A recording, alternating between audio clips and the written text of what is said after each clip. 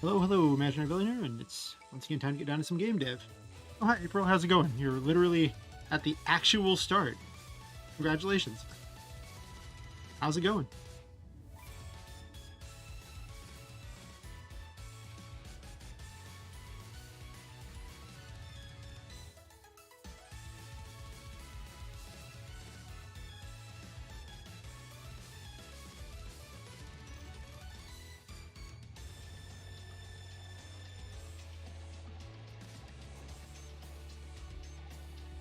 Just setting up some stuff here.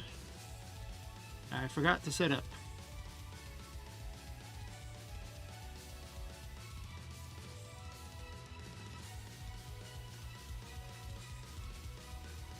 There we go. Okay, so I was working on my logo previously, which means that I should probably continue that, honestly.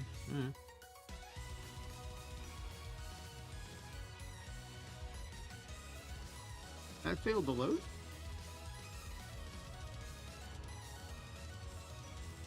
Really?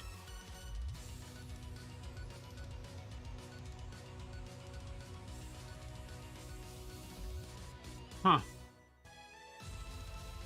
How odd. Well, let's figure out what's up with that.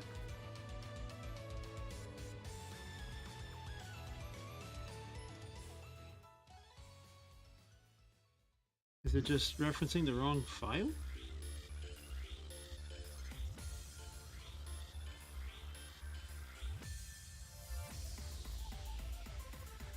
It would be under this here. That's so weird. It was previously working. I wonder what I did that was so weird. Also, it's starting on the title. Oh, wait a minute. Wait. This is because I didn't delete the previous dev logo. That's what the problem is. Let me just go ahead and get rid of that crap. That map was from a million years ago and it's garbage. Let's start it out right.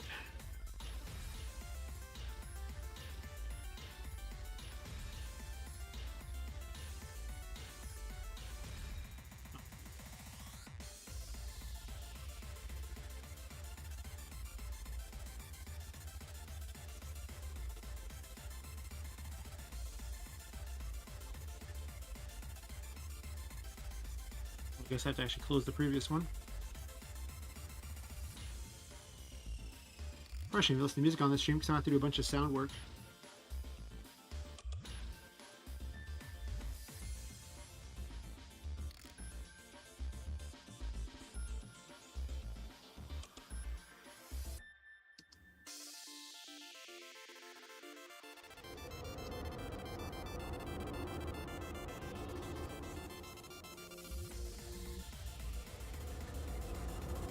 So there's some issues going on here with it loading Poppet as that and not as a ghost. I'm just going to go ahead and ditch the music for the moment here because we're going to be doing sound work today anyway. Totally forgot about that anyway. So let's see.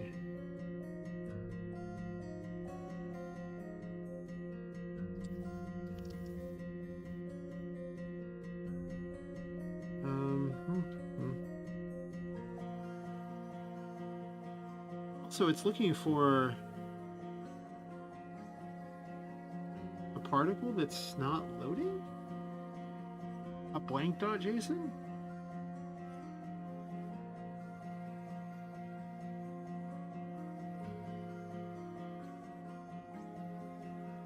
That is odd.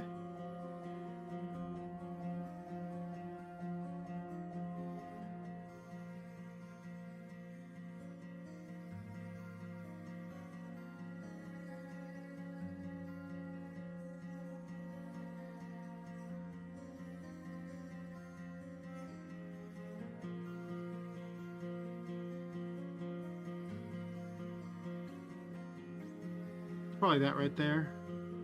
I did it on a tutorial and it was not so great. Well, the tutorial is, you know, just about done, but unfortunately it's going to be, I have to edit it now. But it caused some errors. Game map, map ID. It is on 1. So I thought that the character thingy would do this here. Let's see. Let's just turn it off if it's the wrong map, I think. Well, let's do that. I think there's an easy way to do it without having to get too crazy with specific maps. Yeah, I can just do box drop.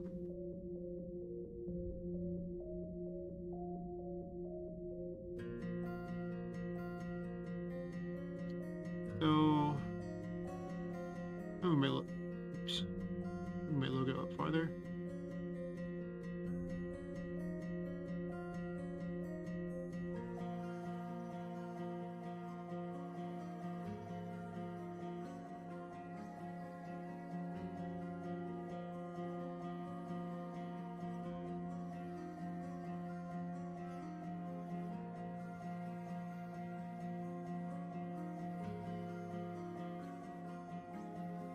Wait a minute.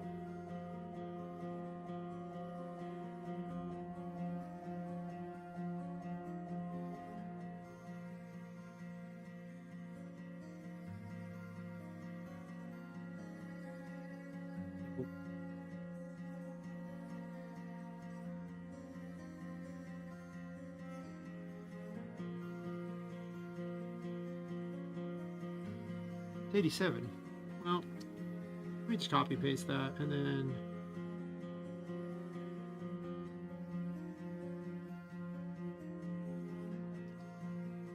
turn it on. And then for this here, I think it's this event that actually governs that, right? Player activate, yeah.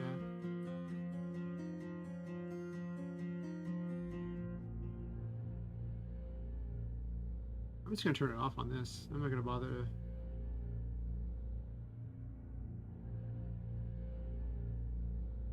Actually, it looks like it's just still on there, so I might just stay on the whole time, in which case I would need to put it there. We'll see. Oh, I have to actually close it.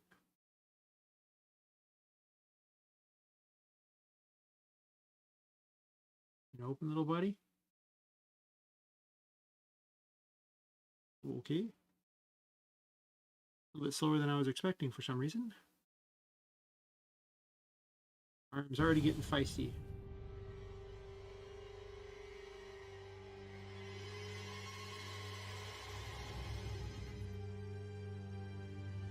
I might extend that a little bit.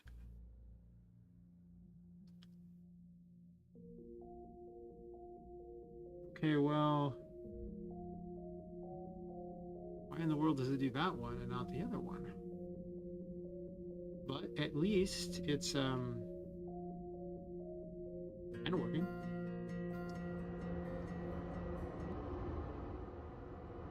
Even tinier. Good job, me. Yeah, good job. Spoiler, it was not a good job.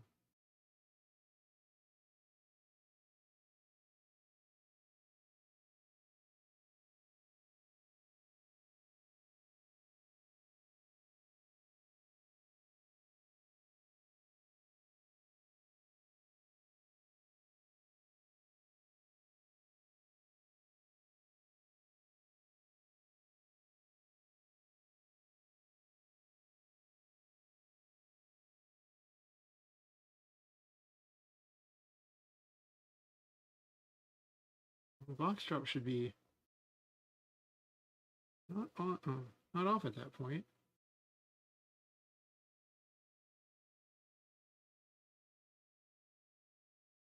And even here, it says if it's map 1, it should do that. Well, not at all.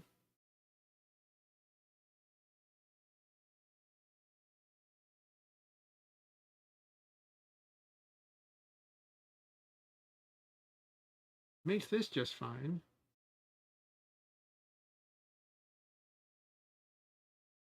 It must happen here. Like it probably runs character setup before that's even done and immediately does the other. Um, that's almost certainly true. All right, so the logo is map 24. All right. We're just going to code that in then because I don't want that to be a thing.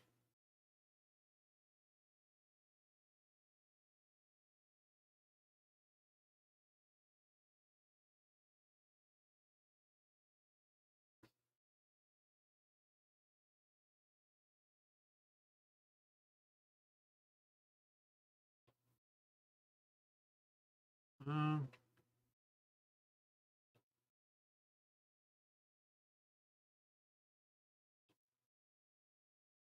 yeah, I guess we just do it at the top, huh?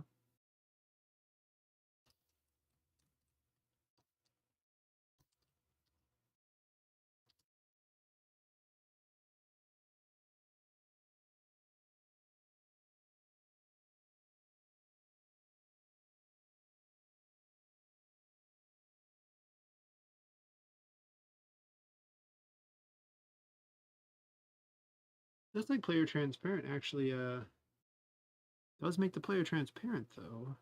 Hmm.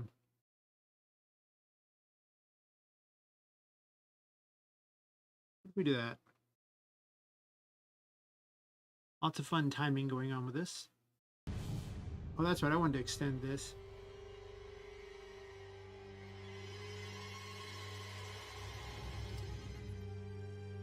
By 1 second, I guess.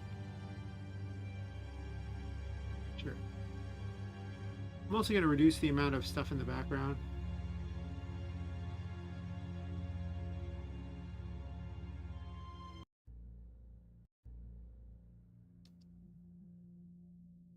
It seemed to work. I mean, she's a little tinier than I wanted her to be, but she got larger that time. She starts out kind of small. And then it refreshes and fixes it.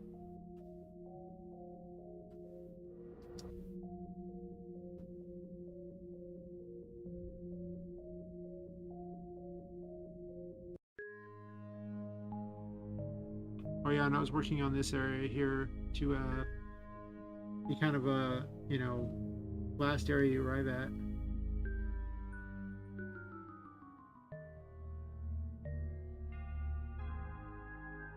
I mean, for a story thing, I would actually have her go through an entire corridor.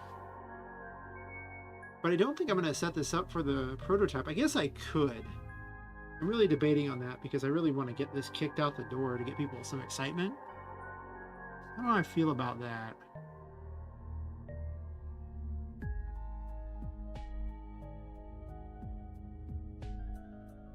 Hmm.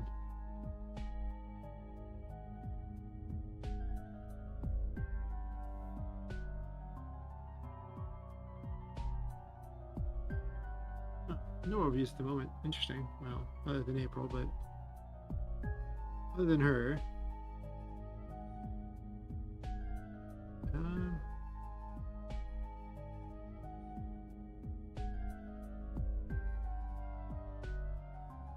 one of the problems is the exit game breaks it. And I wonder if that's updating NWJS. It might be. I might have to look into that. So that was a problem I discovered. I put an exit here to end the game. I think I might actually just have a fun space level that they can just kind of zoom around in at like warp speed for fun, just because. No reason, just for why nots.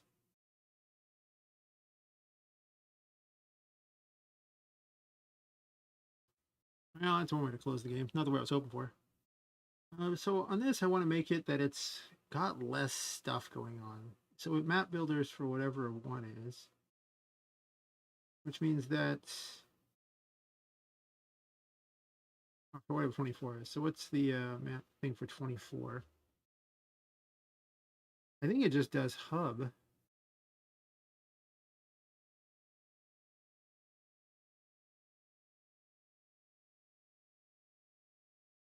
Let's put another one there.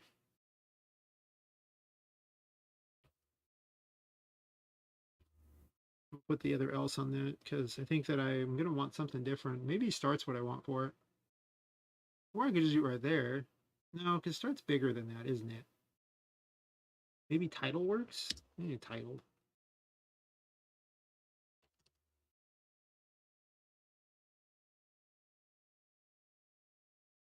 Because I already had title set up, so, you know, might as well work on that.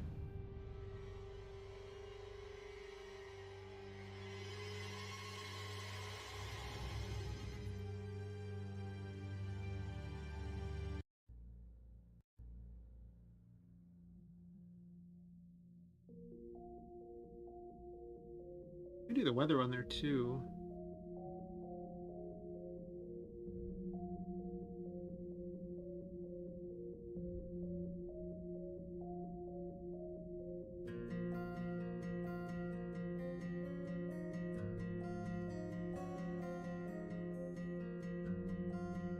So she needs to be larger for that. That's kind of weird. So the refresh makes her larger.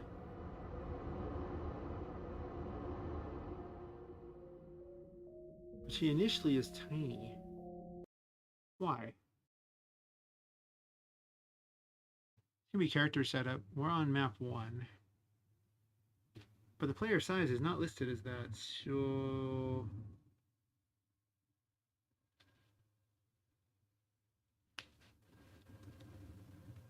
what if I just set the player size initially this way and call it square?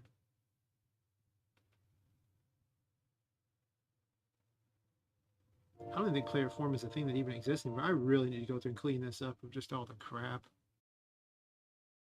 So many systems just aren't even part of it anymore.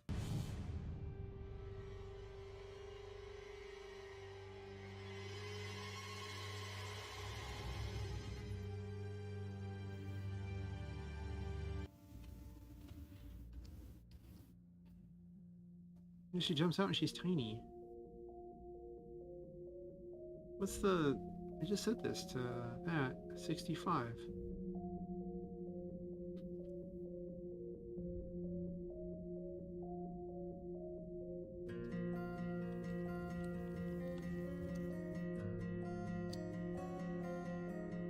Switched to 4 for some reason. Why did it switch to 4?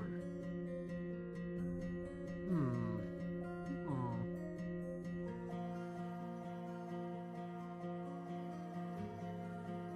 Well, let's do this then. This will forcibly switch it to player to size 5 when she switches. So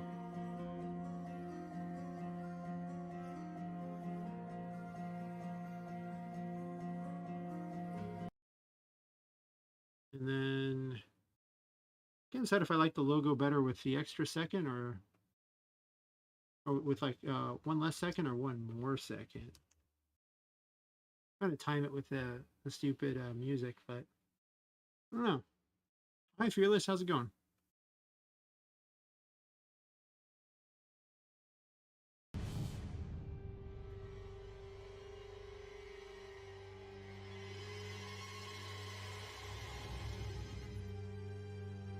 I got 50 seconds less. Fix that problem.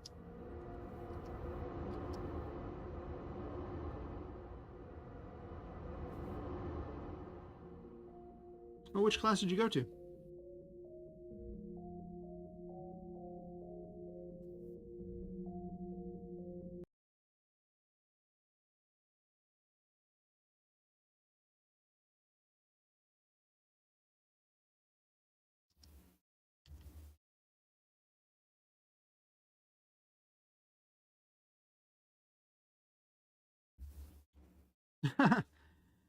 Well, that was time well spent, right?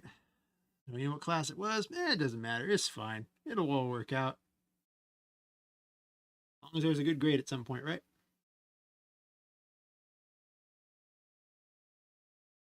So I've got a title set up, a logo set up.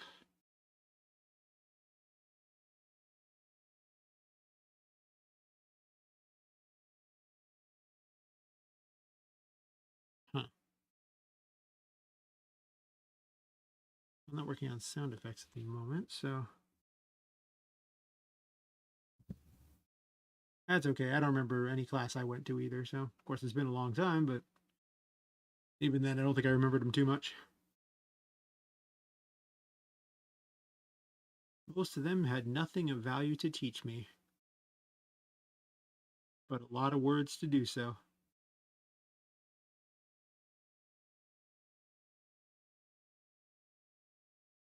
Yep, you pretty much ruined the elbow cough for everyone.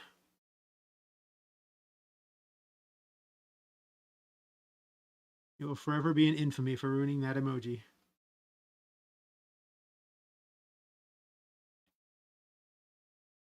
I guess I'll go back to listening to the music since I'm not going to be working on sound for a moment. Or 12. Definitely or 12.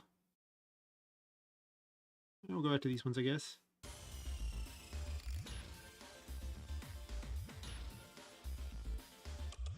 I'm not even sure what I'm going to end up doing with that today. I guess I gotta do dialogue.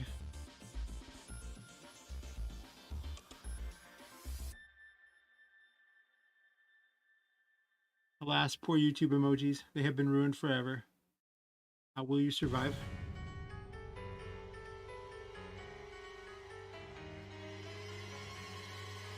Let me turn the sound off here.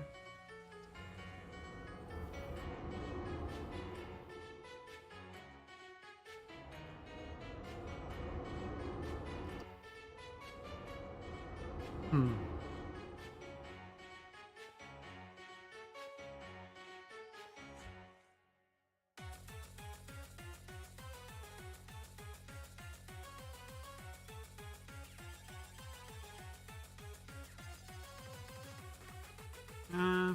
Maybe I'll just have a entire thing of paintings and then just a hole at the end to exit the game.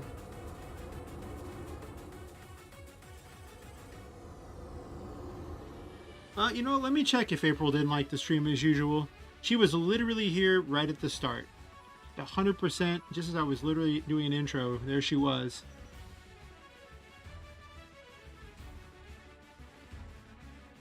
Let's see. Do I got my prerequisite downvote of the day? Nope. She might have not been able to leave it that quickly. And I mean, it was literally just as I started, so maybe YouTube is like, oh, you got to give them at least 5 seconds before you put that in there.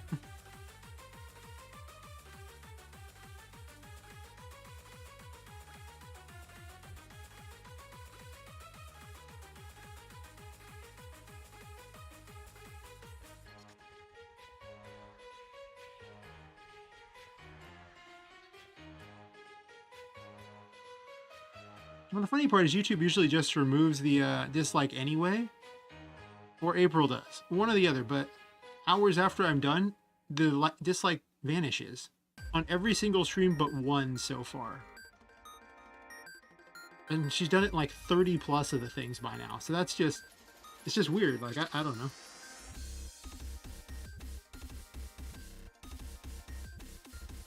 Maybe I just have a, we'll call this the ending map, even though it's just a temporary ending.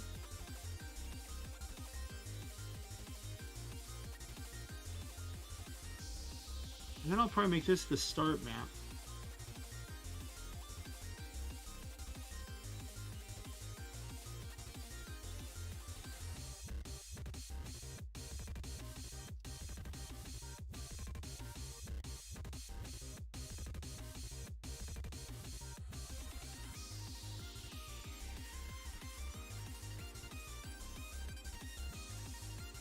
I don't think I'm going to do a falling map necessarily, but I guess I'll leave it. I'm trying to figure out a way to put some kind of intro explanation. And I'm thinking of having the player run by a bunch of paintings, and then Tinker will sit there and start talking to them as they run by the paintings. And then I'll end it the same way. Because, I mean, it's not the actual end of the game, but, it's just an explanation of what's going on.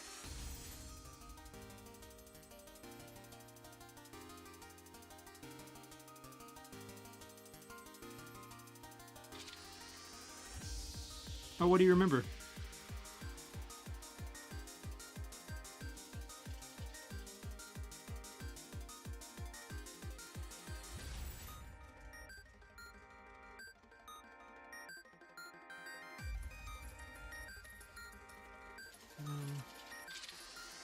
Can I keep credits anywhere? I gotta write up credits.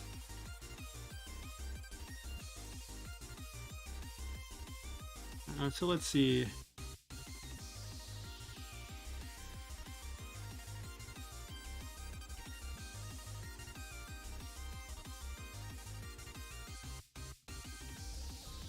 I just want to had credits somewhere.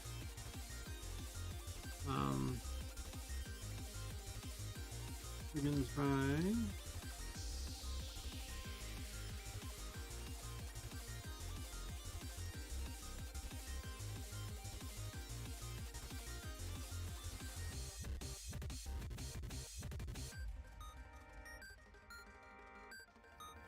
Log Hunter.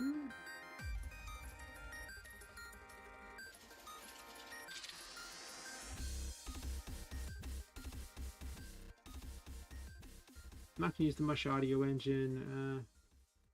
Okay, I got a better way of doing this. I'm gonna move this over to the side here, then bring this up, and then move this over here. This way it doesn't keep hiding it every time I click on it to see what it says.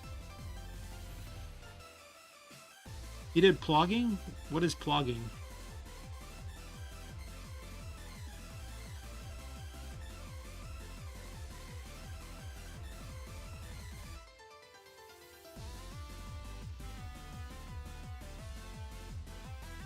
I guess I should actually capitalize this.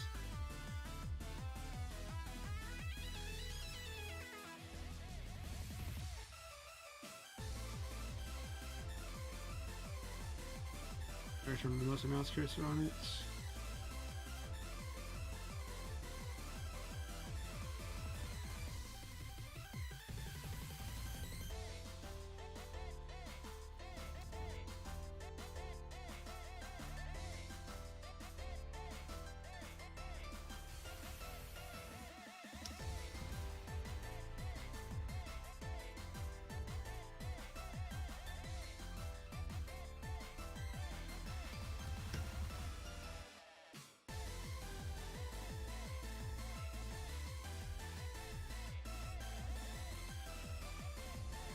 Okay, copy paste that.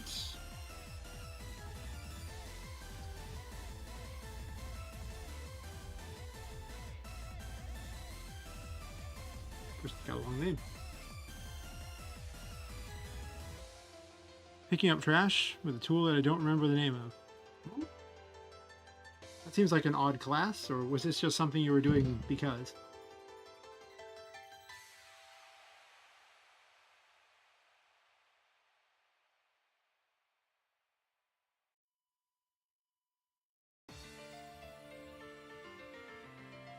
What's he write his name? SR dude.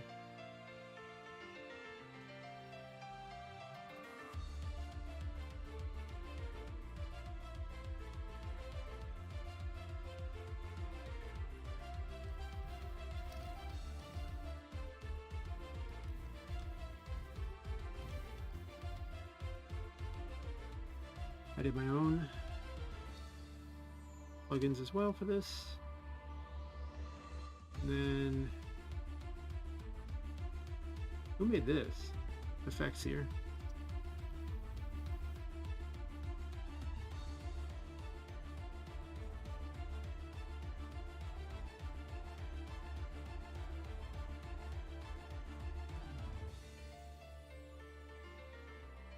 No, I might add in some sort of thing for people who watch the stream. I don't even think about it. Or some kind of Easter egg or something.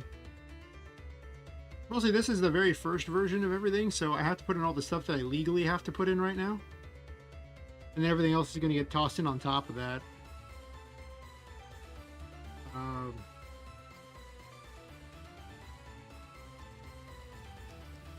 think everything's just made by Dark Fantasy Studio.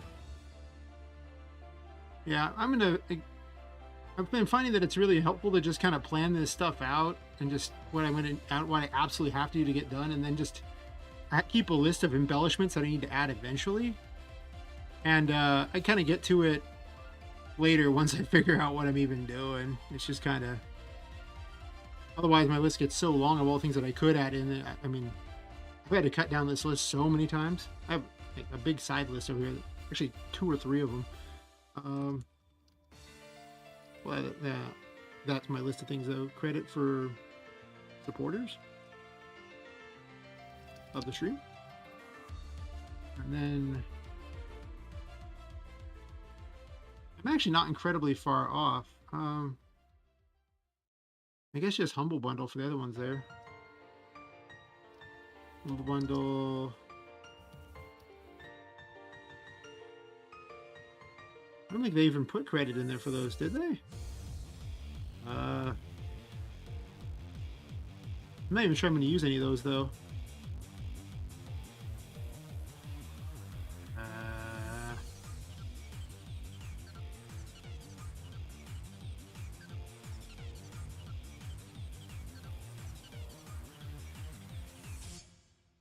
They didn't even include it.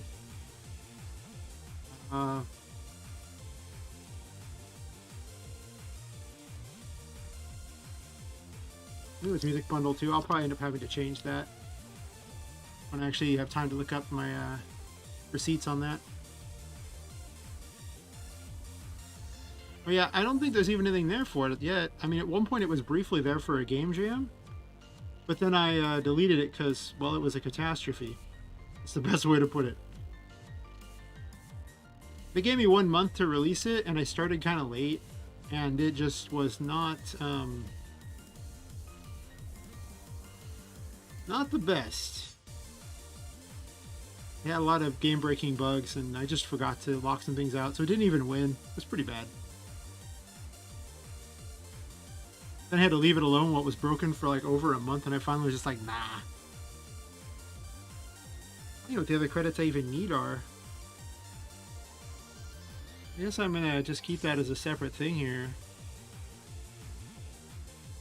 I know I have a list somewhere of the credits.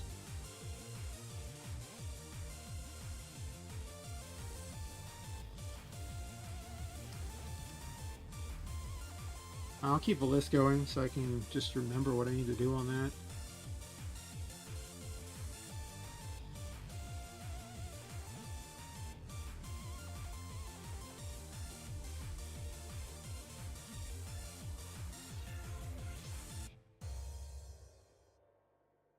Yeah, I've definitely heard that saying. Honestly, this project was never going to get continued because, well, I was so hype on it, and then they just having to watch it sit there for like a month and be just broken was.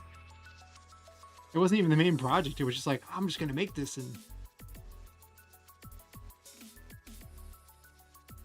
yeah, smash the lemons, make it all good. I can get behind that.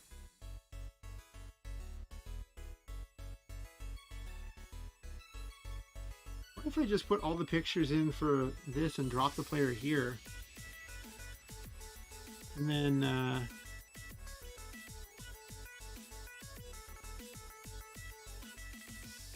would that even be cool? I don't know, I'm not sure how to do a story in this, to be honest.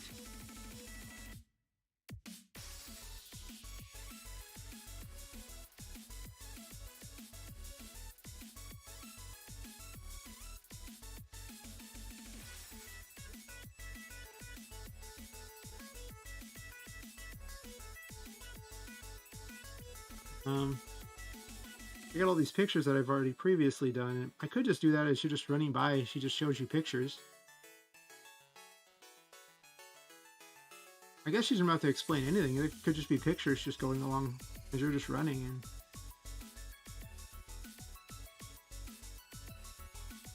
maybe I'll just do that and see how it looks. I have no idea.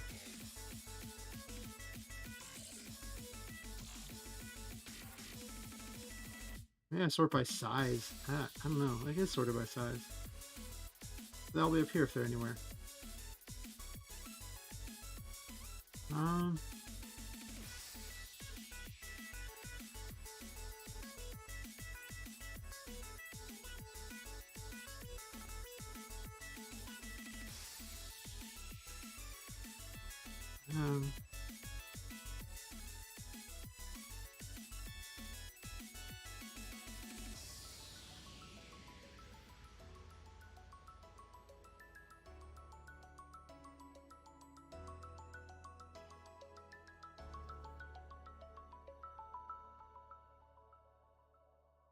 Yeah, let's just dump them on this map. This is 3. Okay.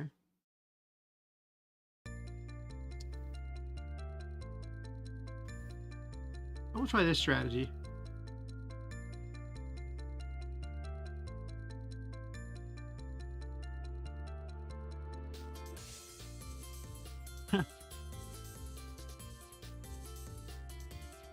Good old South Park. I'd play the theme song if I could, but anytime you play any music on YouTube, you get a copyright strike. It almost makes me wish I streamed on Twitch. I could get away with that then.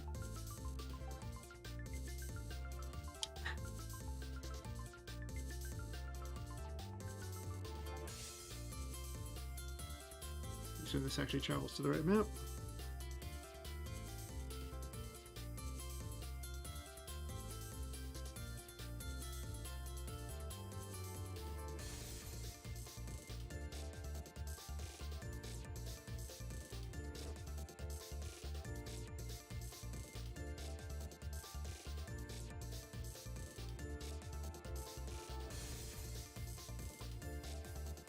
Okay, well this map needs to have a quick change made to it.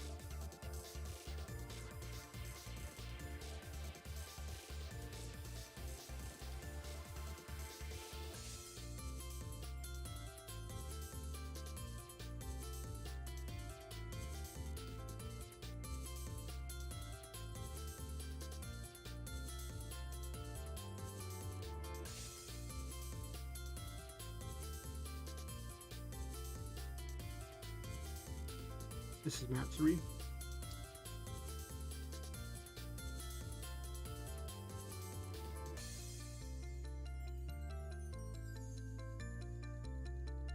I think this will fix the problem.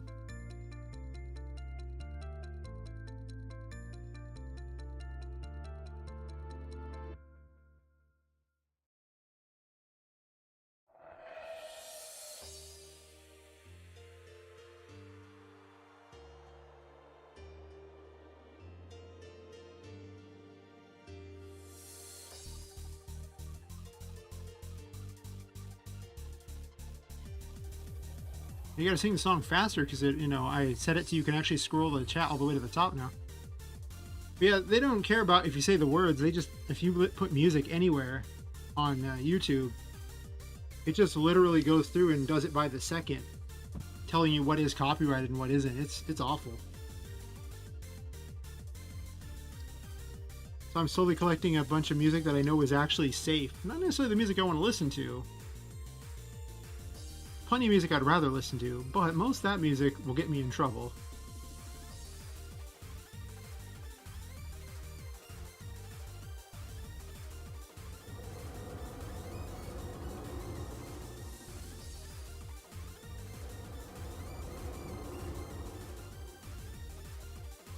Yeah, I could do this and have like 5 or 6 pictures, kind of telling a simple story, and then have it lead to the next map. Not a bad idea. Kind of space it out a bit more.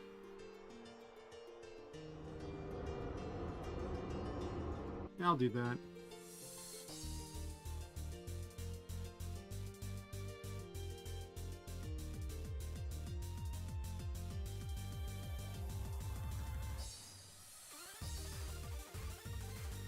I'm gonna have to re-render the pictures because a lot of them are either the wrong character or they just aren't.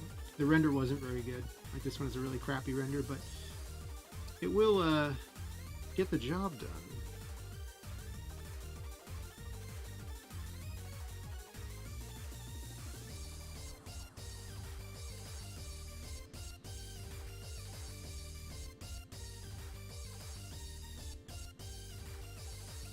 Well, hi, Nosy Nerd. I'm making a game called Poppet Quest, which is basically a Diablo-style game in RPGMaker of all things. Because I can? But I'll give you the quick rundown. Let me get to a starting map here.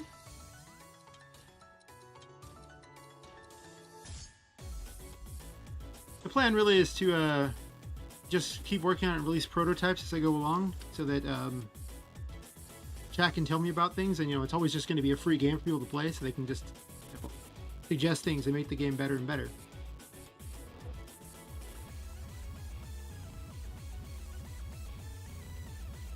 But basically, it's a bunch of cursed dolls that are stuck in an attic, caught in loops, repeating a curse over and over. And then a character who lives in the paintings, who is not a toy, who is, convincing them to all break their loops and try to escape.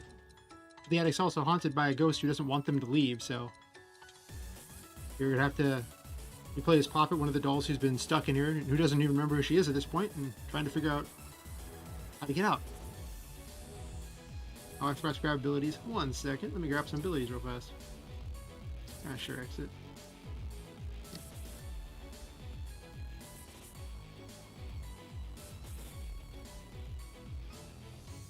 I currently have it set where nothing's unlocked because I'm just testing various areas. There she is.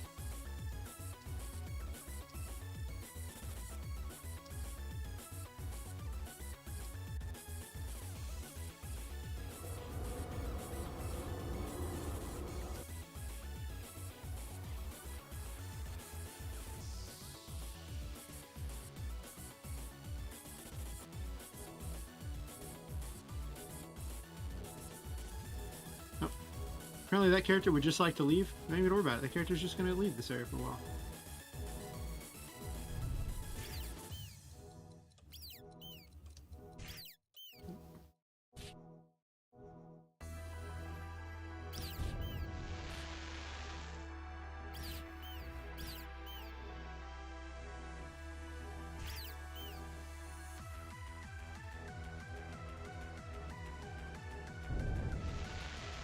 Oh, thanks, Nosy Nerd. It's definitely not what you think of when you think RPGMaker of all things. I do a lot of coding, so things kind of happen, and yeah. Maybe they'll call the boss out.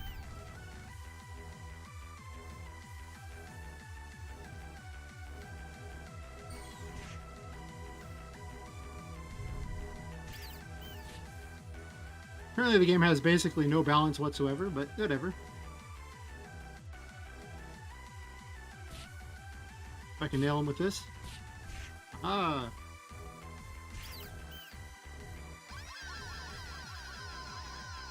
Hit him with the old combo. I just unlocked all the abilities I currently have programmed, so this way I'm actually able to beat him much faster.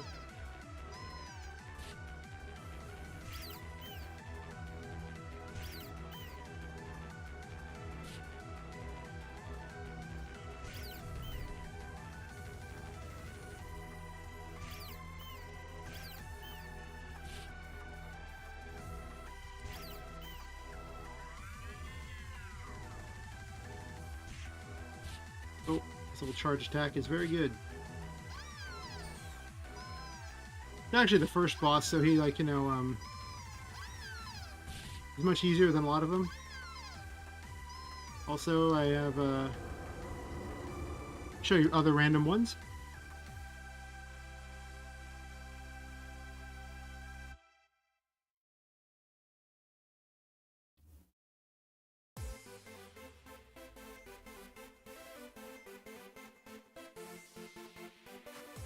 Yeah, you rescue people from the various areas here, and when you do that, they unlock various portions of the world. Like, there'll be nothing here, and then, you'll save someone and suddenly a building will appear, and you kind of rebuild the world.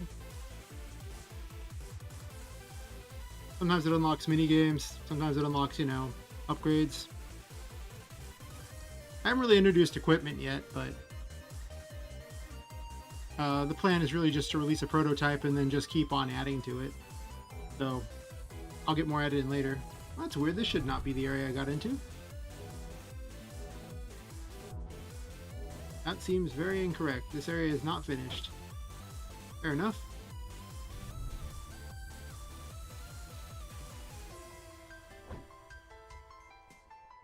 Hence why the boss has 2 hit points. I made certain I could just beat him so I could get past the area really easily.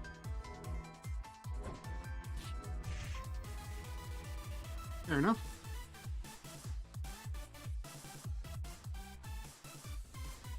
But yeah, you kind of get the idea of what it is I'm working on. And you pretty much get to see me program it and test it as I go. So if at any point you want to learn how to do game dev, I do a lot of coding, as evidenced by all the coding you'll see here. I have so much coding already done. All these things here, anything with iField written on it is something I coded, so there's a lot of them. Yeah, there's a lot of them.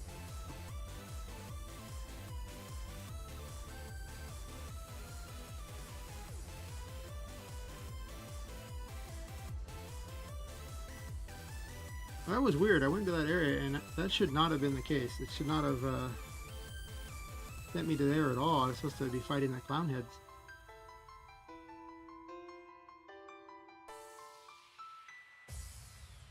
Medic 2 took me to that? I don't know. I'll show you the other areas anyway.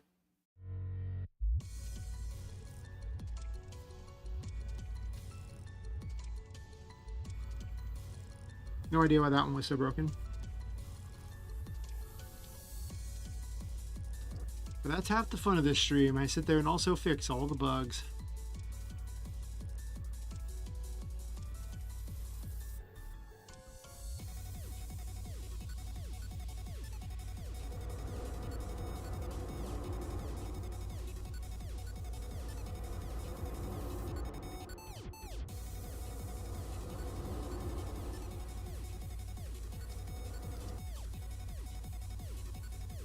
That's how the Annabelle dolls. I like them. They're basically a play off the Annabelle doll, that super cursed doll that's basically a Raggedy Ann doll, but has this great story for it and everything, where they actually keep it in a glass case, and they have these, they do special things to clean it. You're not allowed to touch it unless you have like special gloves on, and it's actually kind of a fun little thing. It's been there since the 70s or something. Oh, I forgot to grab abilities. Oh no. Mistakes were made. Let me grab abilities real fast. I might want those.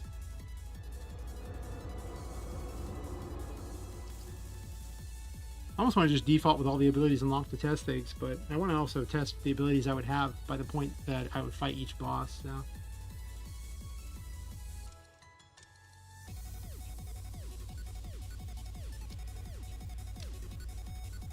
Alright, unlock rewards.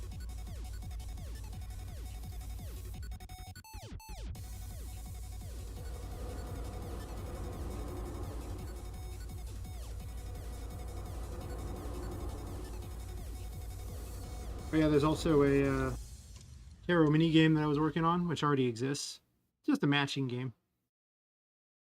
Welcome back, Fearless. Just giving a tour of the game.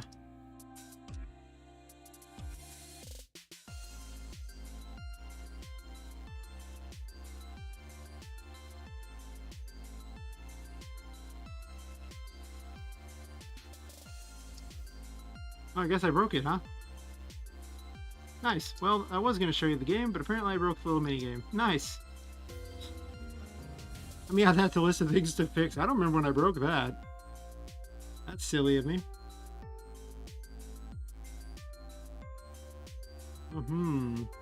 Which things are things I need to actually have for the prototype here? Tarot minigame keeps asking for number of cards over and over. Nice and broken. And that's been working forever. I wonder which code thing I did mess that up. Oh, thanks for listening while you're playing game, Fearless. I mean, you know. Works for me. I definitely don't expect everyone to sit here through every moment of me doing this. Sometimes the testing is not very exciting. And if you're not big into code, there'll be those coding moments where I'm just, you know, in it to win it and just coding like crazy, and, you know, it can definitely be kind of a slog.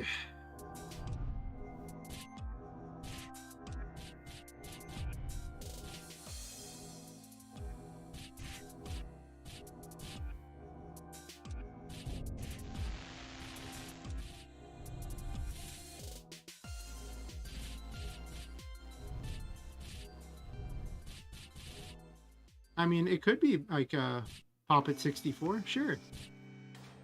I did toy with the idea of having all kinds of random weird game modes just for funsies. Just like you play a Diablo game for a little while, and then maybe you play some sort of other kind of game for a while too. Maybe it's a point-and-click adventure sometimes. Maybe it's an action game, like a side-scrolling beat-em-up at some points. I don't know. The only thing I can't program is a platformer in this because I don't have any kind of physics to work with, so you kind of SOL for physics. Kind of sucks. I did consider remaking the game in Unreal Engine, though. I still consider that half the time. Whenever I open up all the code for it, I'm just like, oh gosh, why did I program this in Unreal Engine?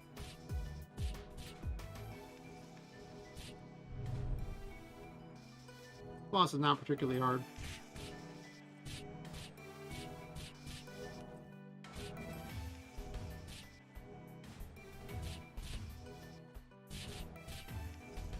Yeah, Nosy Nerd, this is pretty much the gist of it at the moment. I just have a bunch of abilities unlocked. You can get upgrades for them, and you play kind of a Diablo game. I've only made 3 of the enemies, 3 of the bosses. They could use some work, I'm not gonna lie. But I expect this game to get updates every week, so it'll probably have 50 plus versions before it ever reaches any kind of truly amazing state. It wouldn't surprise me, but it'll be free, so I gotta make some fixes because those were broken things. Area 2 is broken. Why would Attic 2 be broken though? All changing Attic 2. I changed Attic 4.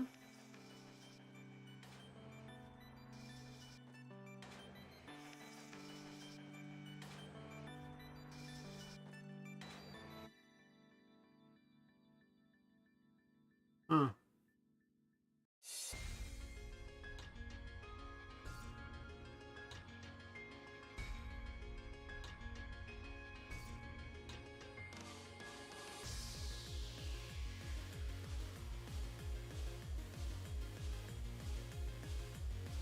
Yeah, it should be fine. Should load this. Okay.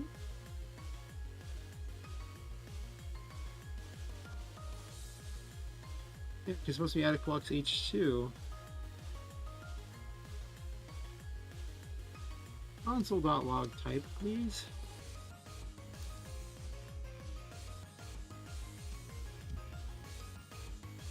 At some point it's making that switch on me. This portal setup for let me double check that too. Portal setup.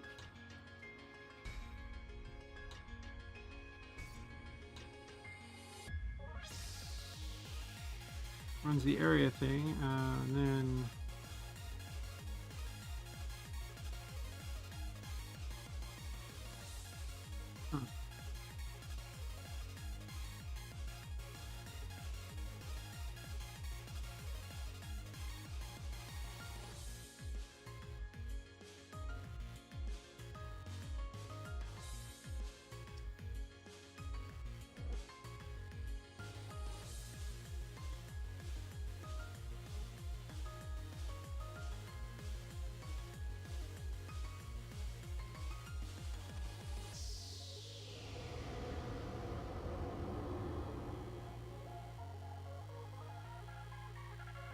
the console's having problems. Nice, good job. Opening the console again, it will eventually work. Probably. Maybe, maybe not. Happen. There we go.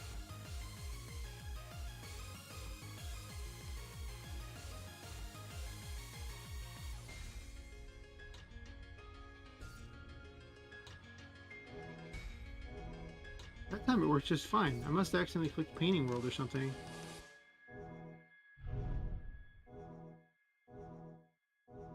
Right? Yeah, there they are. Okay. I feel like I need to make the enemies a little more ridiculous, but I don't know what's causing this problem here, or how I managed to do it, if I can duplicate it.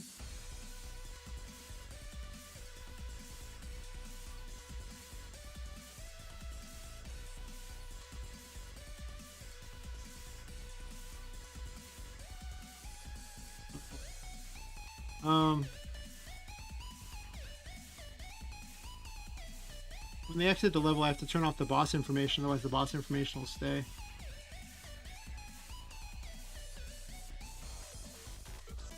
That's switch 105.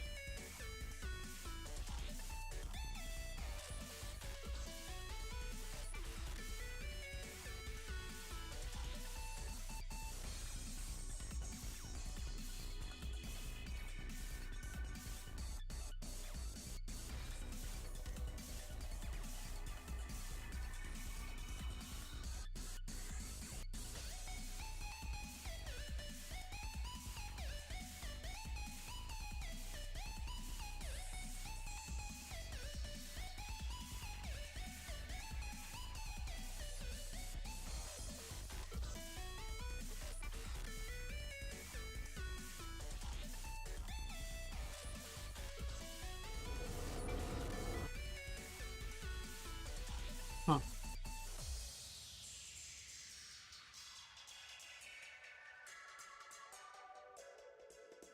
It worked that time. I have no idea how I managed to cause the other problem to happen. Huh.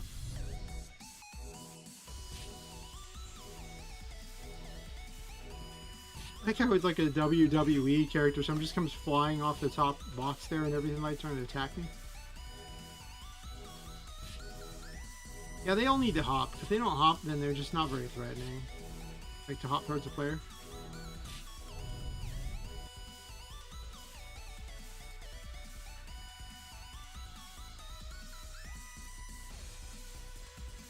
Oh. Well, maybe you should eat dinner today to make up for it. Yeah. Yeah, that's it. That's how meals work, right? You forget one, therefore you can eat a different day to make up for it. Actually, that is kind of how it works. You know, you would in theory just gain weight, so it kind of makes up for it. Not totally wrong. A little weird, but it's not totally wrong.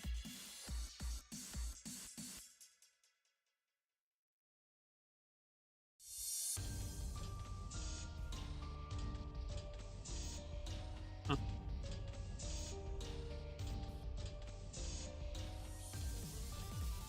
Okay, so I'm gonna go back to working on this then.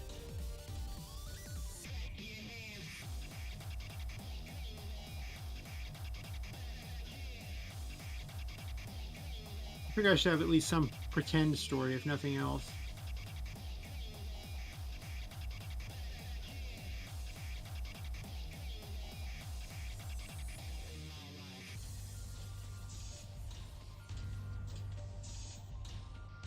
This is map 3.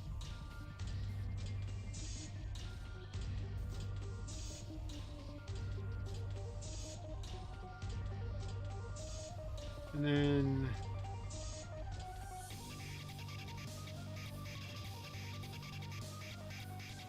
I did 1, 2, I think.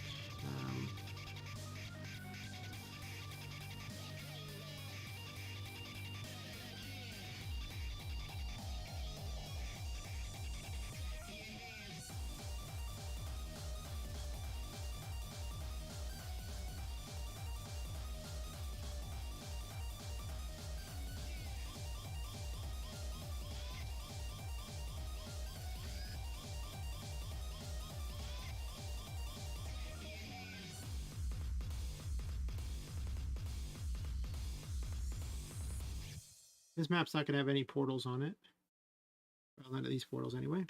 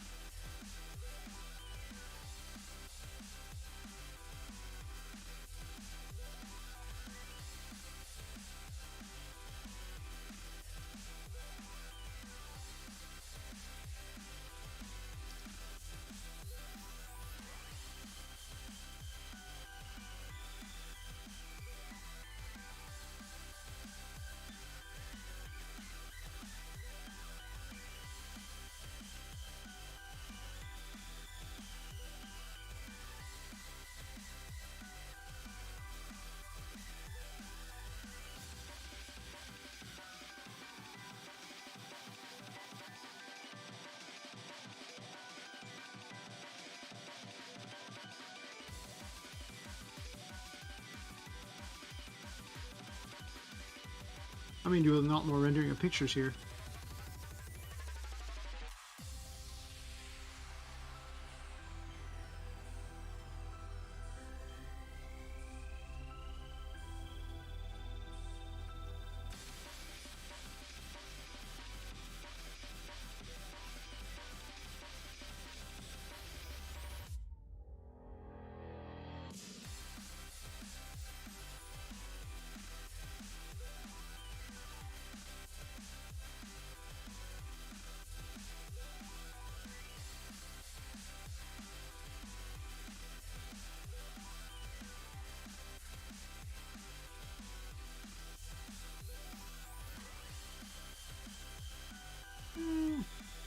I want to put something else in the background of that, but I feel like I can put something better.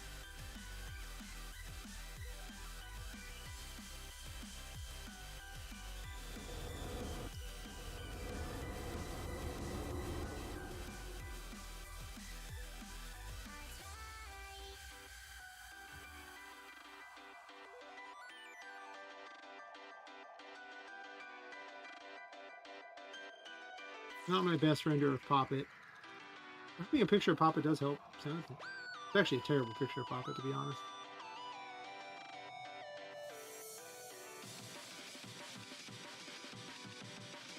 I never even bothered to render this one. It's the original version of Poppet. Original version of the Toymaker, too. Got to go to that portal. Oh, I need to change that up.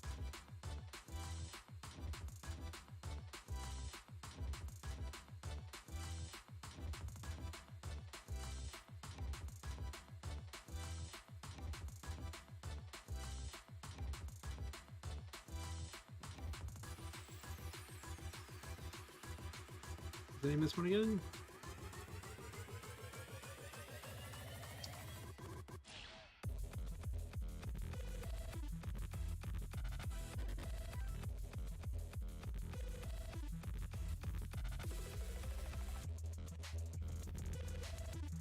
Then I want to portal to the next area.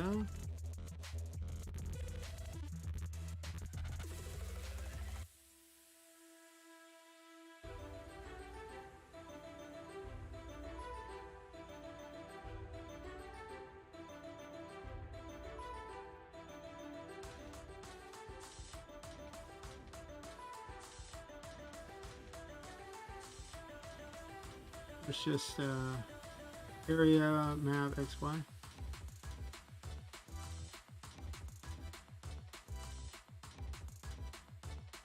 The map is 15. I think that'll work. Let's see.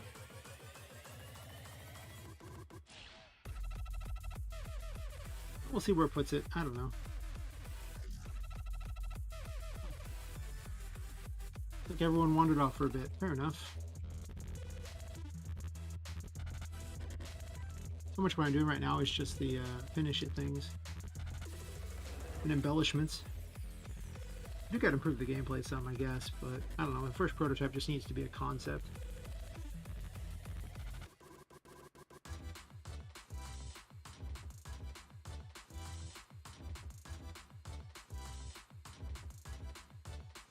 You know, I like having a gallery of all the events leading up, because then I don't actually have to try to animate it all. Oh, I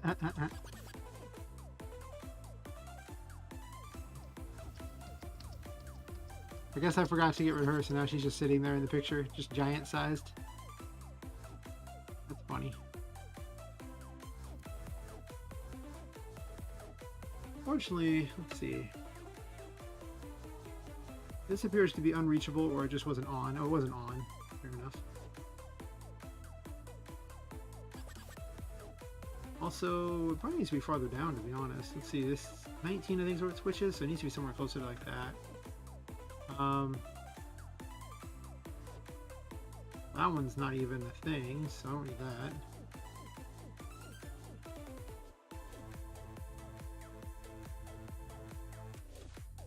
Oh, I know what the problem is. What's event 280? That's what happens when you recycle one map to a different one. It just leads to problems like this.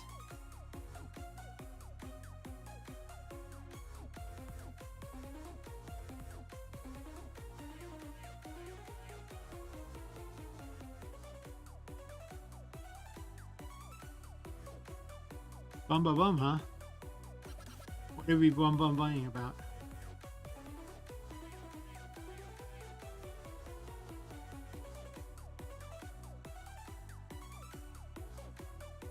More importantly, I'm surprised you haven't bothered to spam the messages so that it fills all the way to the top of the screen yet. I mean, I gave you that ability and everything. And we didn't even get a spam. Jeez, not even one. So disappointing. Yeah, I actually got it a couple days ago. Slowly but surely getting there. I think since I started this, I have, I'm getting like 19 or 20 subs. I don't know, we can look. Let's see.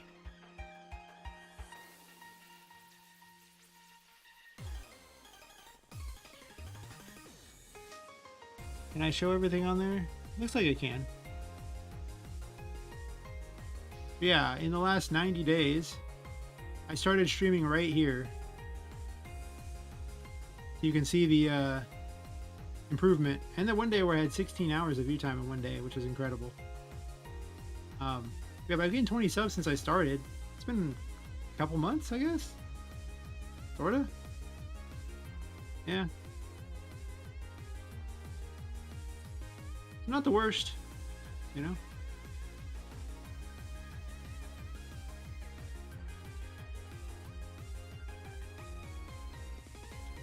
Maybe a nosy nerd signed up. Maybe. I don't know. Maybe he became a minion. Or she.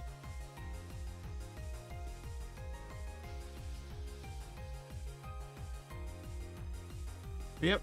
One more minion to add to the mix. Yes. Yep, my stonks are on the rise. I need to make an animation for when a sub joins during the stream.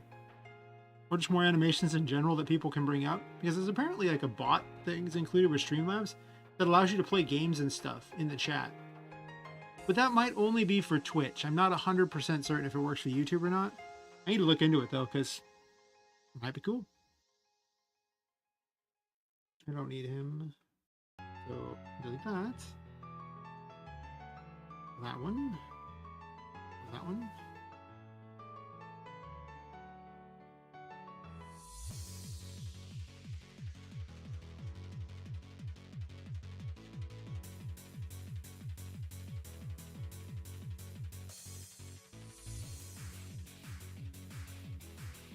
Kind of regret having a title screen already. Actually, not the logo already there because I have to skip that too in order to move on.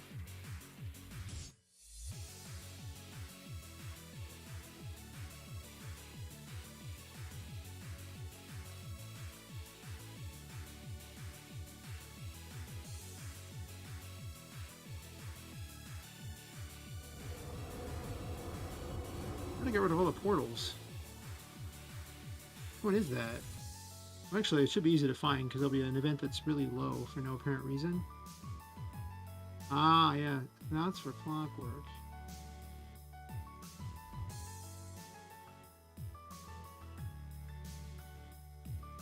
Okay, undo that. That is not what I want to delete something on. This one.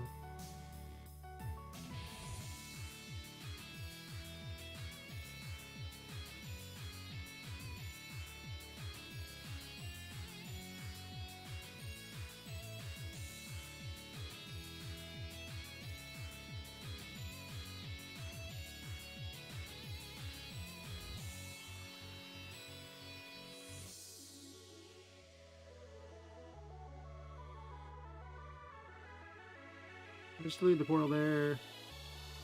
I guess Annie's still spawning somehow.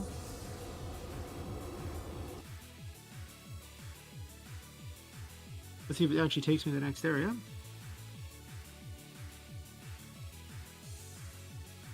Looks like it did. Yep.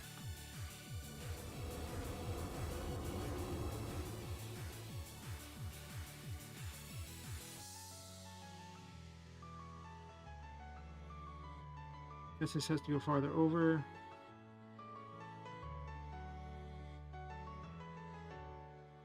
I did just delete that, so I don't think Annie's will spawn this time. I don't need this at all. This is actually story 6.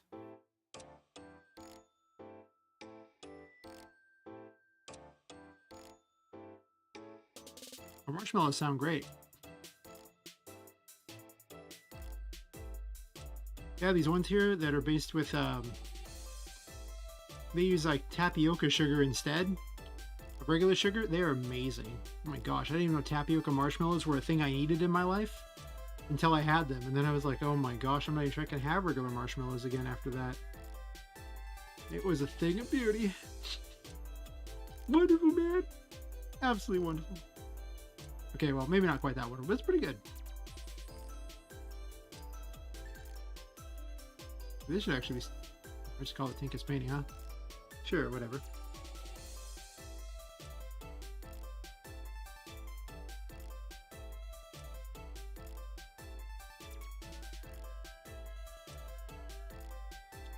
I don't know if you ever get a chance to try tapioca marshmallows. They're unreal. They're amazing. They just had them at Trader Joe's one day, and I'm like, what is this? And now I'm not sure I can ever go back. Truly, they're something else. They're amazing.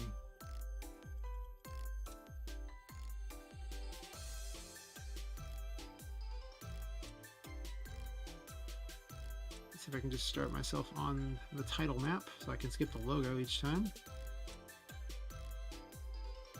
Hopefully.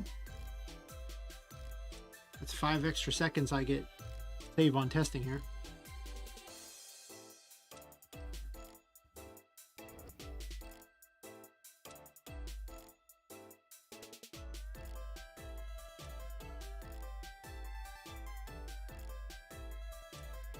I'll drop the character into this box, then I'll have him come out, and I think I'll have him start walking the pictures, and then I'll probably wait until maybe around, you know, here or something, or maybe I'll wait until here for the Tinka to show up. That's not a bad idea. So where would that be, though? It's like the third picture. It's probably about here. So if game player X is equal to 84.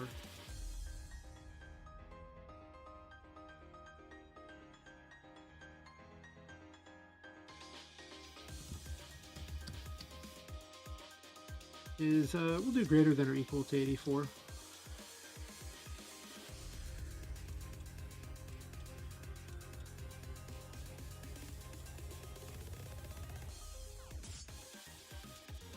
All the portals gone finally.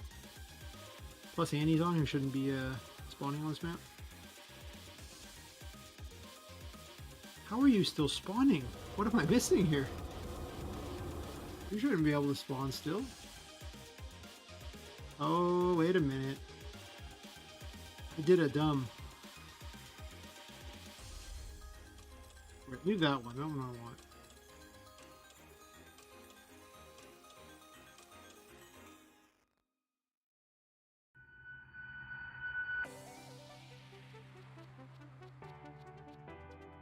I deleted them from my wrong map here. Oh no. Easily fixed, but still. Not the best plan. I guess I'll keep inside the paintings only because I had some code there I want to remember.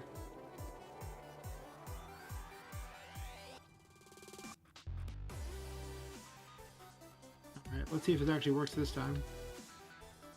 Since I actually deleted the maps on the right map this time instead of the events on the right map instead of breaking another map.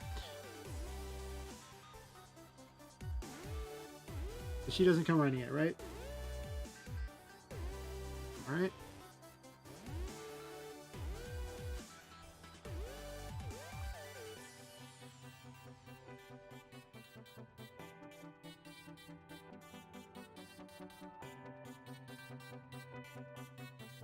Oh, there she is.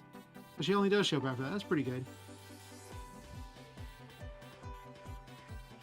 Maybe I give it a little longer. I really do think my biggest problem, especially as a storyteller, is that I try to rush things too much. Maybe I wait a few pictures and then have her show up. I'm going to spawn her way over here, so she has to run towards the player.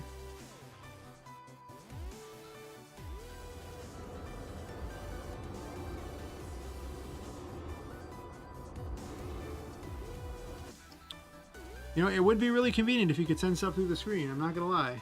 I would be very excited.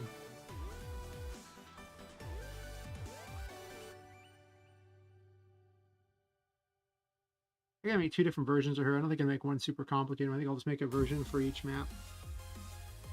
Well, for the starting map and then for the others.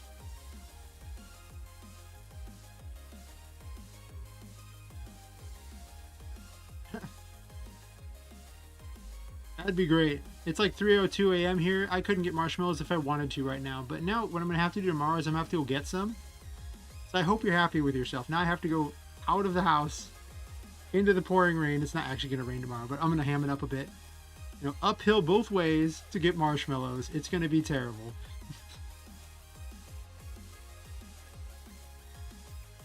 It's actually supposed to be bright and sunny, and I'm going to the park tomorrow anyway, so, you know, it's really not going to be that much of a struggle, but, oh, it's a struggle.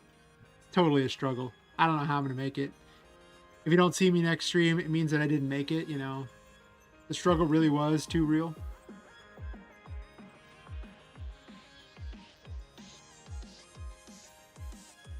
Alright, so let's play a little game here. How big is this map? Let's spawn her at 250. That seems like a good spot.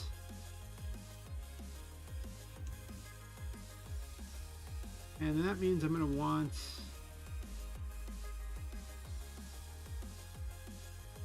We'll try 116 where I spawn her.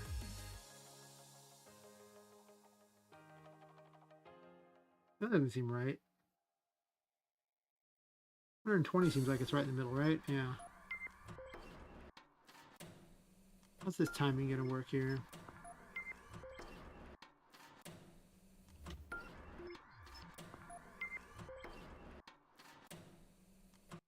She's set to run secretly super fast if she's incredibly far from the player. Otherwise, she runs much slower.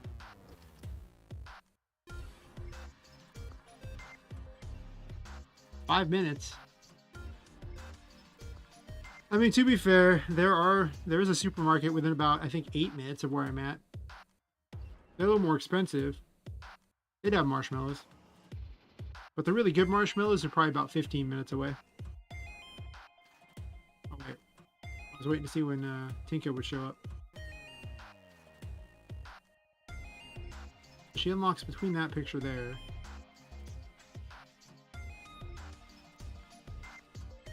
She spawned pretty far back. Huh.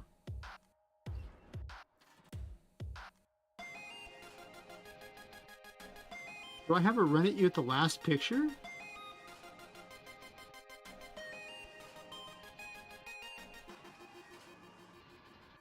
There's an interesting idea. What if I let you get past a certain picture and then she runs up behind the player?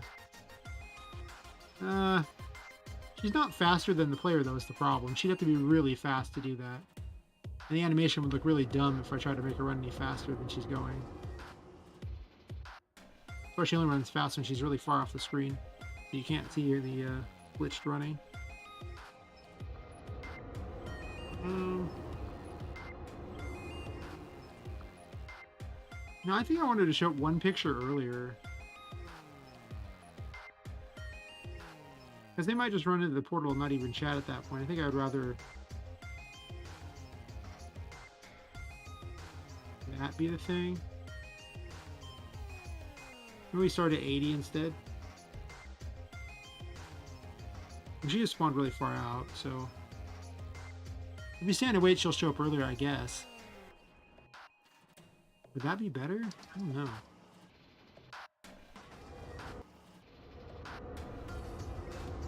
I'm not even sure what the dialogue is going to be for this because I wasn't even going to really include it in the tutorial. I mean, in the prototype one, but it does kind of give you at least an idea of the events that happened.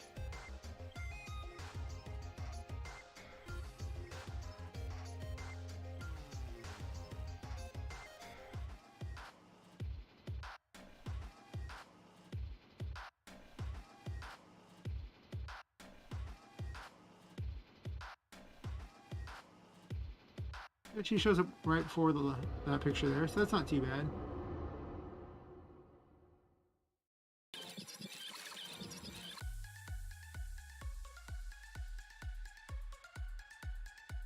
I guess I could give her tailored dialogue for which picture she's nearby because she knows which picture she's nearby. I've already coded that in.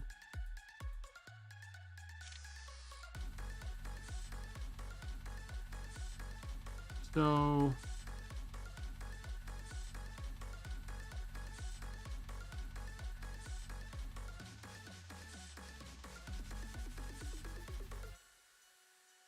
I can use my text plugin in order to display the text so that she won't stop the player. Is that what I'm doing?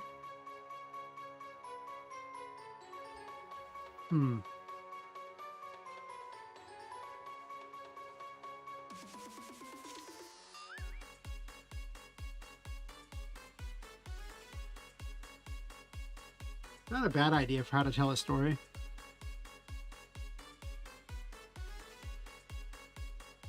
Admittedly, I'm not sure what she's even going to say or if I'm going to change the pictures, so writing dialogue for things that I'm not sure about. Well, I could just have her say, like, you know, picture 1, picture 2, picture... just which picture it is, and then later on I can just slot in the actual dialogue.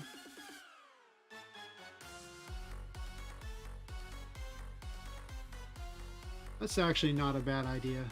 That's not a bad idea at all.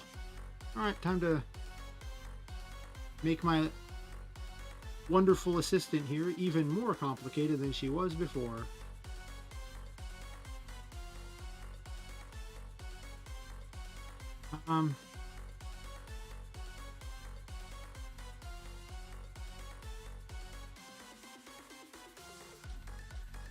Here's the question though, do I diverge the event right now? Do I make 2 versions of this event? I think there's a common event involved with this. Right off the bat, I think it needs to have a common event so she can just call which map it is.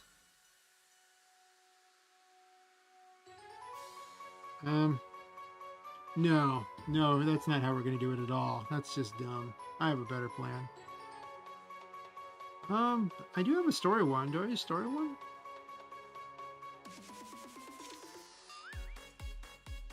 Oh yeah, this was the original story plugin that I made for that game jam a billion years ago. Yeah, it's probably not very good at the moment.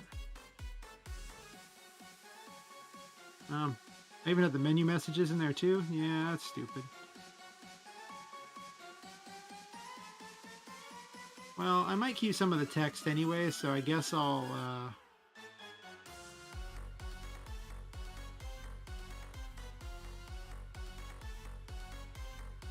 just build off of it because I can always just rewrite each of the functions as necessary. So I build in story dot picture. How about picture info? Because if I just call it picture, I might get confused later on.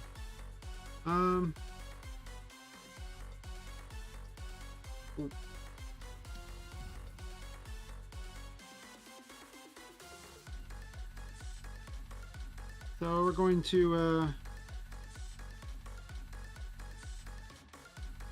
we'll do come on, character. Yeah, and then how about painting? And then I guess the one they want them to say. That makes sense because these are going to be used by my plugin, so.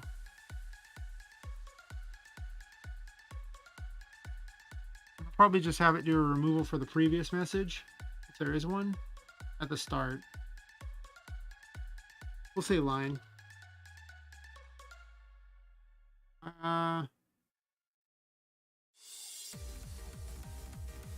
Line feels like a really weird choice of words because it feels like abused by something else, but you know, whatever.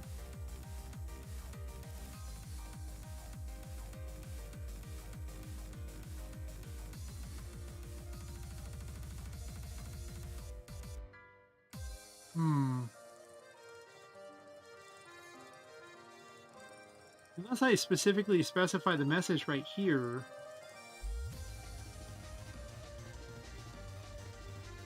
Well, the layer is always going to be same, I imagine.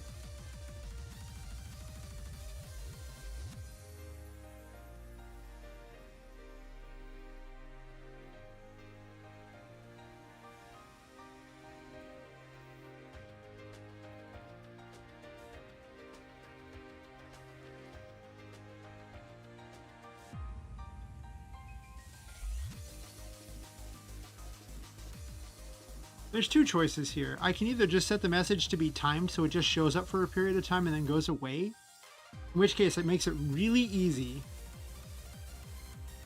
Or I can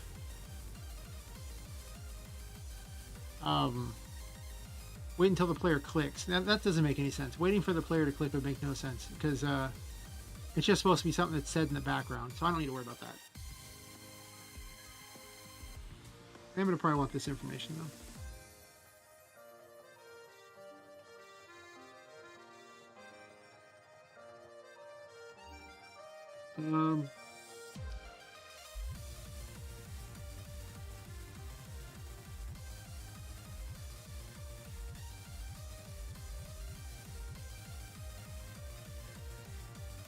Let's just make it EID. I'm not going to send the whole object. So if EID is equal to player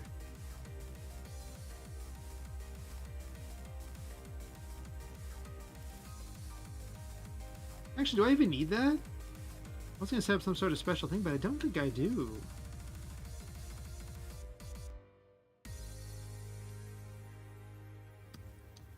Which painting?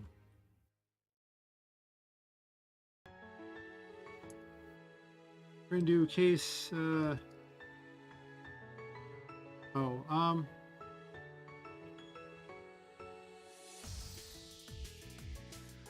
I doing case each one here, or am I gonna do ID and then do the cases there? I could just number all the paintings. Then I don't even have to worry about map ID at all. Not a bad idea.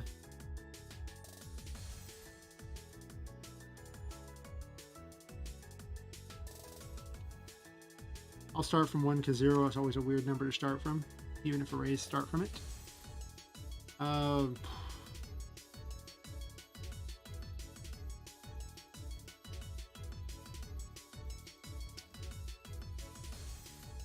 I'm not going to put actual dialogue in right now. I'm going to program it first and then write dialogue.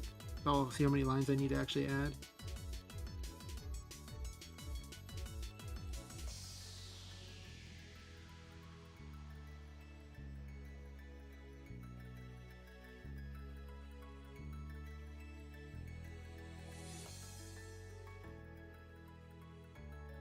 What got worse?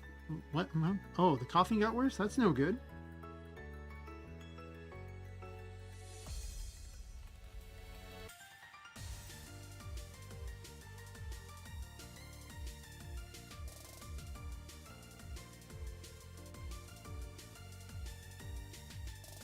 Hopefully you're not coming down with something all serious and everything.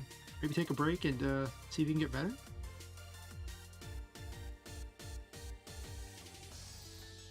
I think I'm just using the Lumina font for this.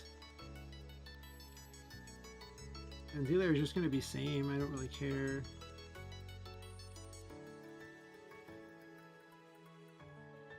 And then the Z-coordinate.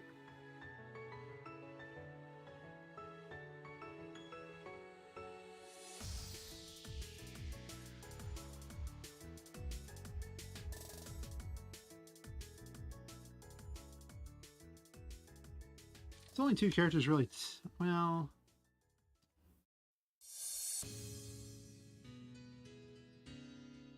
I could expand it to be characters. Right now it's just Tinka and Poppet chatting.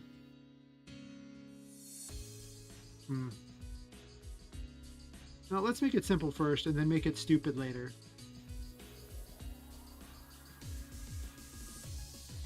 We'll say -2 on those. 5 seconds.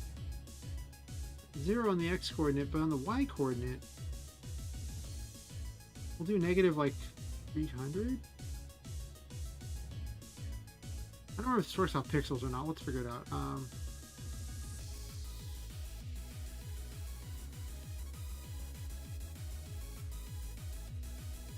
Do the first 5 pictures.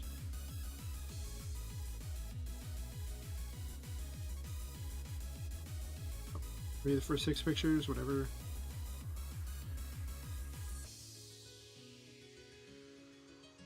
Oh, well, I'm happy that I can help you cope with the sickness.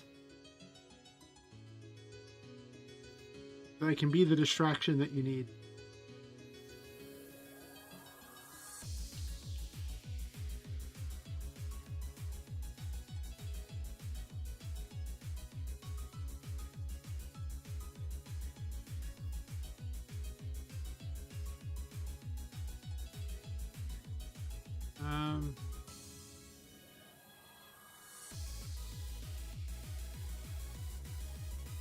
I'm probably going to want to switch line, almost certainly.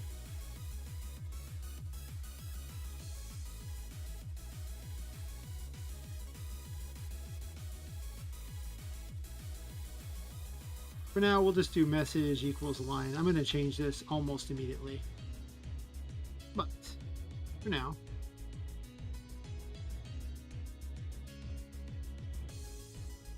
do it that way. Now she gets near the painting there. I just need to push the number that's involved for each one.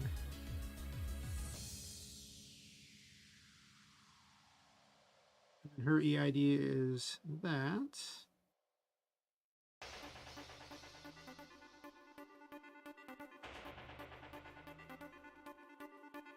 I think that'll work.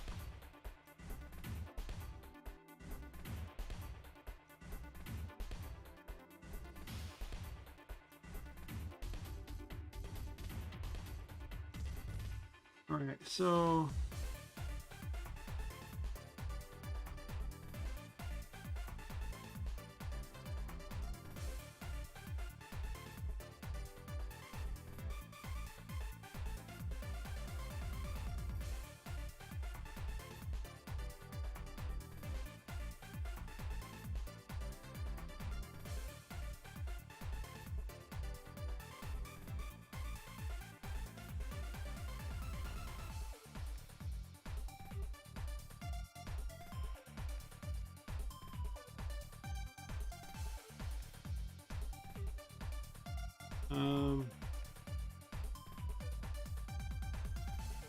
where's the code for the closest painting at?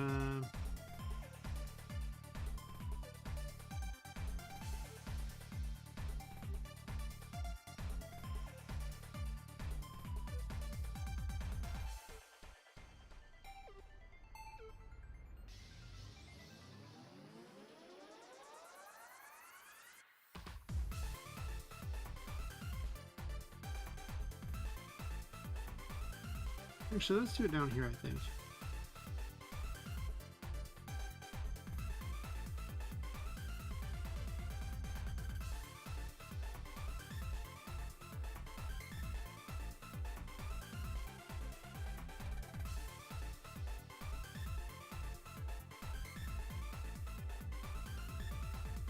Let's wonder if OK is being used, though. That's not very useful.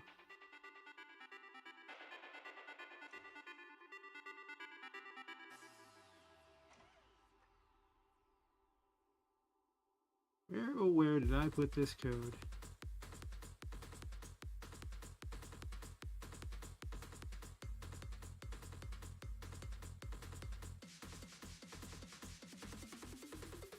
Doesn't only trigger on if OK button is hit, so yeah, I do it up here.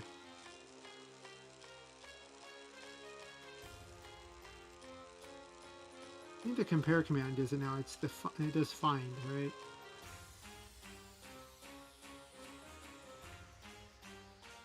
Event versus event, 224, distance that.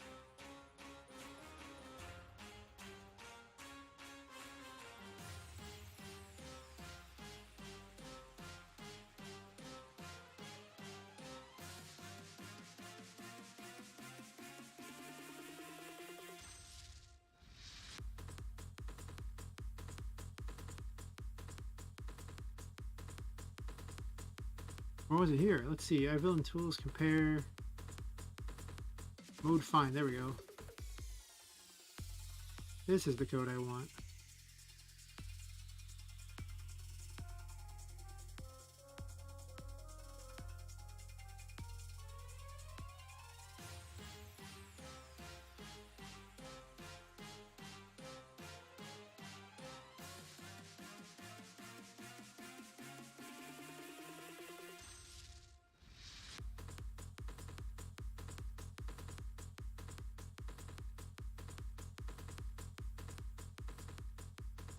And then I think I already wrote the other two, right?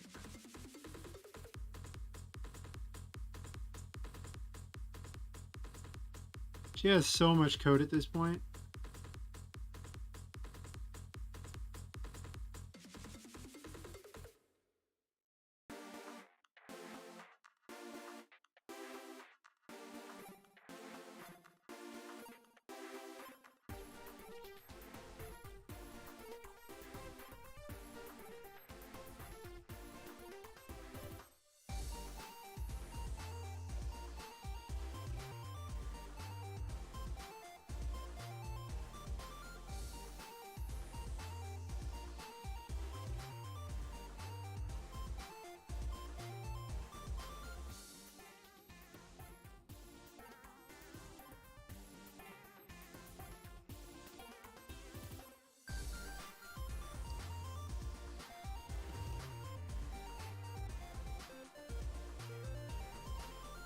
We'll just recycle puzzle target because I'm too lazy to rewrite it.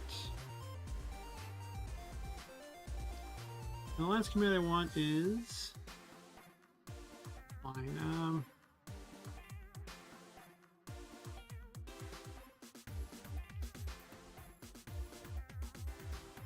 That's not going to work out right because it needs to be their event ID.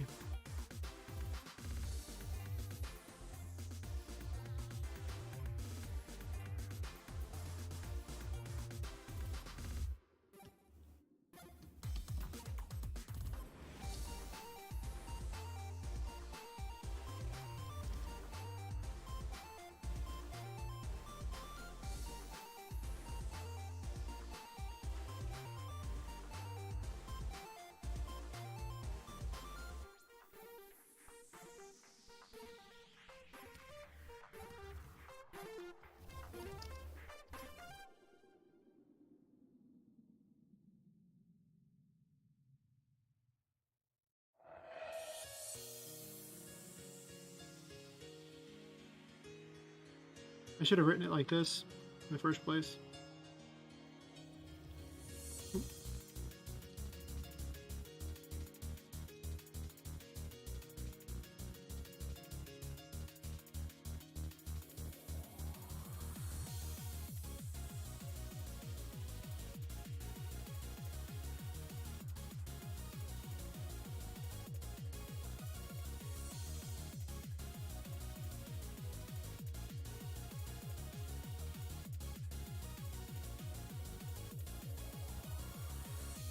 I might have set up individual tickers for each one to see which one she's actually on.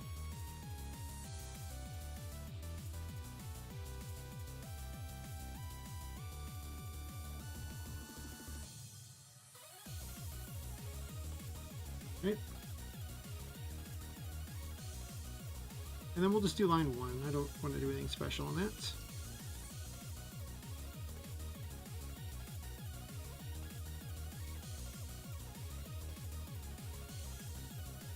But the painting numbers that need to be set are the actual event numbers of these things. So let's make a list of all those. 1,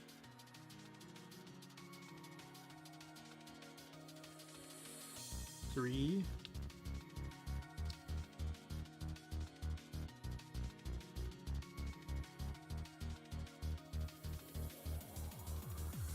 4, 5, and 8.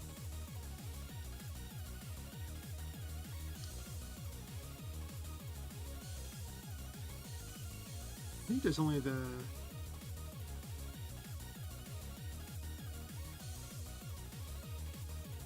are 6 of them. Outside 2 is also one of them, so... Right?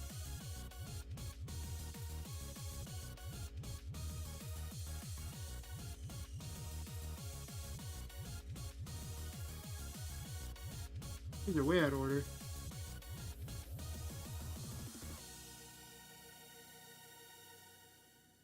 We need the order they're in on the map too, so sadly they're not numbered in an easy order. So 1 is first, then 3, then 4, then 2. Wish I thought this through when I put them in here, but I did not. Off it there, then 5, then 8. Okay. So case 1, case...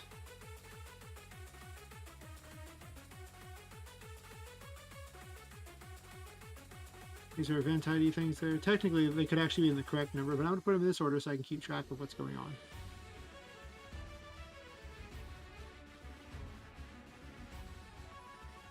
And then she's already set to run the code, right?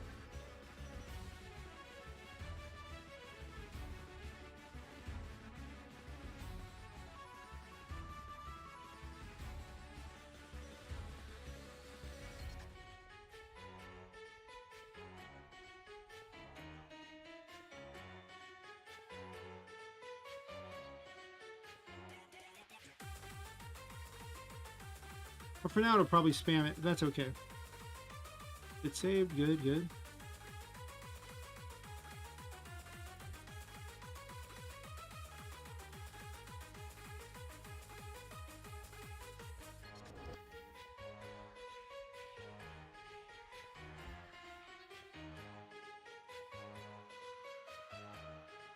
Probably won't work the first try.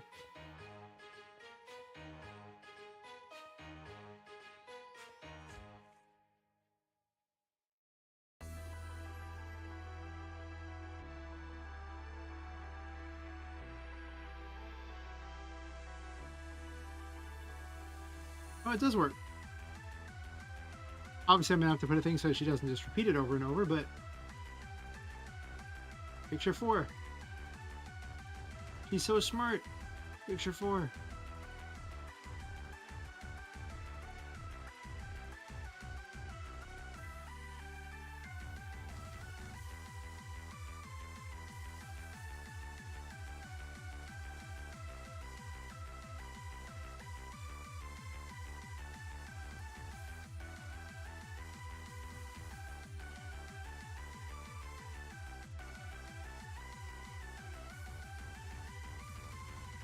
Alright, so the way we're going to do this to prevent her from, repeating herself over and over like an idiot.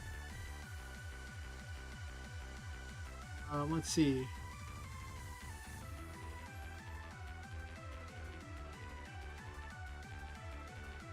Right afterwards, we're going to take the same code. But, actually, why don't I just copy it like this?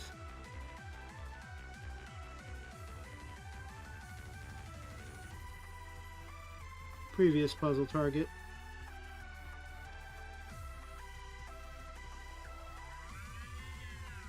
I'm going to put this in a conditional here.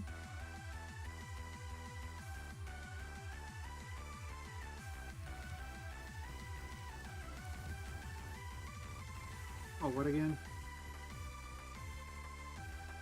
Puzzle target and previous puzzle target. Much easier if I just do this. Oops. Puzzle target. Trying to put the tildes in there is not equal to this get self variable previous puzzle target.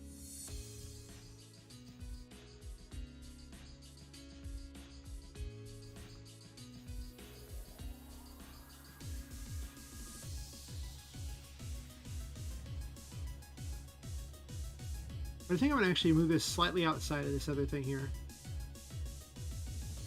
Am I? I don't know, maybe not.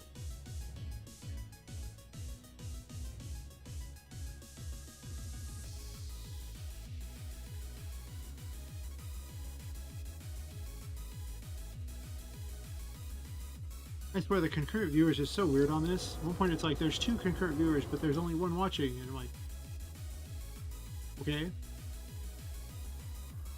But according to this, there was only 2 concurrent viewers like an hour ago.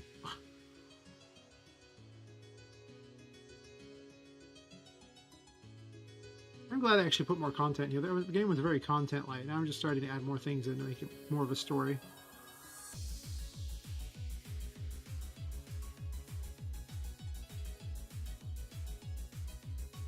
Doesn't last for very long, does it?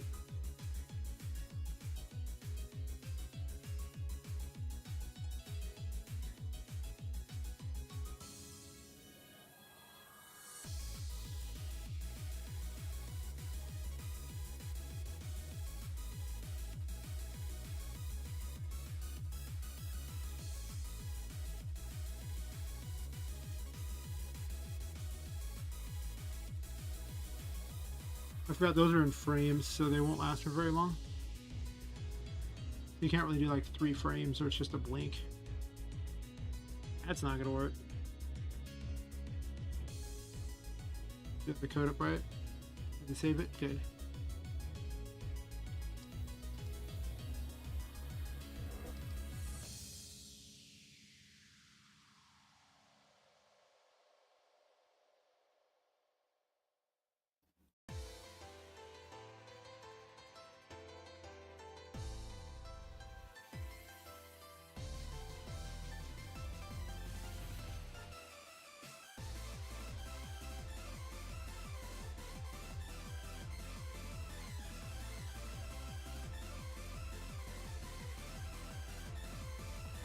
That's much better.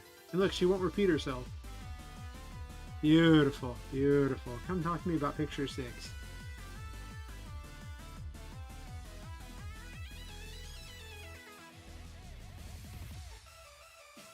Beautiful. Now she'll talk about picture 5, right? Yep. She gets smarter and smarter and smarter. One day I'll make an AI out of her. Probably not. It'd be pretty cool to get an AI programming though. From RPGMaker to programming AIs. To hopefully making Skynet and ending the world. Nothing. There are no dreams of ending the world via RPGMaker in the works. None.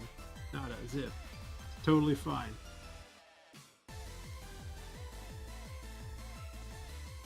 Alright, so she's much smarter now.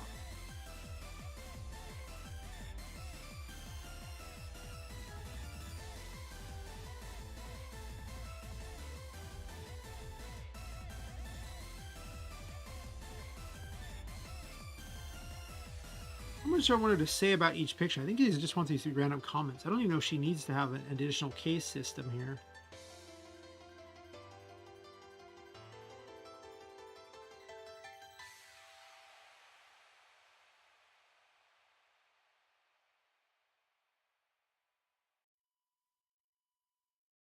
Hmm.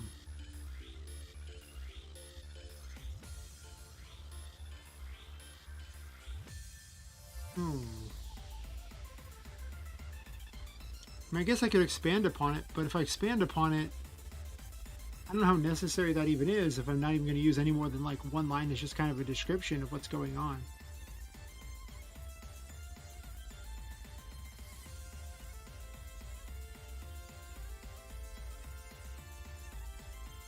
Huh.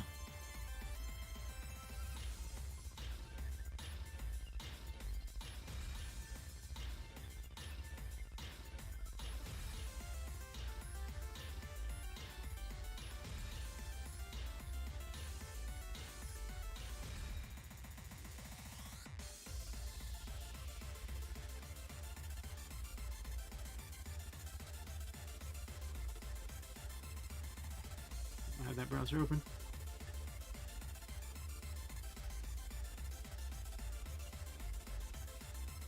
I don't even remember which picture was which one, so I guess I'm gonna load them up.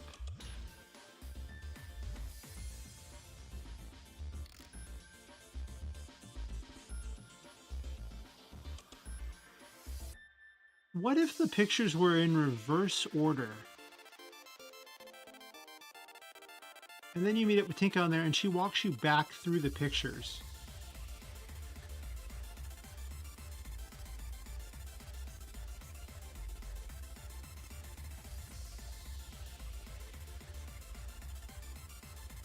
It might not be a bad idea. Then it gives you the chance to take a look at them all, but then she meets up with you and starts talking to you and leads you back, and then have the portal somewhere back there. And I think I'll actually have her like destroy the last picture, and that's how you'll get into the next area. Or just remove the picture. Kind of like that, actually. Kind of like that a lot. Huh. Huh. Huh. Not a bad plan. Let's do that. Let's reverse him, and then we're gonna have her break the last one.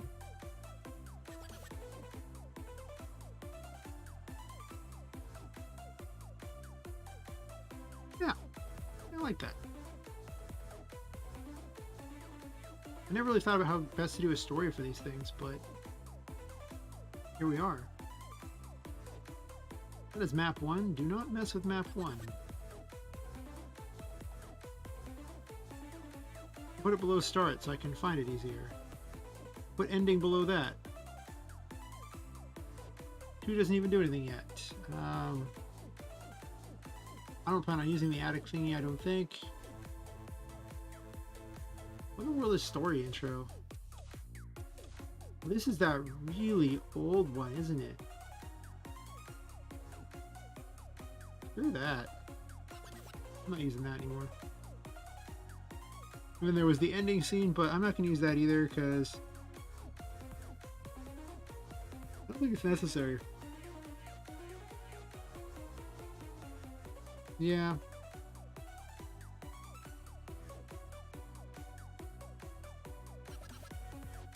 I might use falling still.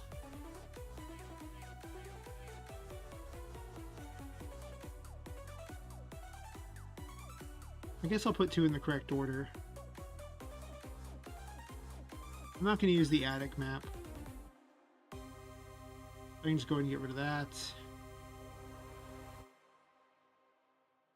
Tutorial maps are entirely for purposes of showing things, but only tutorial 1 matters. That'll obviously be gone from the game because it's only there to show how to do some stuff. I can get behind all that. But so let's get to reversing things. A little weird, but so be it.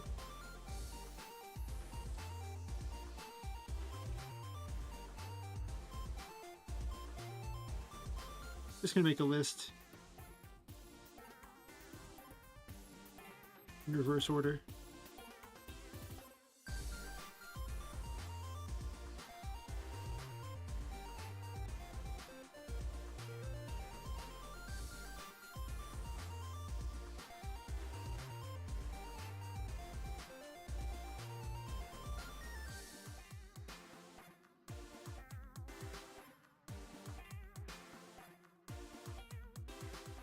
Wait, I'm doing it in reverse order.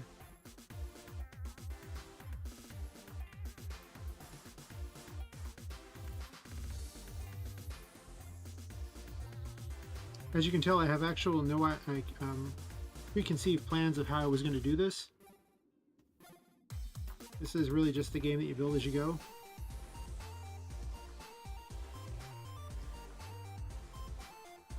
Hopefully it turns out fun.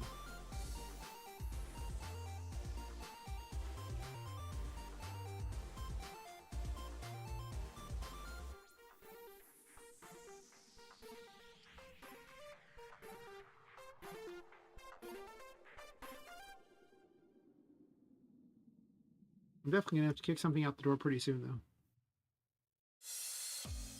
Because I'm definitely not really growing the stream with this, from what I can tell.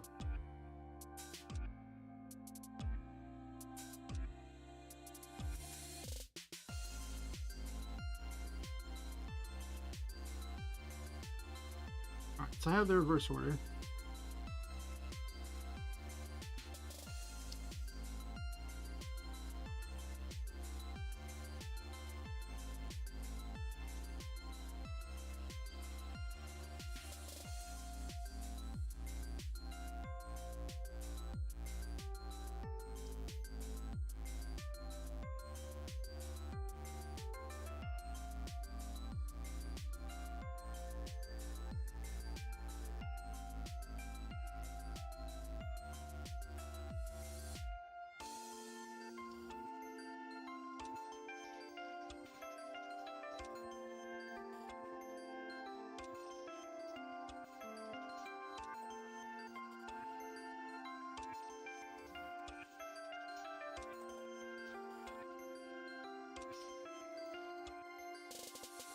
As far as I can tell, you're the only one here, Fearless. So that's probably why no one's talking.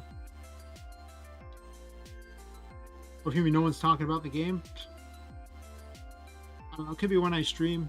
Might not be the best time today to stream. Could be overall interest isn't that high. I really don't advertise very well, so I probably need to advertise the stream better. I don't know. There's a lot of things. I suck at self-promotion. On the other hand, you know, usually they say you won't even be successful streaming probably ever, but even if you are, it'll take, you know, probably a year to even build that much of a following. So I'm not really expecting to build a following anytime soon. Unless I make it more interesting or whatever it is, which there's an argument for that.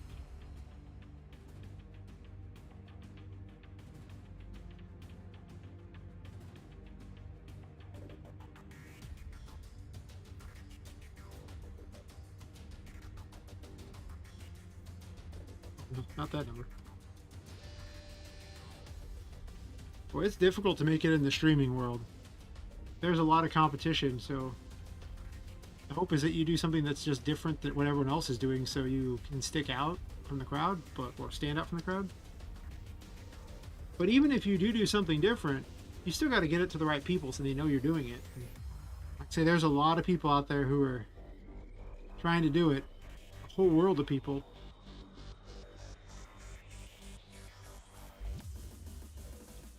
The main reason I went with YouTube is I figured I had the best chance because I already had at least, you know, some people on here, some subs, so on Twitch I wouldn't even have that.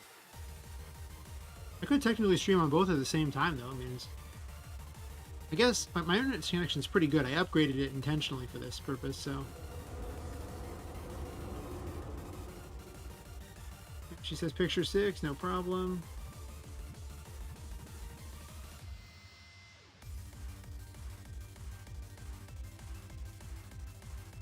I guess we'll just have her say a blurb and then you can talk to her for even more information.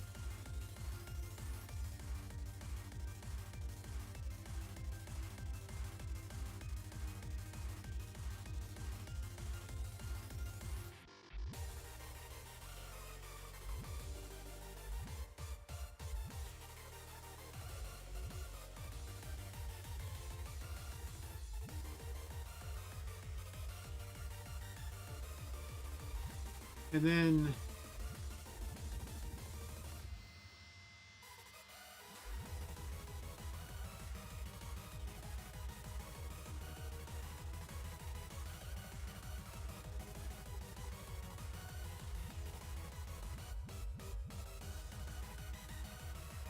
yeah, let's put the portal over here. So she's going to destroy the picture, and then you can pass through the picture to get to the next area.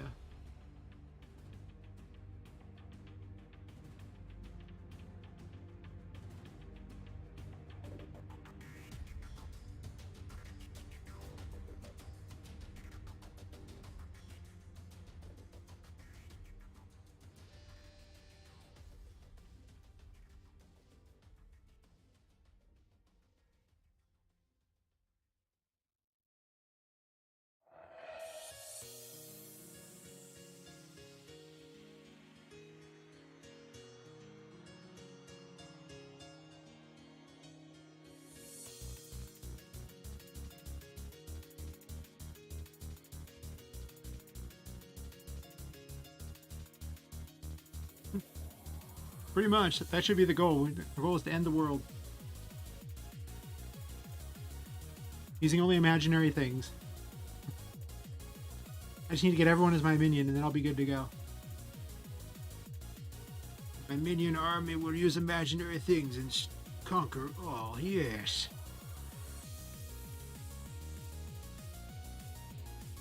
Just one YouTube sub at a time. We'll get there.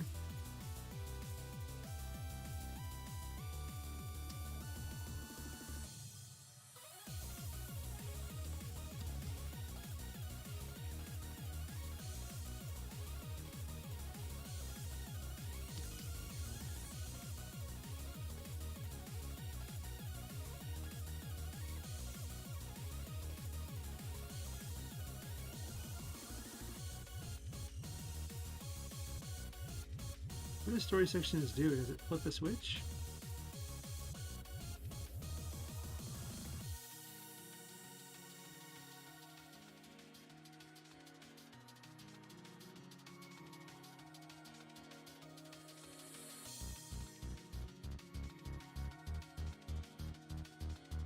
Flip self switch A on. Hmm.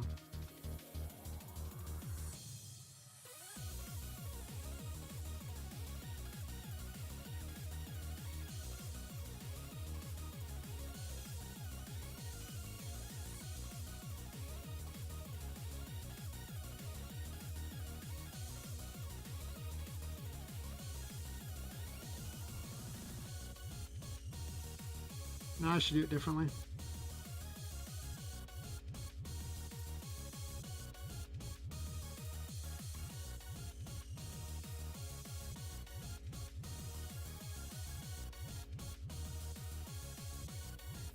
Either way, I'm going to make use of this particular one there, but it's the curiosity that'll change.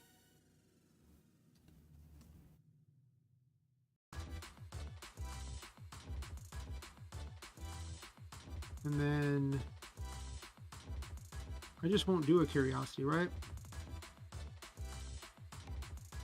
I think that's what I do here.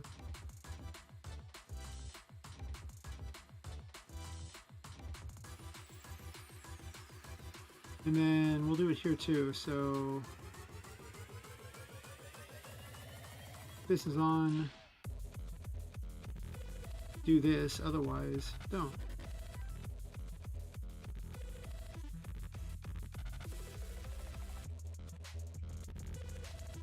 I'll change the music again. I've been listening to this music probably like 2 hours at this point.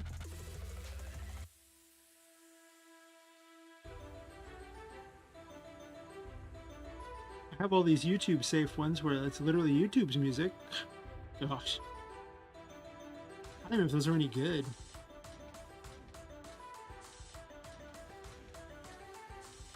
You can listen to YouTube's finest free music.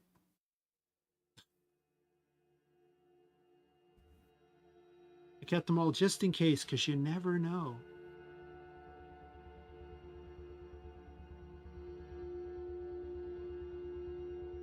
Well, I kept a lot of them. Some of them were just even worse than these.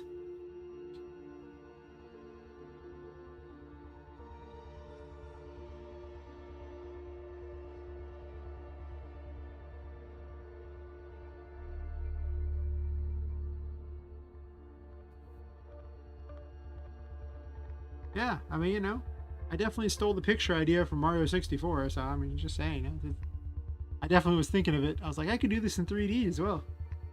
I considered a 3D version of this game.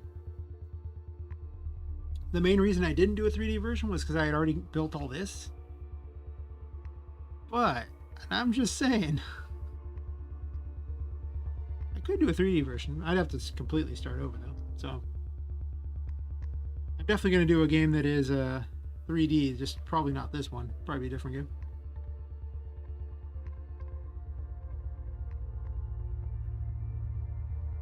Let's see, if she gets to here, x is equal to 32, I guess.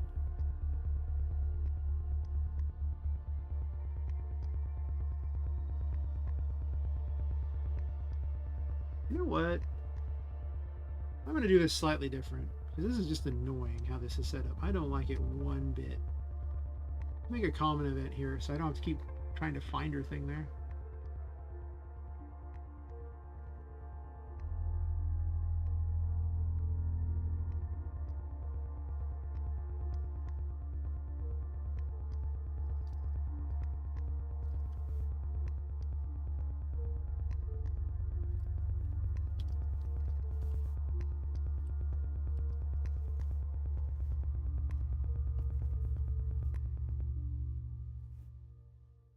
Take that code, and then I'm gonna just slam it right on in here.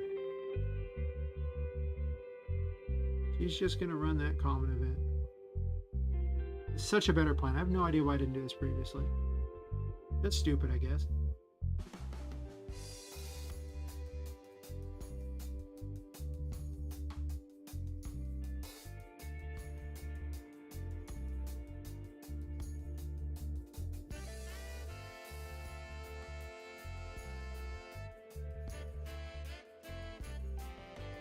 I think that'll work without me having to do anything extra. I need to do some changing here. Common events are a little finicky, but having to find anything in her huge amount of text is just awful.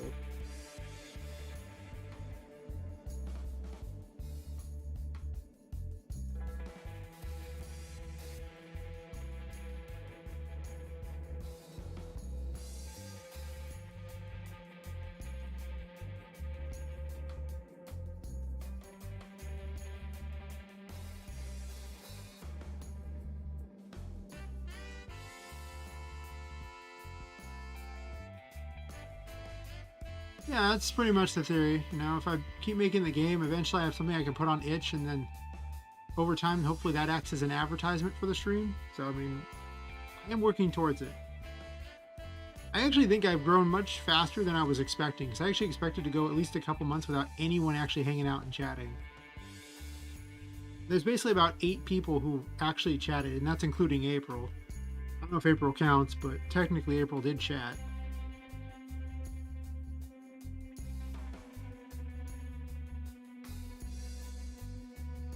I didn't tell her to unlock that, but she managed to just do all the thingies, so that's good.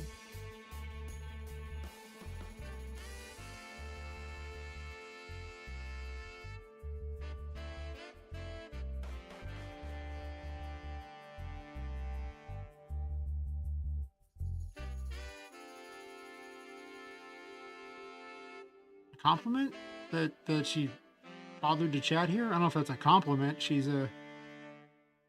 definitely chatted here briefly.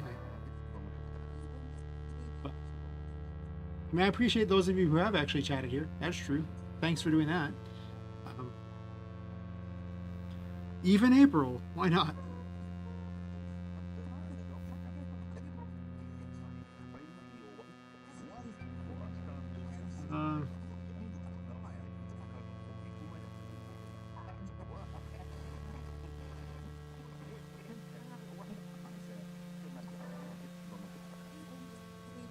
I guess I can do another if here.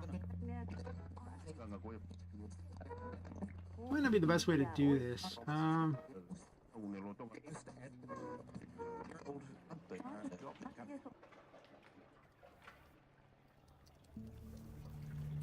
fact, I'm pretty much 100% certain it's not. If anything, I should probably have a thing where if she gets within range of a certain event,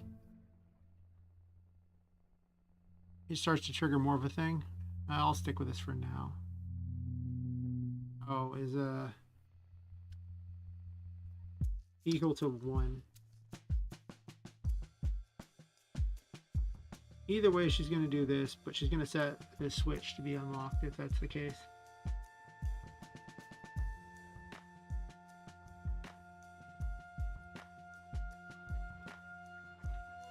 Oh, I definitely appreciate it, Fearless.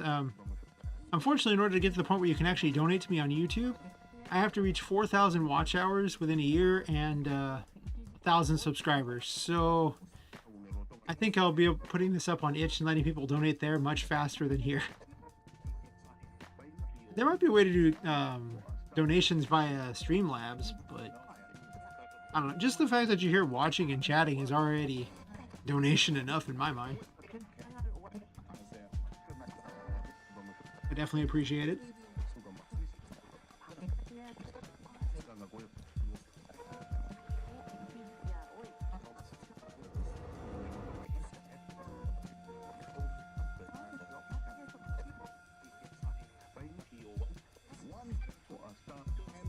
I might spawn her closer to this picture just so I can see if it activates it and does what it's supposed to.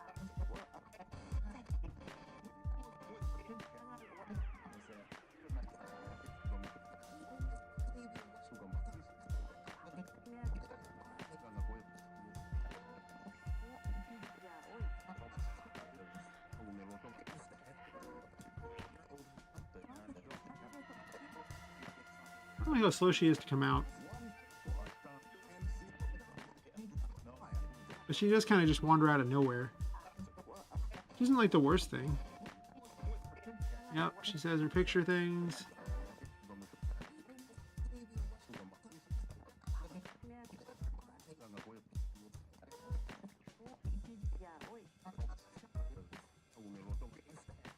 I almost wanted to run faster than the player. Almost.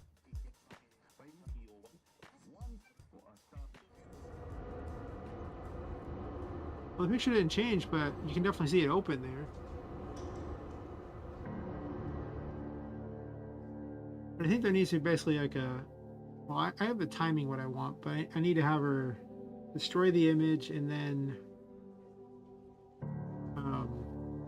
after telling the player more stuff, but we'll put that in a bit.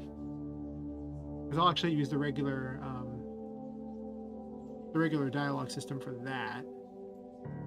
But what didn't happen is she didn't destroy the picture. And that's because I just didn't really do that portion yet. Also, it would help if I clicked on the right thing, click on the start one, not the other. Yeah, I just haven't done this if area unlock one is on.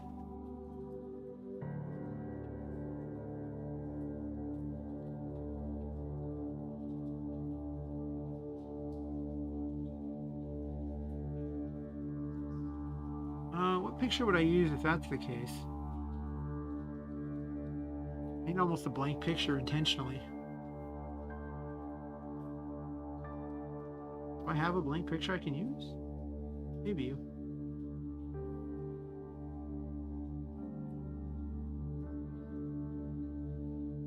Let's try that. Oh, I should have copied these like this.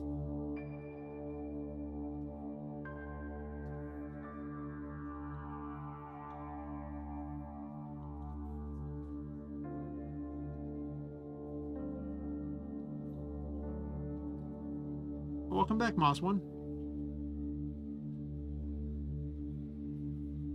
Thanks for dropping by the stream.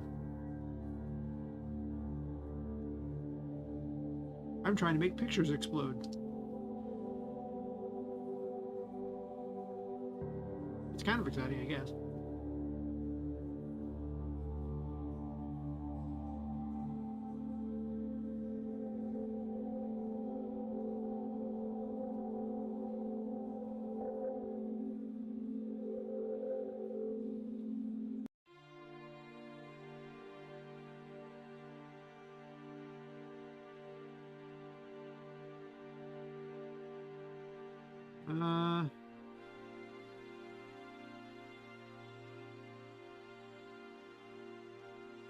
I should just do it this way.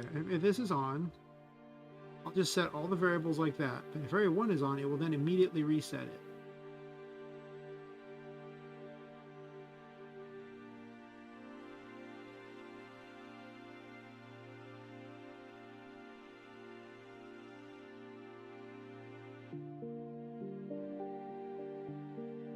Yeah, that'll probably work.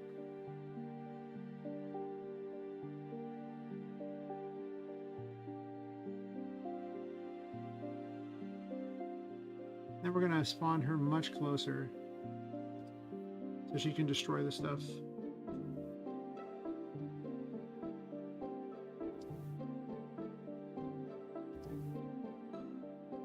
You remember to write those numbers down. She was originally at 200 to spawn. Spawns at 250. Just so I don't have to figure it out again. It'll spawn at player 40, I guess. She'll just jump right on in, no problem. Actually, that might be too close. I might just spawn her a little bit farther away.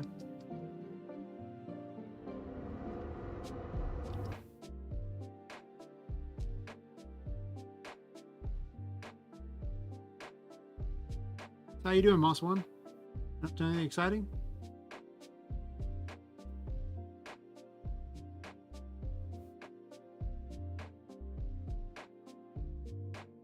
Right, there she is.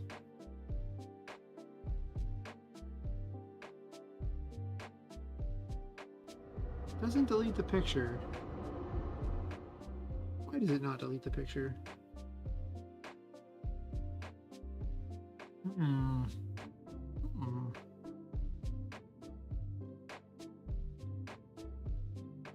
Oh, glad to hear it.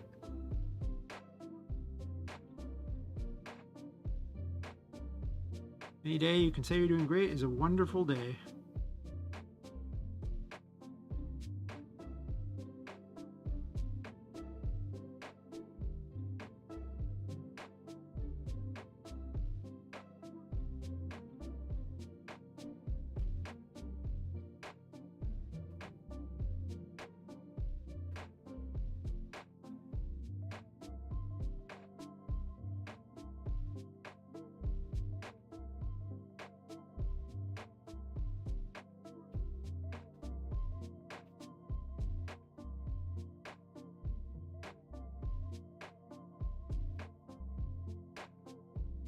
guess I could have a new event page entirely. A's already being used, so B is an option.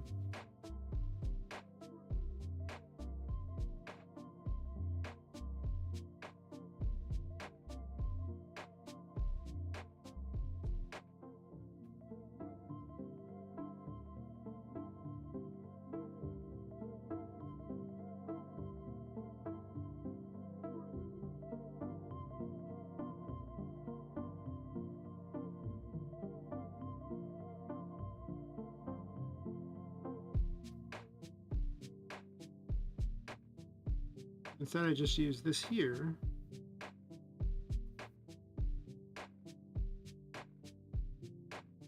I don't have the story thingy on here. I don't use that at all.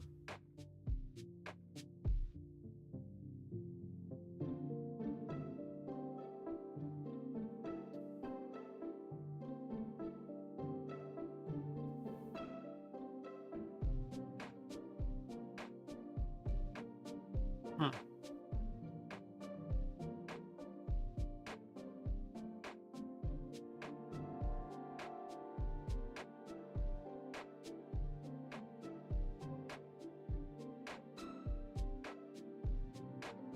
Put a console log in here so I know when it actually triggers. Might be timing this wrong.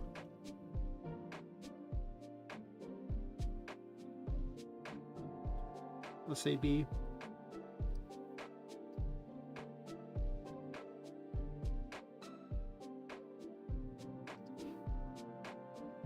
I don't know why these are in reverse. Whatever. It's fine.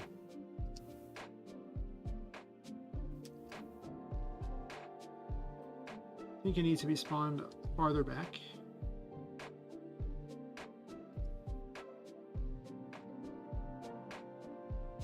Actually, I think the player needs to be spawned farther back too. Get farther away. Yeah, let's run a little farther. I want the event to go away. Or to trigger removing itself, and then when you run back it'll be different. Kinda. Guess I should close the previous version.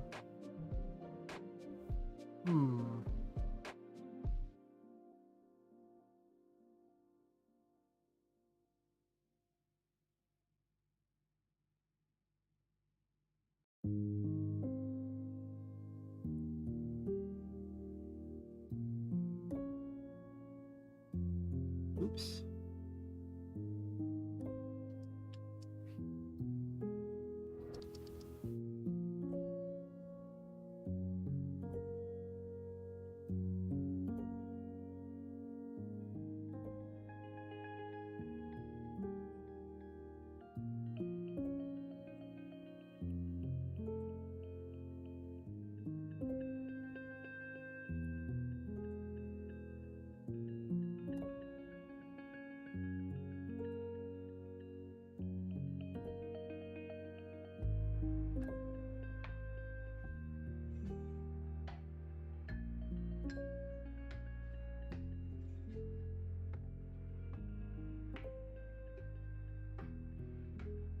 That's interesting. B never happened.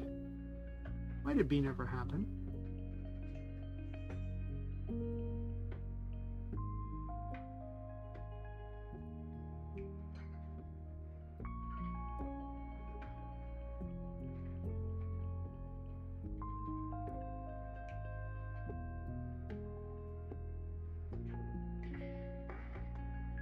I think this actually just needs to be right here.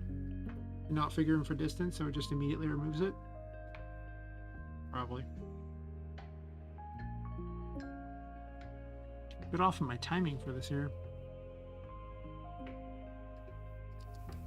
Well, cutscenes take usually longer than gameplay to make, so that's a thing to note. Reaction must be programmed. You can't really recycle cutscenes too much, so that kind of sucks.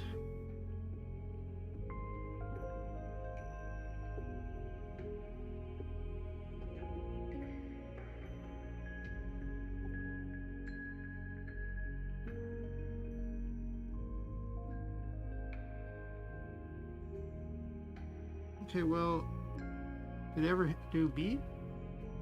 It did not do B. In fact, it's right back on C again.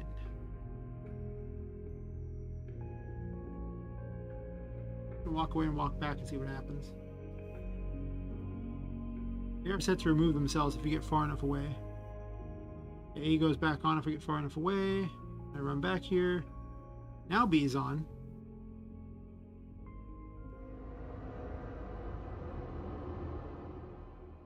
Um,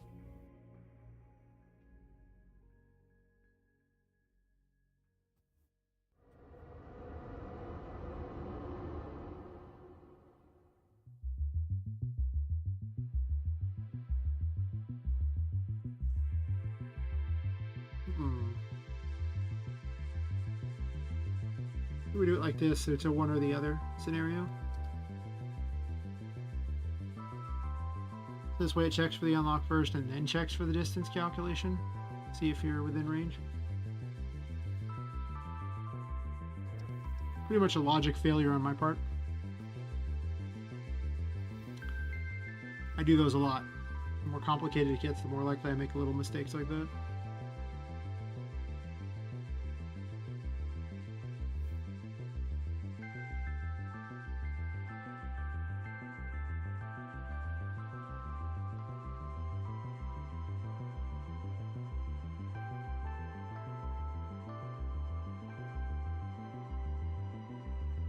Once again, it did not do what I wanted. How is that even possible?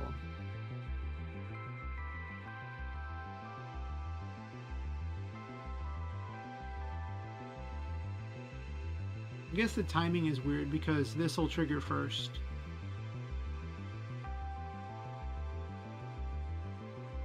Before unlock happens.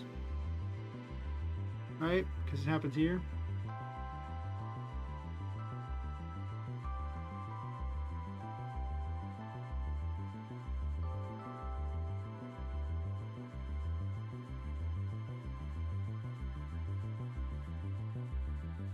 That means that I have to have a thing here.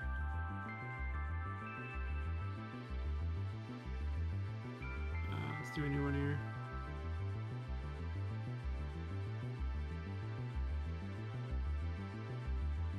Unlock is on, do that. We'll just turn self switch A off.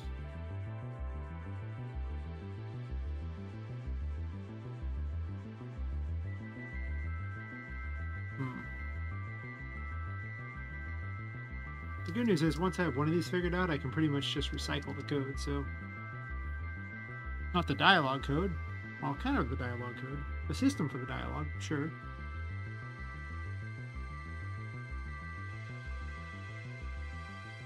Not the actual words used, but close enough.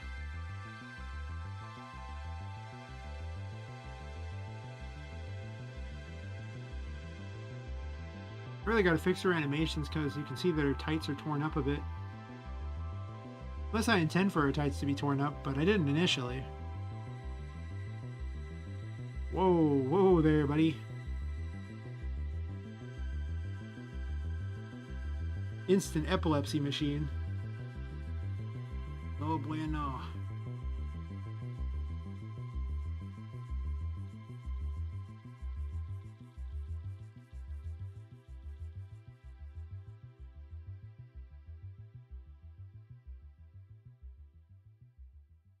This will be really awkward. We're just going to do the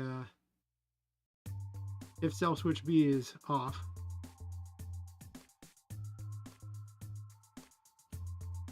Self switch A goes off.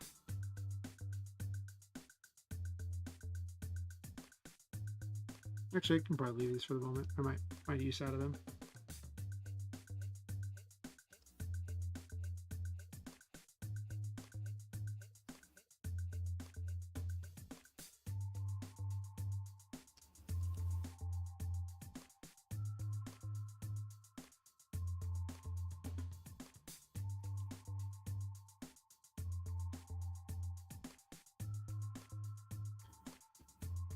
Let's see if I can avoid causing anyone to have any kind of seizures playing my game. I mean, I've already got enough weird things. I definitely want to fix this title thing too. Not even very cool. It's just been like that for a while because I just made it really quick for the stream a million years ago. upstream for the game jam.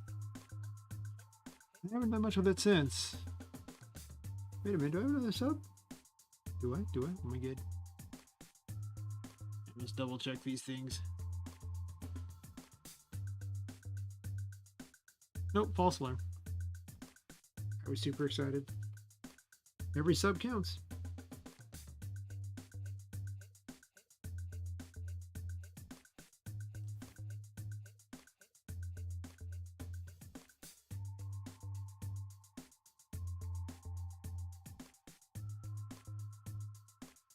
Come on. There you go.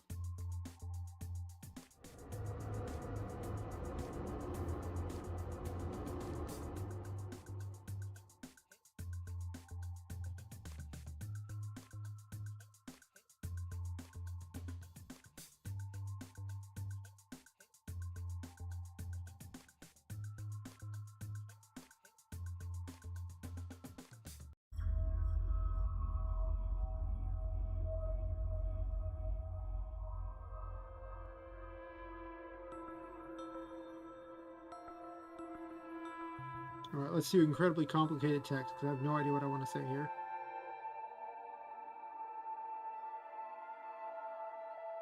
It's so great to realize that I can actually write, what does batch entry even do? I'll click batch entry and see what that does. I don't know. Weird. That I can actually put their name in there. Important info 1. Important info 2.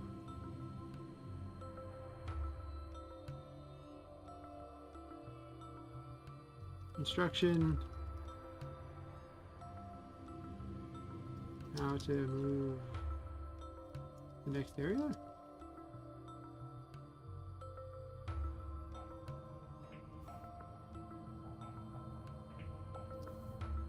What inspired me to make this game?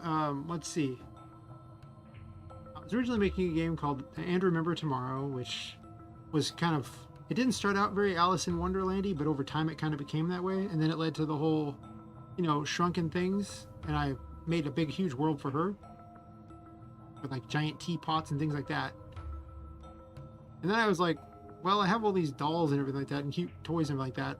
And I like random, like, creepypastas and horror things and stuff like that. So why don't I do the same kind of concept, but just run it with dolls? Plus, I need a simple idea for a game jam, where they gave me like they gave me a month, but I didn't start until I think like 25 days left. So I definitely wasted 5 days just thinking about what I was going to do.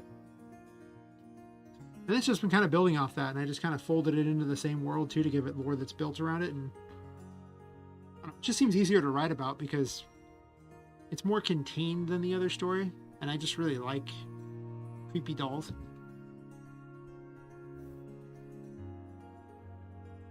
That was a big mistake I made with the other game. I tried to make it too grand. But see, I'm not a professional writer or anything like that, so it ended up being kind of what amounted to like a dev hell. My first game was too big, and I just kept adding to it and adding to it. And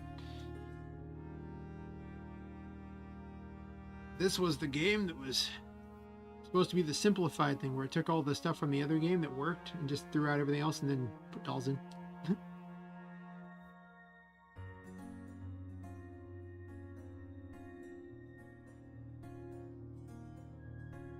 It's just that certain characters, like this wonderful woman in the paintings, actually tend to, there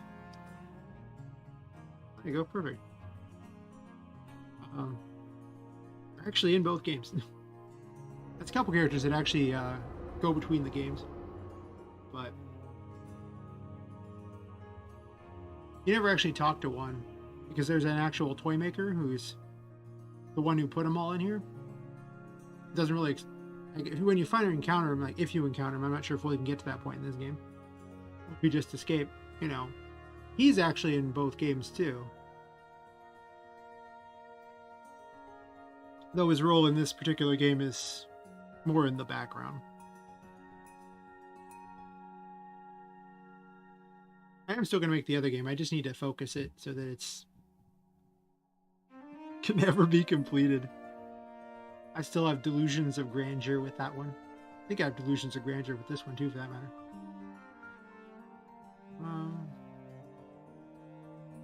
Most of that worked pretty well, except for one problem here.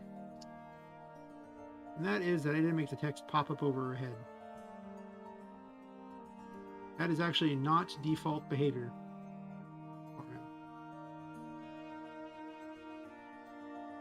Oh, no. The plan with this game is to simply release a prototype, so that people can just play it and, tell me what works and what doesn't, what they like.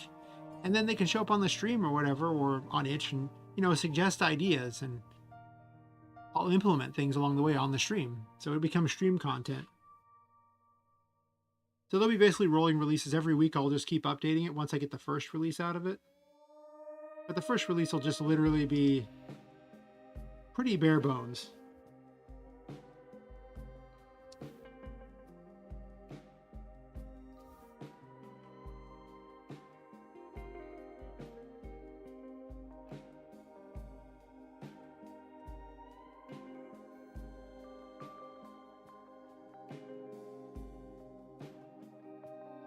Though if I could actually time the last release for October, that would be pretty cool. I admit it, but I'm not going to plan like that. I'm not even sure there'll ever really be a last release, because if people keep liking the game, unless I just, declare the game finished at some point and start a second version or something, and I have something to do on stream, right?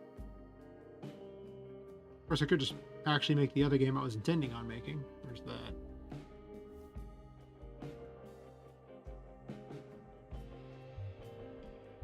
If I make the other game, you'll get to see it from start to finish, whereas this one I was already kind of a ways in before I started streaming.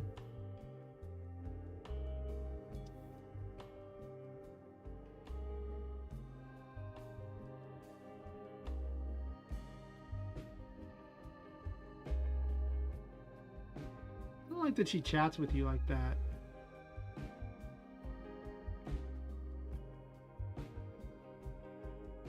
No. Don't like it at all.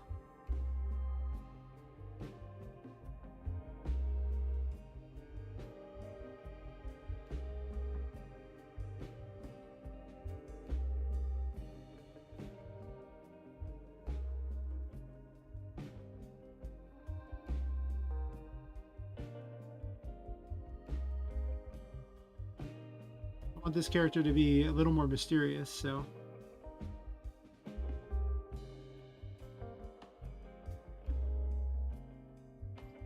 we'll see how it goes.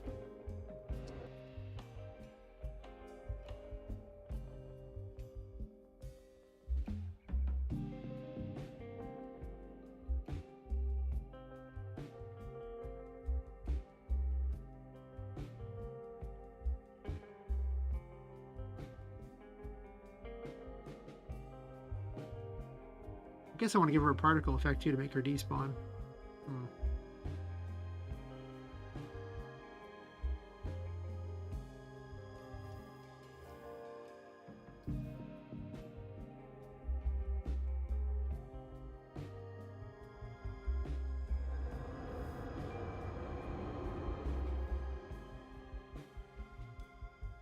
I might have two different versions of her.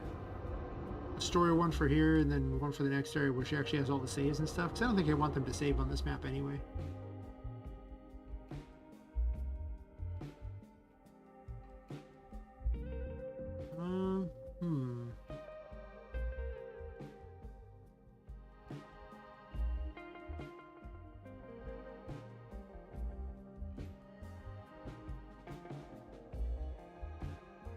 I guess I could steal the portal information from her, or the regular portals, and use them for her. I don't have a lot of really cool effects, so yeah.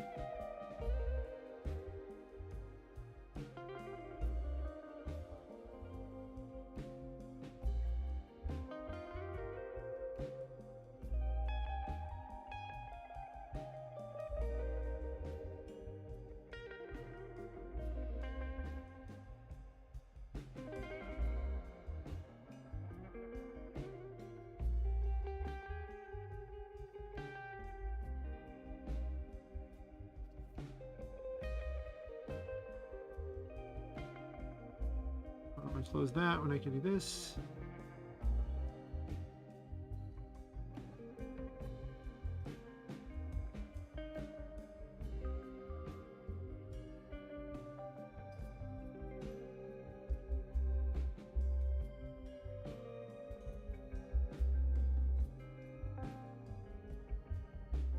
It's the character I've been using for an avatar. It's actually a character in both games. It's just because he's now become kind of an avatar because I needed something. I might change the character in the games to not be him. I didn't have many male characters already made because I made them. Both games have a female lead, and I made a lot of the enemies for them. I hadn't really gotten to the point where I was making actual story characters, so I hadn't made a lot of the guys yet. And yeah, I picked a character who's not a very good person in the stories. I guess it's fitting. I mean, my name is Imaginary Villain, so, you know, if I pick a villain as the avatar, it works. But I may end up changing it. I've changed my avatar a few times since I got into game dev, as I've gotten better graphics.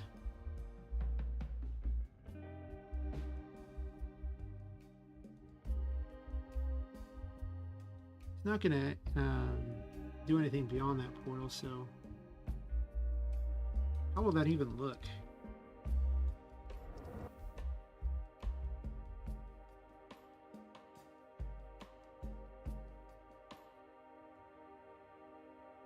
Oh, well, I haven't seen the Sonic movie, but that's fair.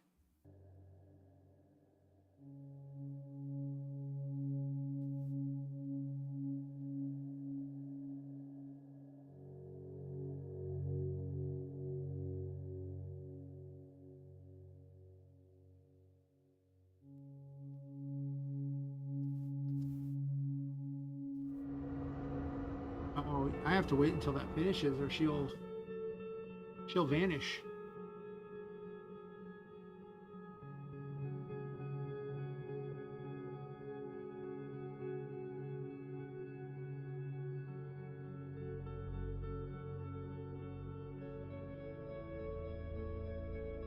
Can I do a screen ripple on top of her too? That'd be kind of cool.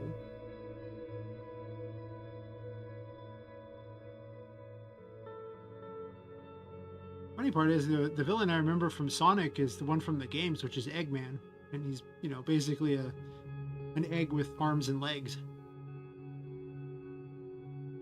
I guess Dr. Eggman is his name.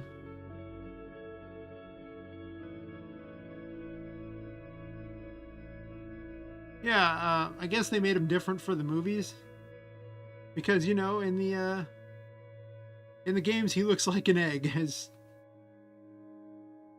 Oh yeah, I know some Sonic lore, not a huge amount. I mean, I haven't really seen the Sonic movie, but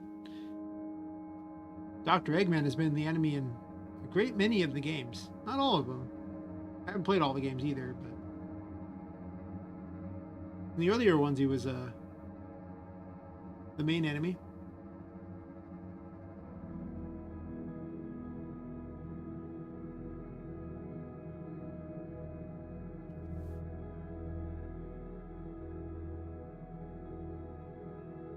Hmm.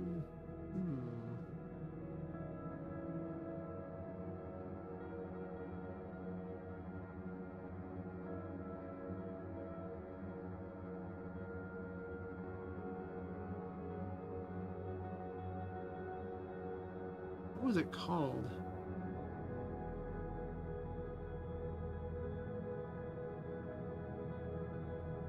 I think it's called Shockwave.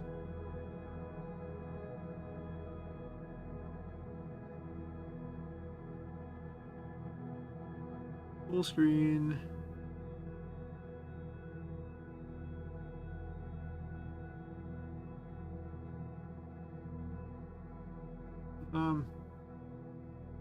Maybe Zero will just put it directly on there. I don't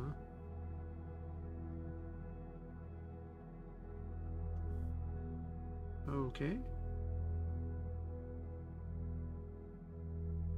I'll just delete this. I don't think I need it.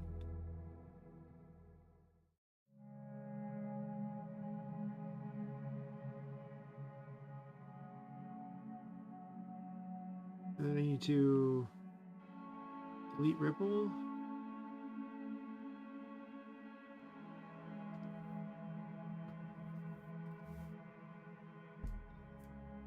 Where do I live alone? Nah, I have a roommate. I live in California, and California is not cheap. Not cheap at all. Hey J Marie, how's it going?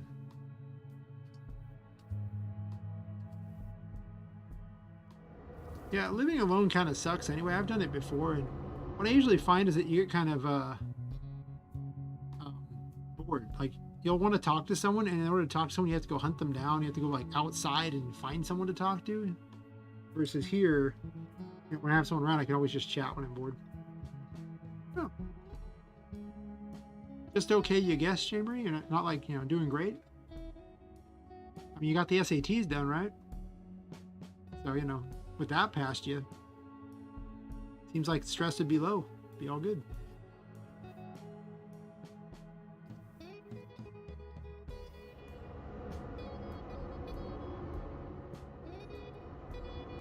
The effect is almost cool.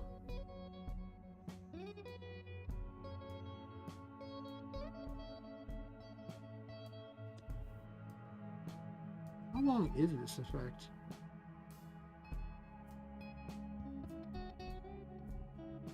Ten frames,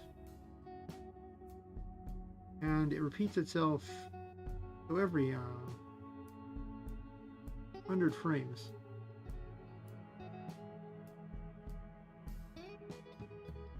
So I close that.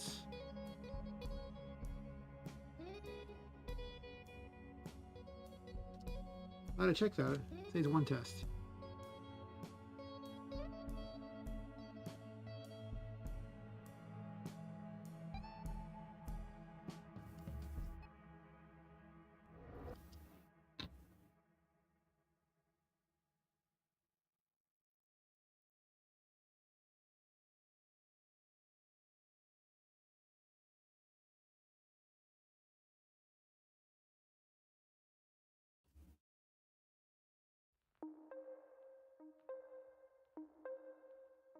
So much of game dev is just literally running tests to see if your thing actually worked.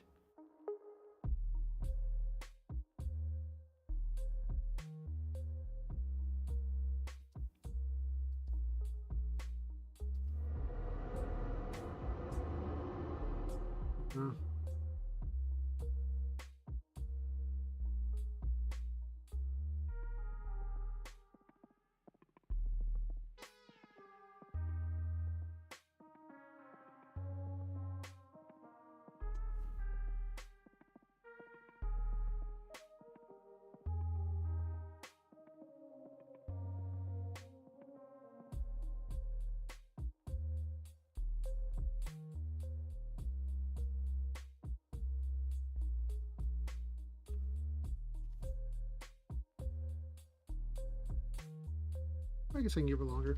Doesn't really matter.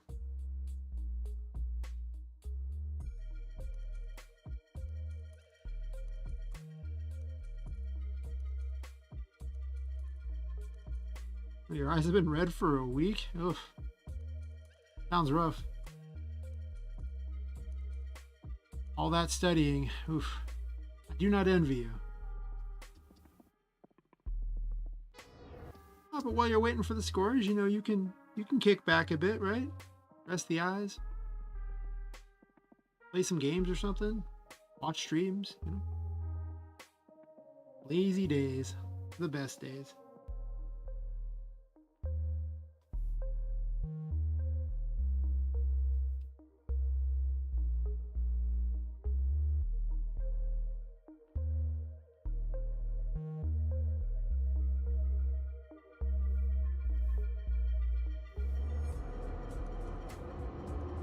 Oh, for a brief moment, it was up there. We getting close though.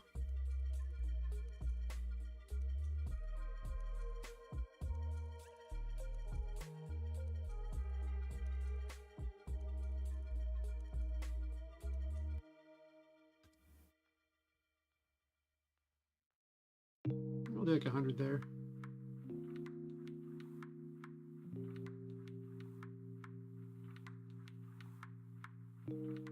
More exams in April. That's less good, but we're still in March. You still got, you know, half a month. All right. It's not that bad. You could take a few days off or something.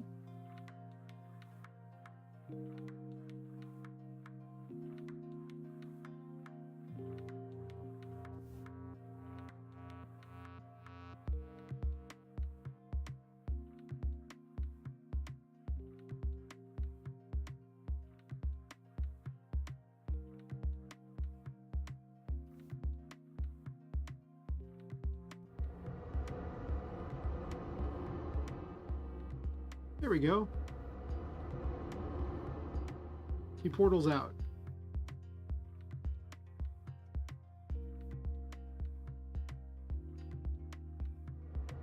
Now the question is, do I want to make this painting more transparent? I might actually do that.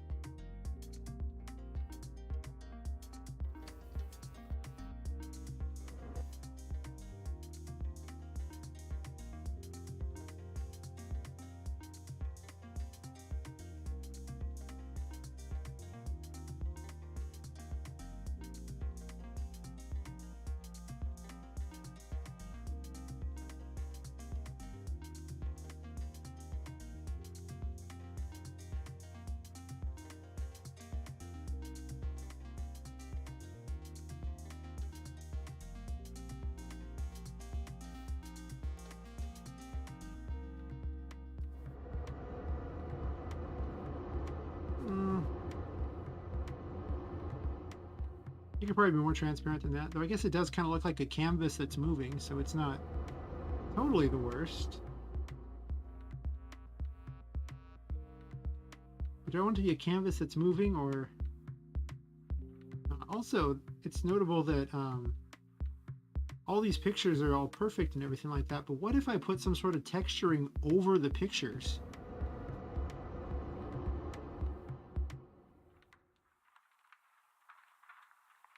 That could be interesting. Let me test that. But I'm just gonna art my way to doing that. I'm not gonna program it in there.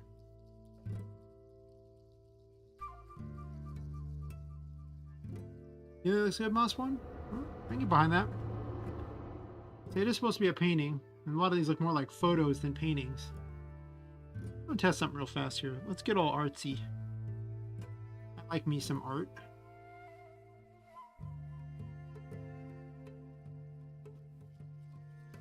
Let's use the picture that I have to replace anyway. Actually, let's do this. Copy. Paste. It seems like it's just too strong of an effect.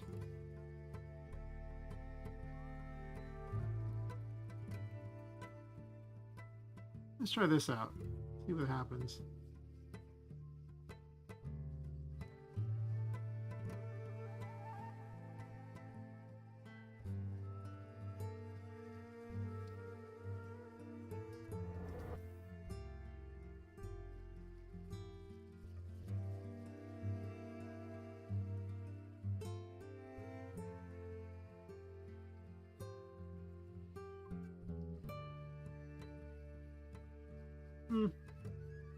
I mean, it looks less like a photo. That's good.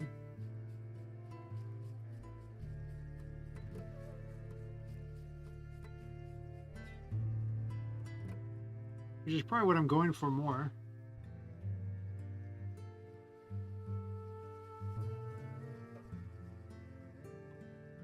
But I wonder if it washes out the detail just a bit too much.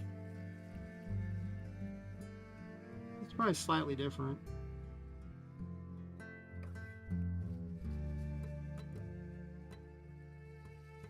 We'll do 15%.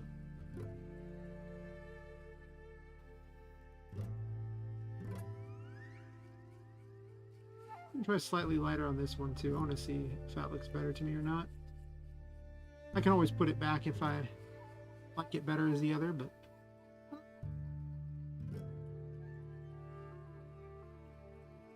one of the problems of doing this kind of art is that I can't even tell what the art's going to look like until I run the game. So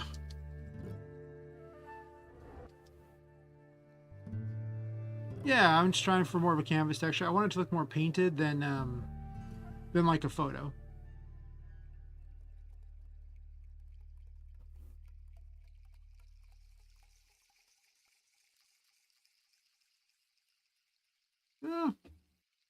Maybe. If I like that better or worse. I don't think I like the regular photos much. How many levels do I currently have? 3 that work, a 4th one that's not that great, and I don't know how many I plan to have. The first prototype's only going to have the 4, though.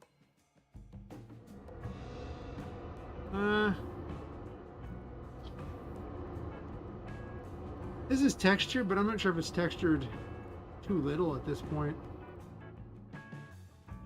I'm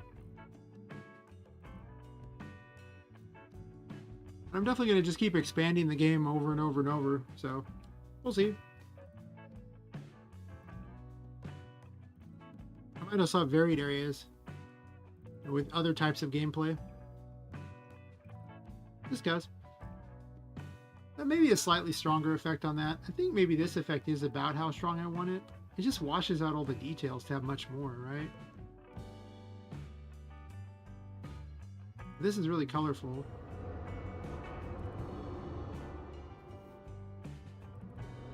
I don't know, what do you guys think? Is the effect too strong on this one? Or not strong enough?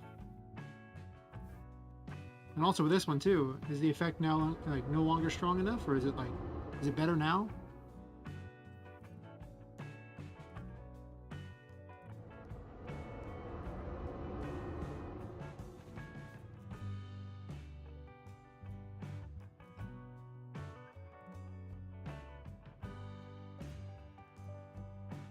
Also, the texturing could probably be more paint-like, couldn't it?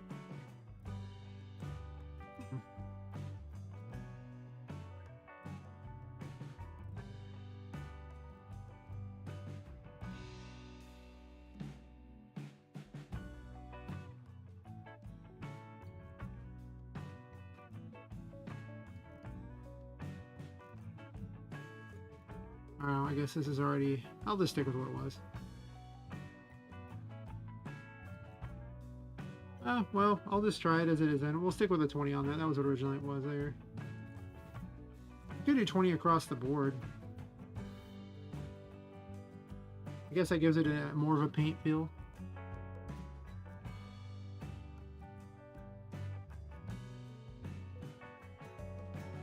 So I did kind of pick the wrong texturing, I think. I don't know. It'll do. I'm not going to worry that much about it. So what we'll do then is I'll just do it with all the pictures.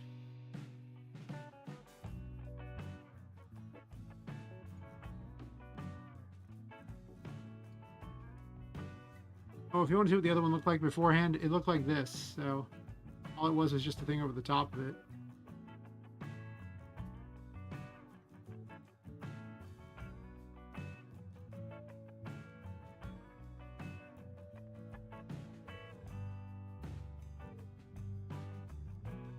Looks more like a rock texture than an actual paint texture, doesn't it?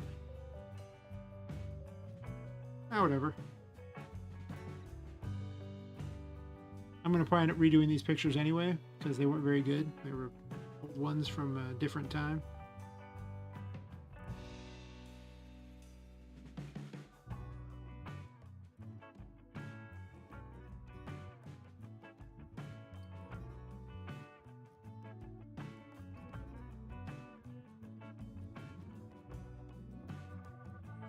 Really, this picture is very big.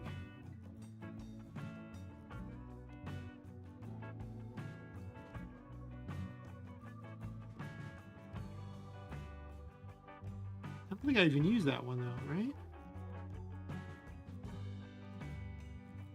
I don't think I did.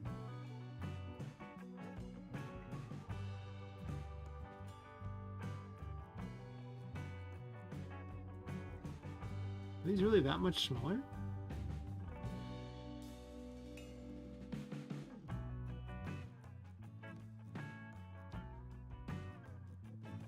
Alright then.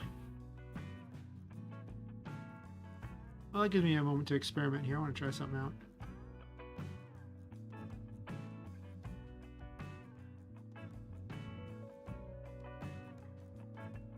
It's a gradient, right? Yeah, I don't want a gradient.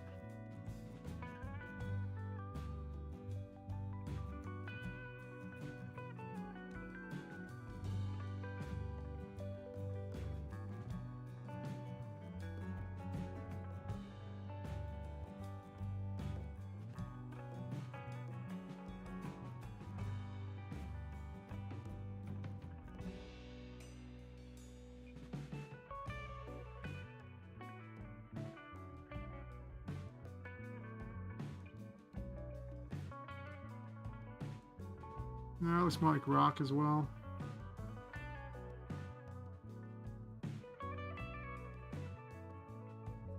Is that more paint-like?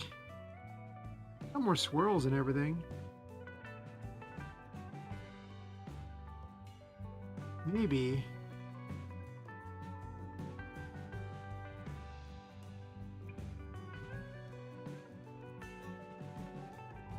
Yeah, final in canvas, definitely. Yeah, this doesn't look too bad. Let's try this on top of there and see how that goes.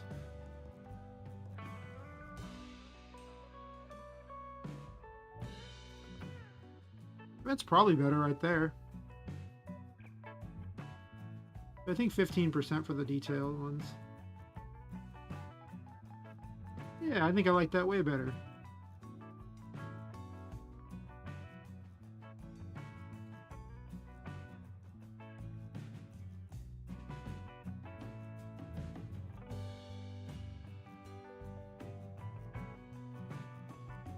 Yeah.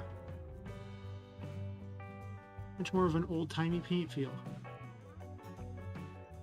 With curiously precise lighting.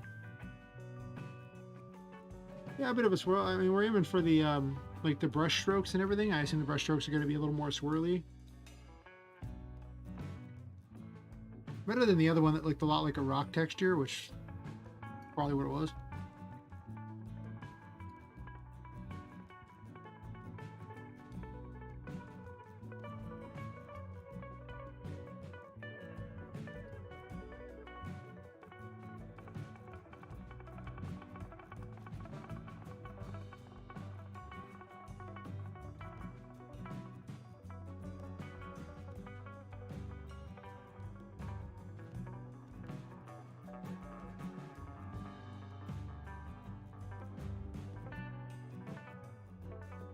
So I kind of want the swirly thing there with space like that, where it's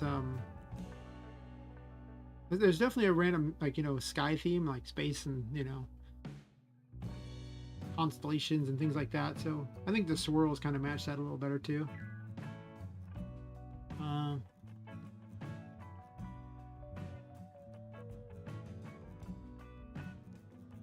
find all the pictures that were used for the story things.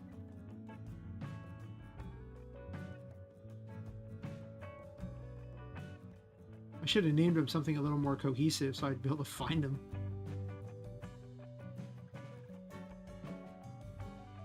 I guess we use this one here.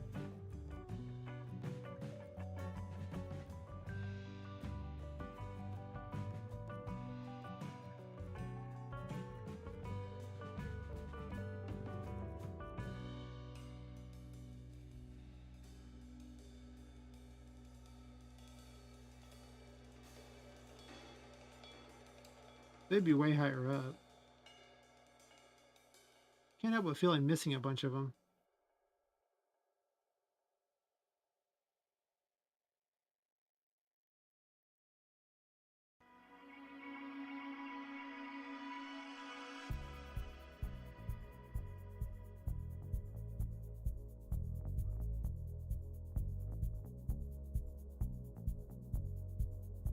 I'm definitely going to redo these pictures. They look awful.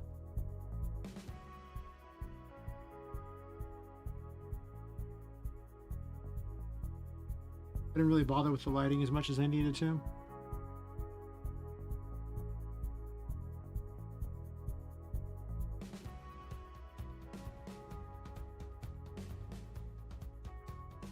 Really lightens up the picture, doesn't it? You see how dark it is without that, and then boom, you put that over the top and you can see all the detail and everything. That's weird.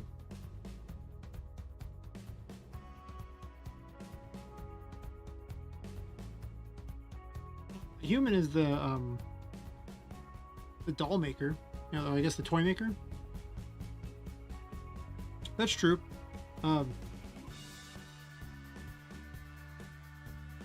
Yeah. As far as being the actual villain, I don't think you're actually probably ever going to truly fight him at this point. I mean, if anything, it's mostly about breaking your curse and escaping. You're more likely to encounter the ghost in the attic than you are the toy maker.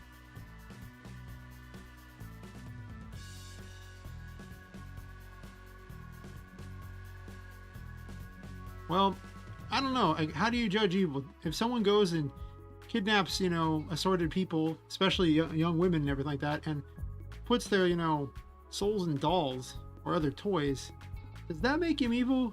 I kind of think it does. Maybe. But he has a reason for doing it that's not necessarily, it's like, sort of evil? Because the ghost is his daughter? So he's making toys for her? So there's a kind of sick reason why he's doing it. But it's an evil act. No two ways about it. It's an evil act.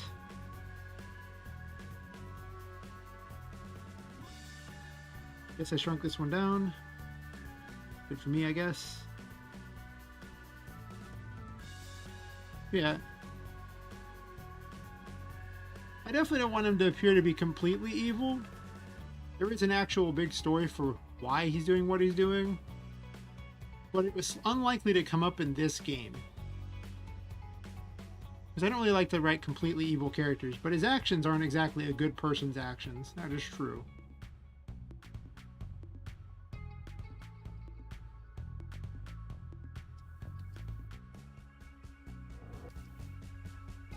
In time, I'm basically making a world that's, you know, all the games are going to be involved in, so there will be interconnections between every game I make.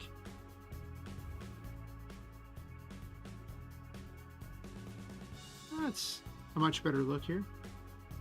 And that means also that, you know, if there's a lore for one will also count as lore for another. It's just that you can play each game without knowing the lore for the other games. Like, it's not relevant necessarily. It's just nice to know.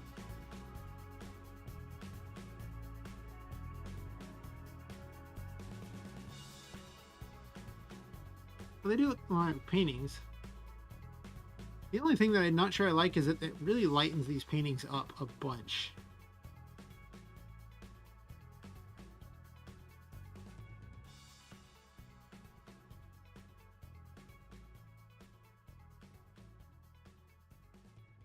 I don't know how I feel about that.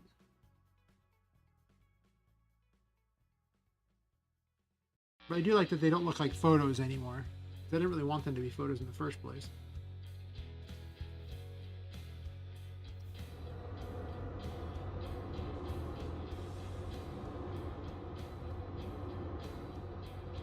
Alright, I like that. The other idea that could happen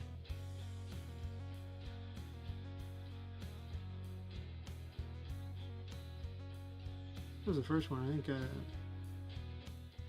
that's actually the first one. So the other thing I could do is I could make it a black swirl instead.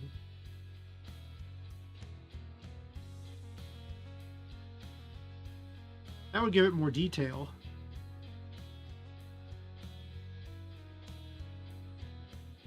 Oh yeah, I have her say important info 1, important info 2, followed by instructions to go to the next area. That's not actually what she's gonna say. I just put placeholders in there for when I was gonna write what she's gonna say, mostly to program it, make certain it worked. Most of the time, my brain usually does one or two things at a time. It's either happy to code and set this stuff up, or it's happy to do writing. But when I mix the two up, like one of them is so logical and the other is so not logical, it's usually not the best to swap them. I wonder if I like this better with the black because it makes it like with that. It puts more black into it. Might be kind of nice, especially for the dark pictures. Like this picture is supposed to be pretty dark, but this makes it really light. But if I do this, it ends up being not so dark or not so light. I don't know if I like that better or worse.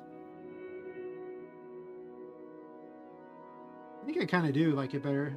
The other one really washes out the details a bit.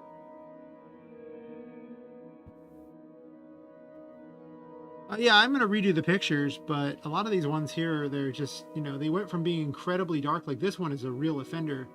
If you remove this thing, look at how dark this picture is. But then you put the thing over the top of it and it just lights everything up. So it's a very weird trick to it, how it does that, but kind of crappy because I wanted it to be dark.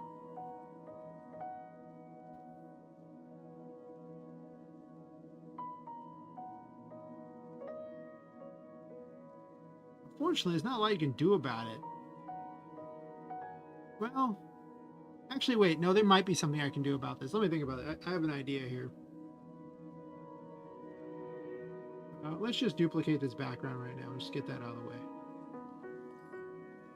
How do I paste this background here? Not a second time here, but I do this. I'm gonna make this background. It can be white again. That's fine. We'll just go ahead and remove that. That's fine. Sure. And what if I just make this picture like that, but then make this have a full opacity? No, it does the same thing. It's still bright. It doesn't make a difference which way I do it. Fair enough.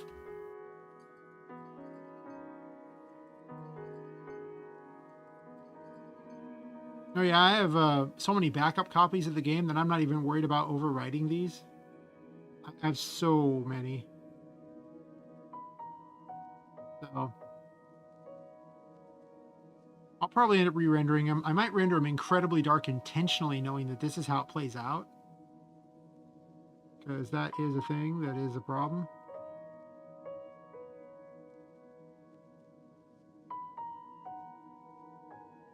I just don't know if the black made that much of a difference. It does increase it a little.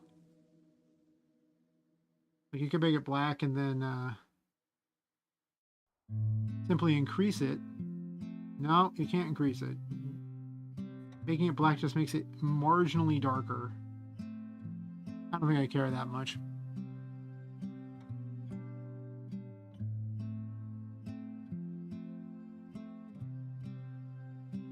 So we do that.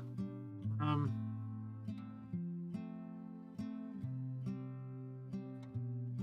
not actually certain what she's going to be saying yet. It's a problem. Otherwise, I'd put that in. But to be fair, this entire sequence didn't actually exist when I started this stream, so I had no idea it was going to need to have dialogue for it.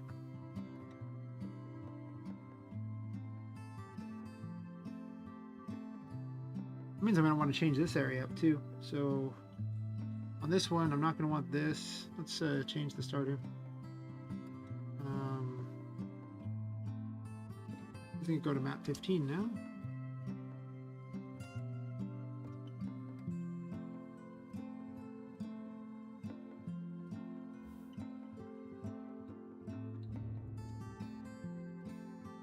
I want to improve the title screen too because I hate it, but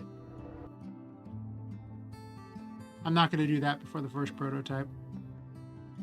It works. It's serviceable. It could be better.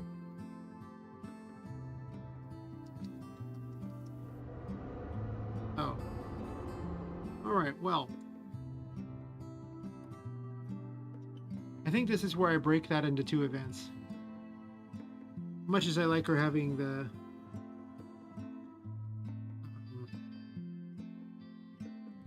one event, I think I'm going to go with not that.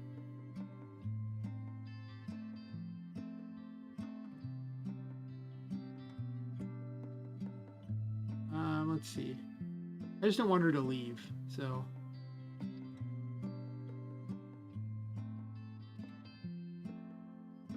I can easily fix this, actually.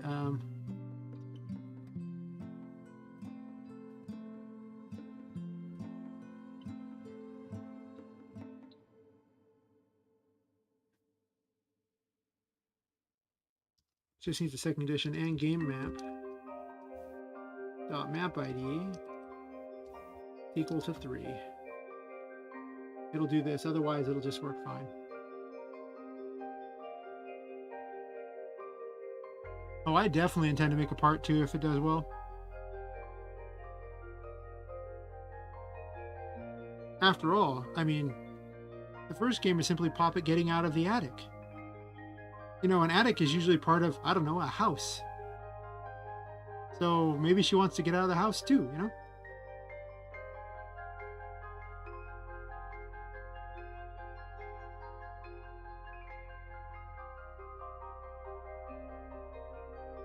Or maybe I'll just continue this game to the point where she actually does get out of the house, and then I'll have a story about what happens after that. You know, if people really like it, I see no reason not to run with the story.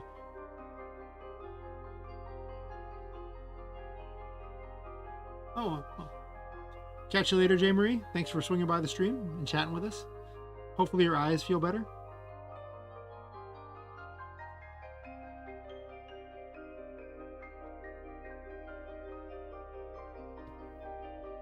Don't study too hard.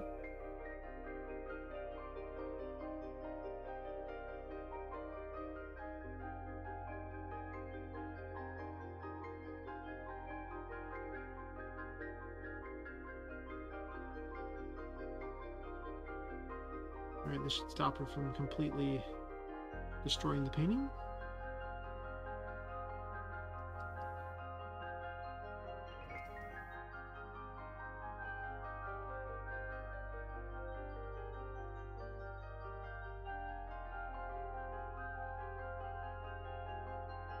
Perfect. That means I can actually squeeze one more level in here, because I was going to really just cram everything together just so I could kick something out the door quickly, but then I thought about it and realized that I could actually spread it out a lot more and make it more interesting. So the first version gives a better impression.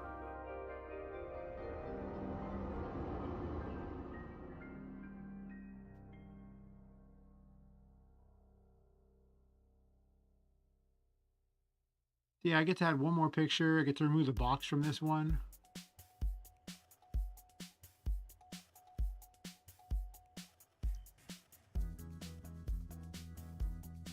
Maybe this photo will just take you back and forth to the first area.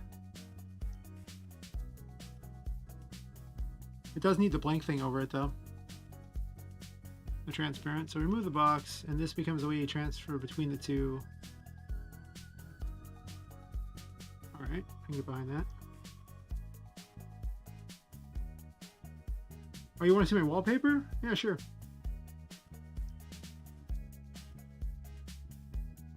As soon as I cancel that.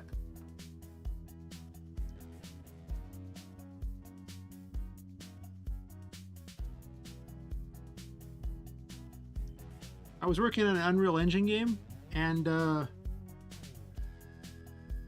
got a hold of some really cool assets and I was playing with them. That's my explanation.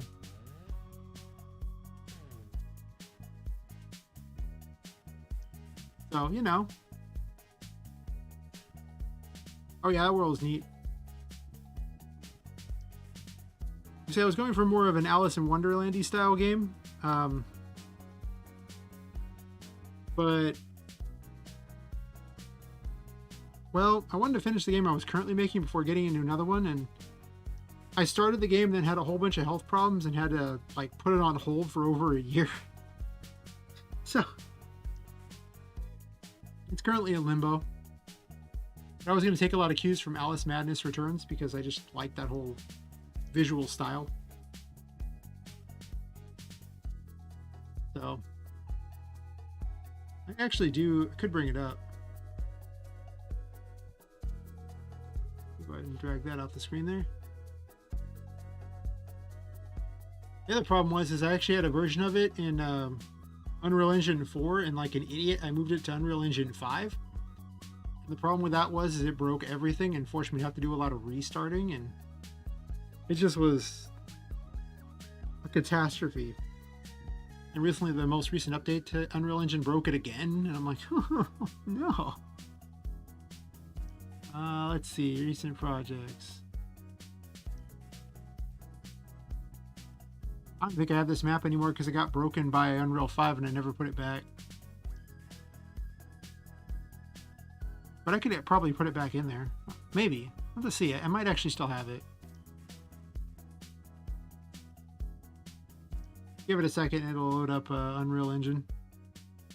Unreal Engine is kind of a beast.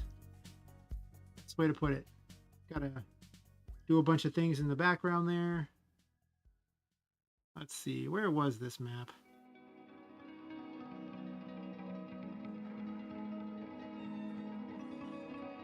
Is it under environments?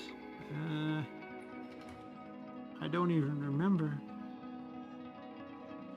I think it is under Magic Forest. Blueprints? No.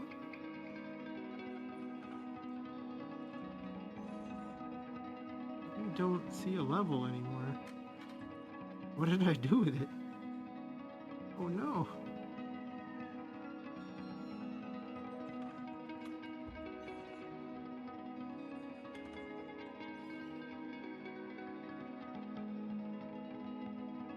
No, it's none of those. Huh.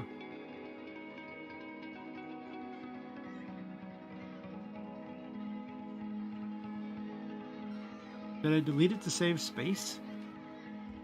Sounds like me.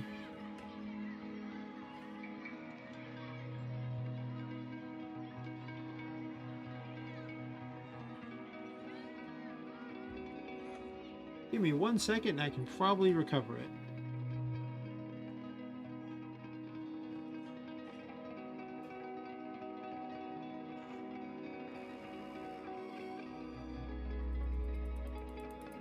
Let's see.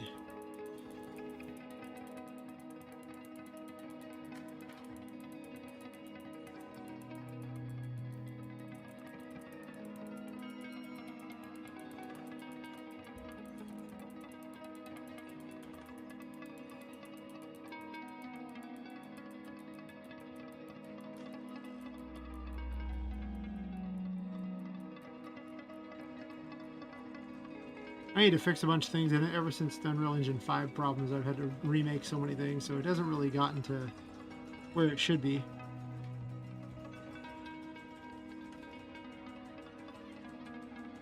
I'm telling it to re-download and install the files. While I'm at it, I'm telling it to load the map. While I'm doing that, I'm going to mess with this, because if there's one thing I've learned about Unreal Engine, it just takes time to do everything. Let's start it up, and I want to get rid of this. Which is a lot of why I've decided to finish this, because it actually don't delete those. I'm gonna need those for in a second. What I don't need is the actual chest though. Yeah, Unreal Engine's still loading things. I actually had a first version of it. Have I shown you the various stuff I had for it? I mean, I know I showed someone on the stream. I actually brought up some of the old videos I had of it. And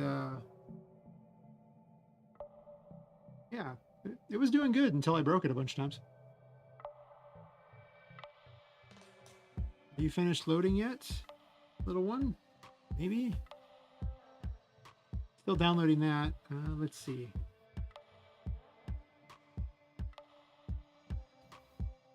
Oh yeah, I had to turn the snow on because I can.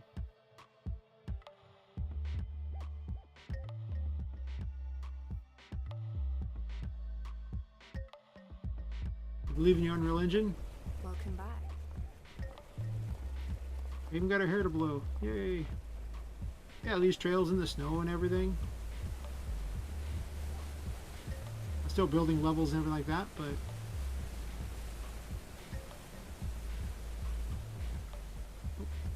only blocking the chat. Welcome back, Fearless. I gave her weapons, which are apparently broken again.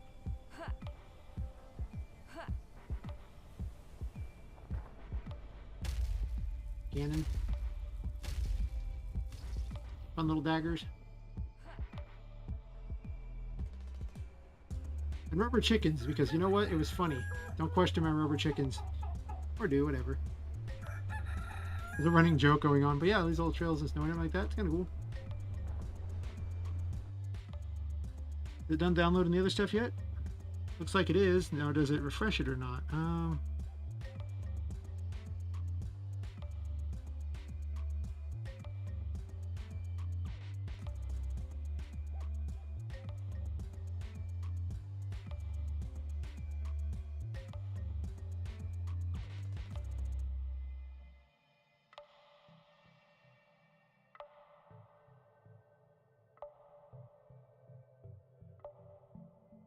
Unreal Engine does its typical take forever to load anything.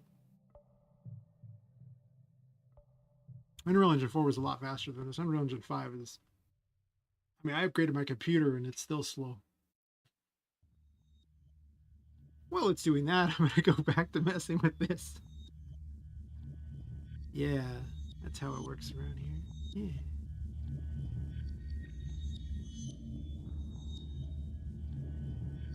I think I need that. This needs the curiosity on it, which I can just snag right off. This one? I think. Yeah, right here. And then back to this one.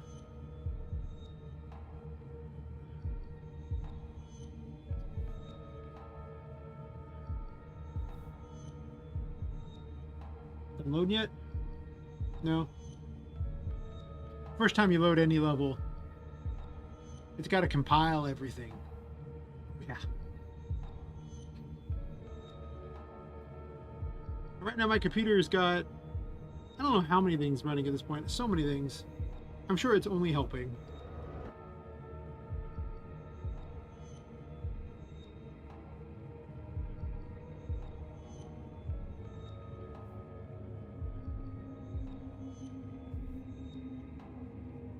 You know, if I put,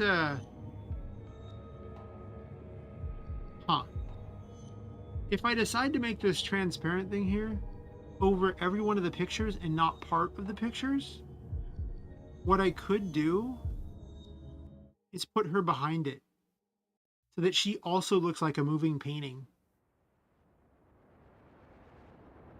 I kind of like that idea. Just putting it out there. I kind of like that idea. She's supposed to be trapped in the painting, so if she looks like a moving painting, that would be cool. What is she currently at? It's 8:09 right now there. Like 3 hours ahead of me. It's I'd be asleep by that point. That sounds awful. How you doing, Unreal Engine? You loading yet? Oh, looks like you're doing it. Skylight's waiting on shaders, meshes, textures for final capture. We got it yet? We good? Yeah? Cool. Let's do this. Something is off. First, let's go play in the treehouse. She can run, by the way. I don't have to walk.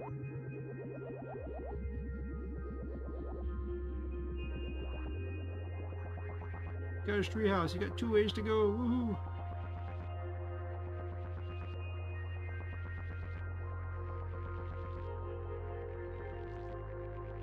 Not very well lit out there. I think she has a flashlight or something like that. Yeah, gave her a wimpy flashlight to play with. Not very effective, but that's okay.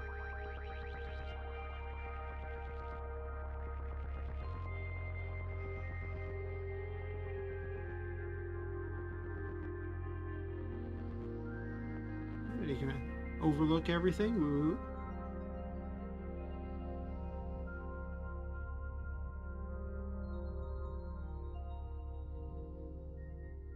It's very laggy.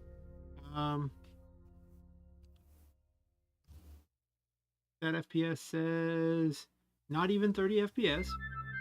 I need to fix this map so that it's able to load ever. Of course, it doesn't help that I literally have over 20 programs running on my computer right now. And I'm glitching on something. Maybe I'll make this game a point-and-click adventure. Maybe I don't even want to make combat. It's an actual adventure game. That'd be kind of cool. Yep, all the way at the top. Woohoo! I'm not walking down. No.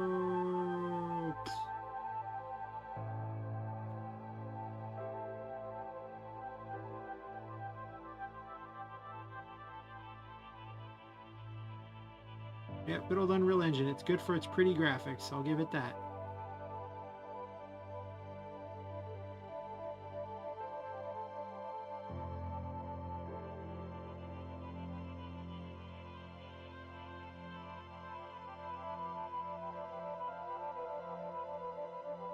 And these aren't solid. I can walk off into these if I want to. Kind of hard to see though. They're pretty tall. In case I want to explore more for reasons that I don't understand. But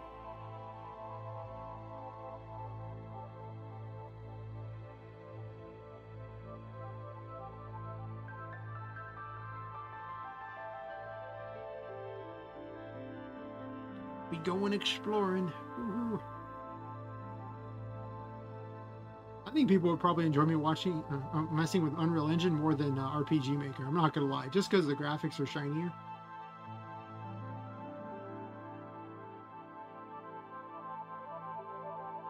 You can just see way too much detail for no reason, just because.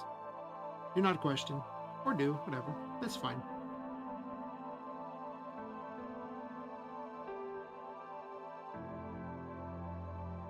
But I haven't really made much in the way of gameplay for it, so. I had some like wolves you could fight in the first version of it, and then it broke a bunch of times, and I didn't really do much with it after that. Besides sit there and try to get Unreal Engine 5 to work without breaking over and over.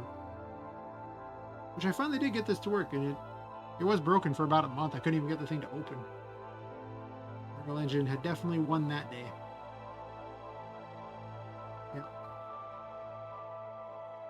Crazy random forest.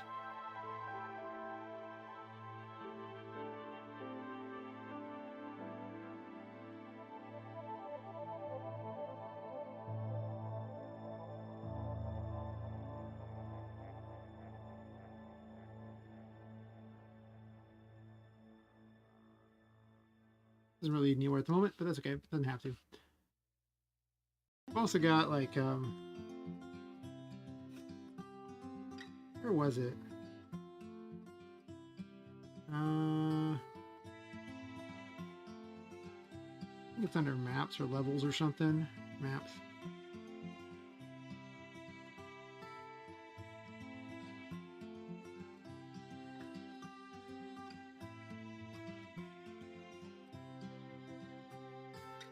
I need to turn off something on this one. I was using an effect that I don't like and I'm getting rid of. Post-process, right? Yeah.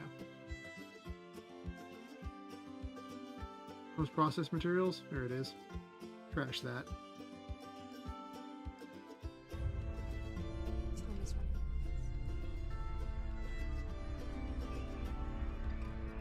Cave run's way better. Getting like 40 FPS here. Yeah. She can actually jump more than once, by the way. I know I wasn't using that the whole time, but I did give her a multi-jump. That's adorable, Moss. When you think I have free time. I basically never get to play games. My idea of playing games is testing things out. Because I spend all my time making them. Doing art and things like that. So I don't really get to play hardly anything. I could sit there and play games. I thought about playing some on stream just so I had an excuse to play games.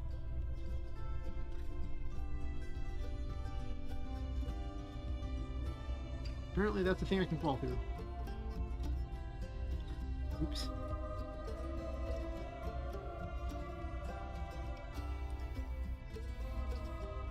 I'm actually running through this level backwards because I foolishly started the wrong thing there.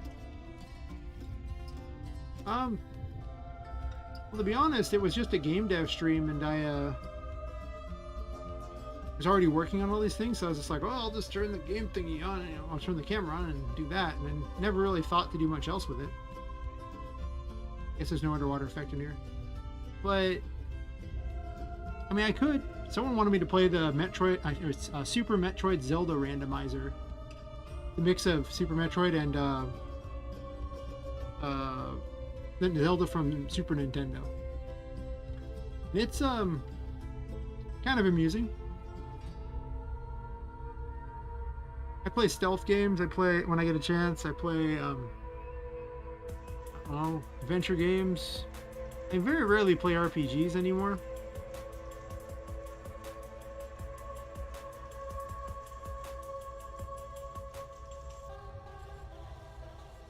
Yep. This is the Unreal game I was working on.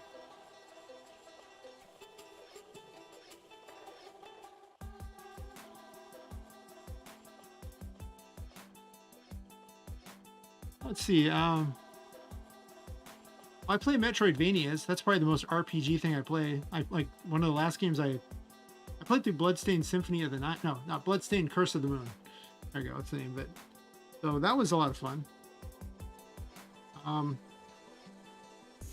I guess I can open. Epic usually gives me free games, and those are the ones I end up playing. So what do we got here? Because every week Epic gives me another free game, and every once in a while I actually do play one of them. Like they gave me Dishonored Death of the Outsider that I meant to play. I realize it's not a new game, but I remember playing Dishonored 1 and 2 and I liked those, so I figured I'd like Dishonored Death of the Outsider. They gave me Dishonored, but maybe that.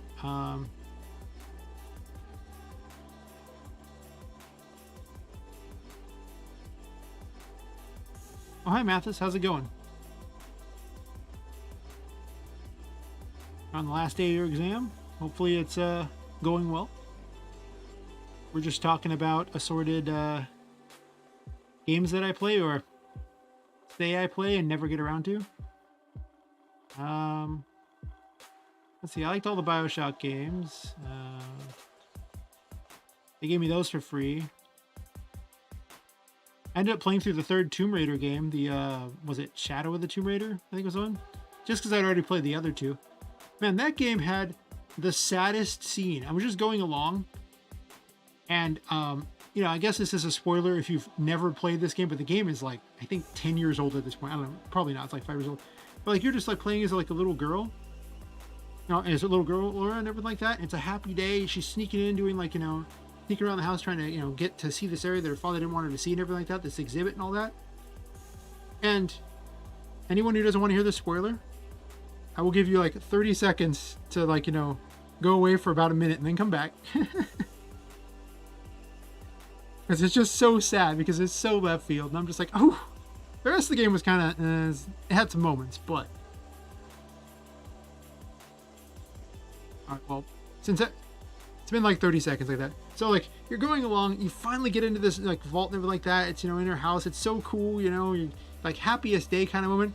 And then she hears gunshots and all that, and then goes in and finds her father has killed himself. It's like the worst scene ever. She's like learning all these things about her mother and everything like that. Like, you know, that she's, you know, hidden in this vault, like everything her father treasured, and then that happens, and it's just like, wow. The rest of the game kind of sucked, but that was a pretty good moment. So yeah, played that. It was fun. Okay, the gameplay was fun. The story was kind of stupid, but that part was crazy. And then what else did I like playing? I was just going down the list of games that they give me for free, and they've given a lot. I want to play Control at some point. That looks like it might be fun. Probably install that at some point soon. You just vomited? Can you like you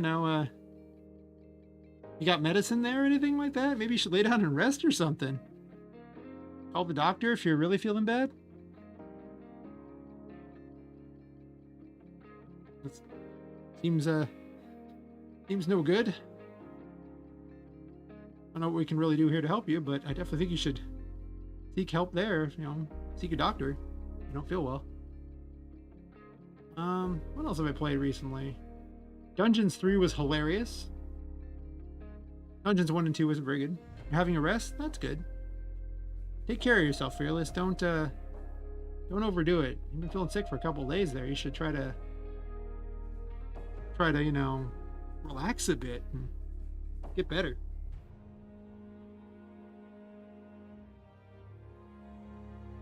But yeah, I have to play through the Hitman game too. I meant to do that. I definitely enjoy those kinds of games. It's funny that I make games in RPGMaker, and I'm not even much of an RPG fan anymore. I used to be. I played games like Torchlight 1 and 2 before, sure. I played the Borderlands games. The pre-sequel was great.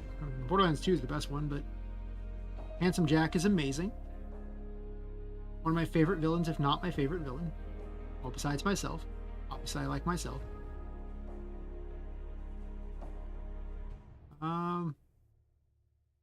Never did play the Outer Worlds. I got it for free. Sundered was fun. If it's a Metroidvania, I'm just down.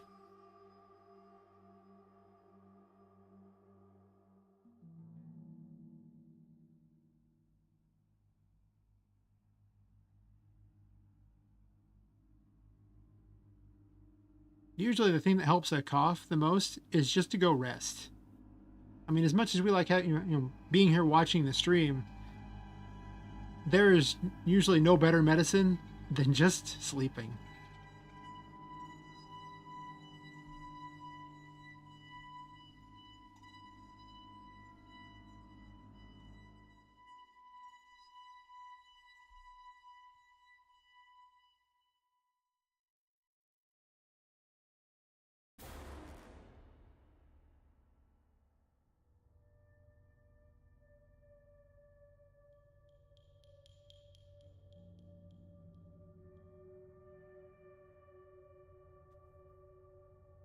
Anyway, let's close this up and go back to working on that.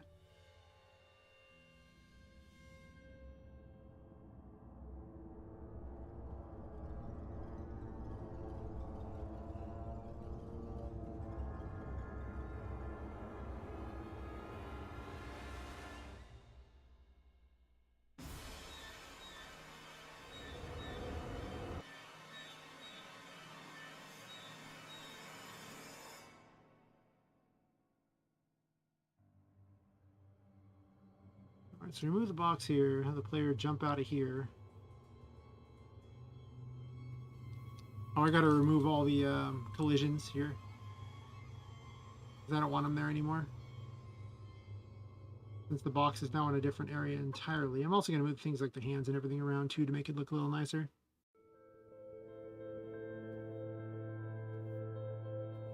Yeah, usually if I have like a cough or anything like that, or I start to feel sick, I usually load up on vitamin C and just sleep. When I caught COVID, I got over it in 3 days. By the 4th day, I was literally cleaning my room and the rest of the house because I was so bored and didn't want to be around anyone for like 10 days just because I didn't want to get clients sick or anything. I got enough money that I'd feel worse getting a client sick than losing some money off work. I'm not that worried about it. But 3 days, I basically just laid in bed and I was just like, I just had water for 3 days for the most part. Lost a pretty good amount of weight. Never got that weight back to. COVID did good things for me. Weirdly enough, it did good things for me.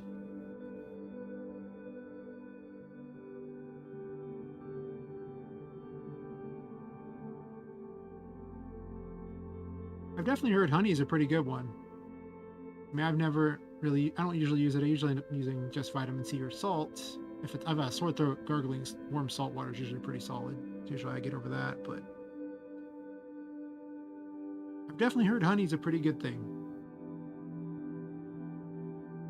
See if that fixed the collision problem. I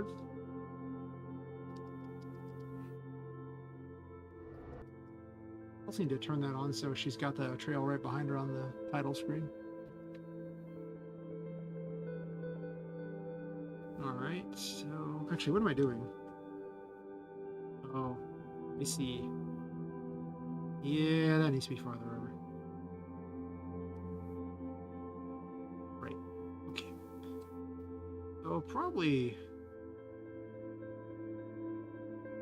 put events in to mark the backs of things, right? This is the back of the chest. So probably about, well, I'm gonna guess it's about here. Let's go all the way to the bottom.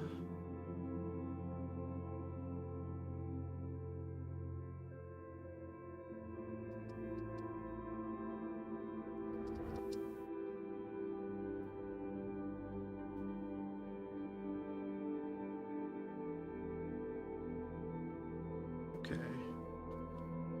Perfect, perfect. I forgot that I changed your collision thingy a bit when she goes from ground to air.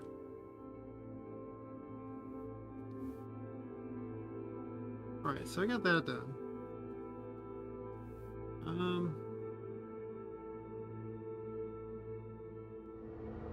I did that picture. Which pictures haven't I done? Oh yeah, I was gonna make a thing so that she was hidden behind that, so it looked like she was literally in the painting and not standing in front of it between the frame and the painting like she is now.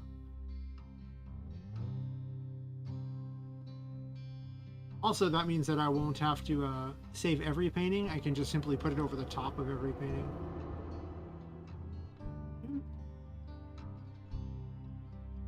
Let's code that in.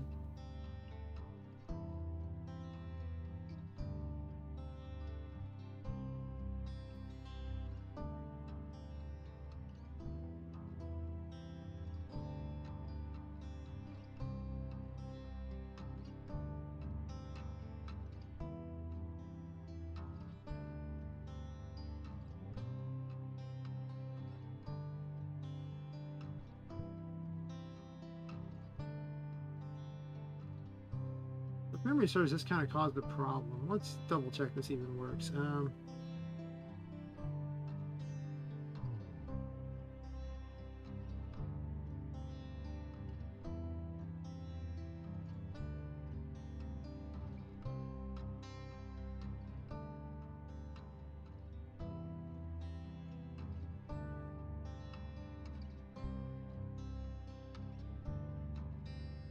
I have to do this and then do a 2 on it, I think. Yeah. The tutorial I was building actually does exactly this thing that I'm about to do here. We create a string literal here.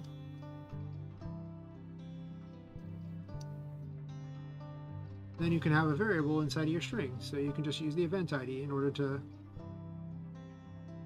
duplicate events or duplicate things on the same event while using the same event ID as the name. Pretty good. Pretty good indeed.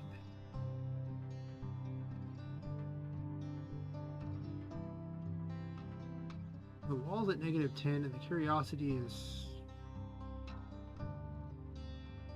further back than that, probably. Where's Tinket at? I feel like this is gonna have to be pretty far up front. Maybe like at -2, I guess.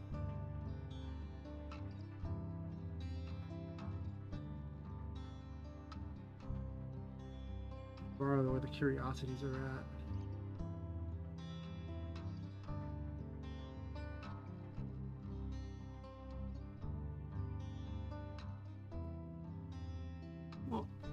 Catch you later, Moss One. Thanks for wandering by the stream. If you get bored, I'll likely be around tomorrow night doing exactly the same thing. Probably around the same time.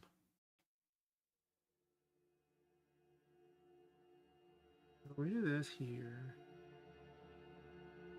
And then I'm just going to go ahead and name this...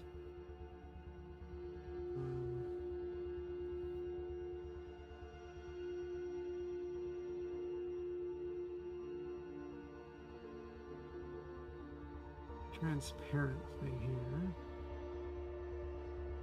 It's right there, right? Pop customer chat. Okay. Need this really fast. Oh, it's got to be a string.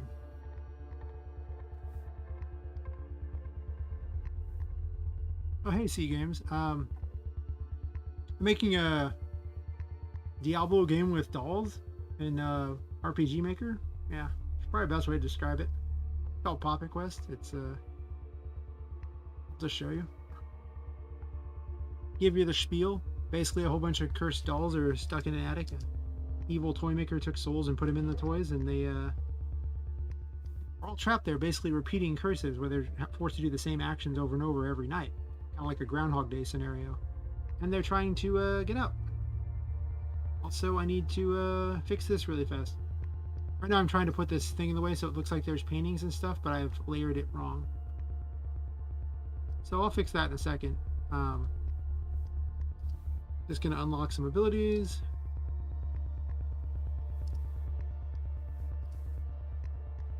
Alright. I'll fix this in a second.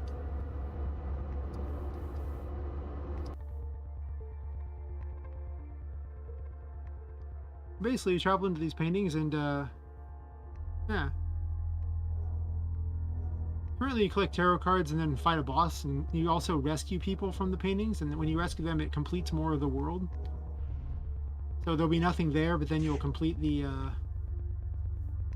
you'll pull someone out there, and suddenly their building will also be there, and what they do will be there. Give you an idea. Oops. Suppose I actually had to fight it.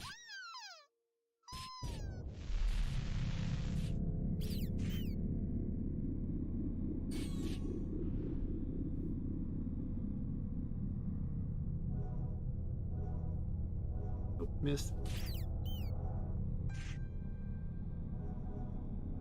The boss is kind of vicious like that. Oh, there's one of the bosses.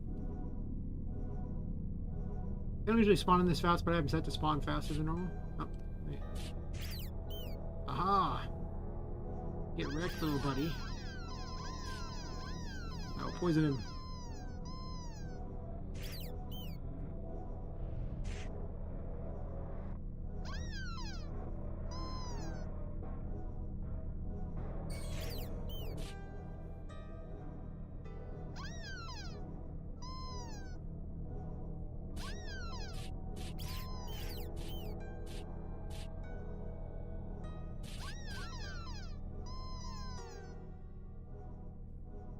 We got those guys that can fight.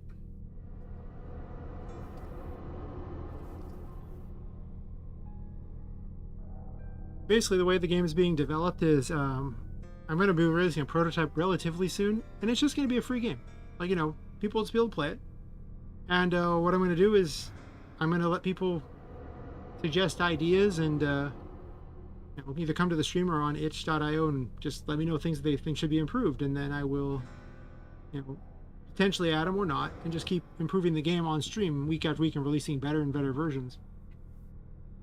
Partially just to get perpetual stream content.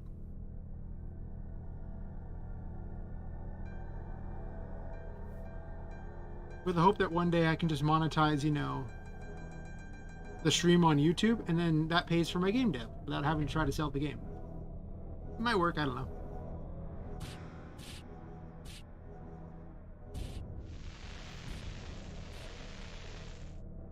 But if for some reason you want to see someone do weird things with RPGMaker... Oh yeah, there's one of the little quest people. She's a shopkeeper, and if you rescue her, then she'll sell you all kinds of things. At present, there's only 4 quest characters. And I haven't quite programmed in really complicated quests, so right now you're just rescuing them. And she'll follow you if you get close enough for her. If you get too far away, she'll just wait. She's like, yep.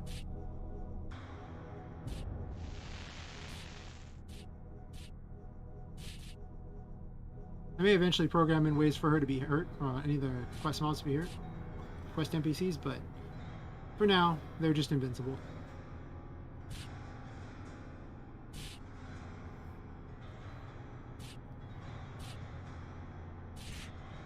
Drop some firewalls for them, some lightning bolts, things like that.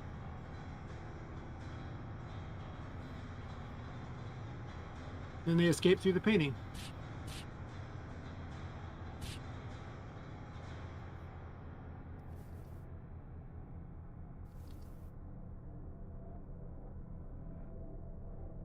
I have everything set up to be unlocked right now because I'm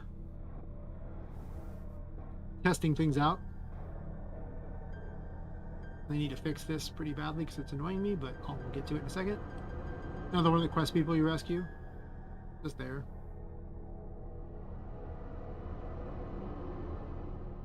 Another quest person you rescue who plays a tarot minigame that I need to fix because I broke something in it recently, but...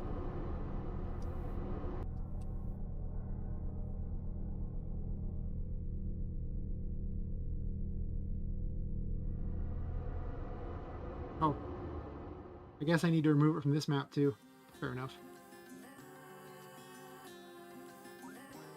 Right now we're listening to all of YouTube's, royalty-free musics. Some of them are pretty questionable. At least I won't get a copyright strike. And then, like that NPC I rescued, it would be... need to change how this works. It's not going to be acceptable that way. Yeah, she's hiding, inside this mirror. I need to remove that.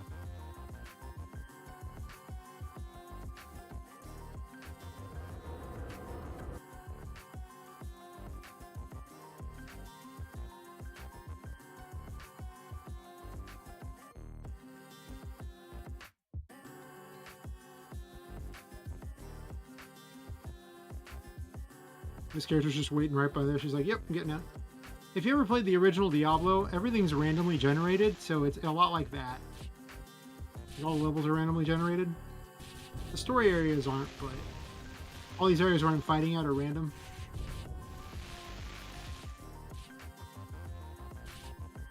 And unlike Diablo, you've actually got a defensive barrier, and you've got the ability to turn into a ghost and fly past things for a limited period of time. So you have evasion as well.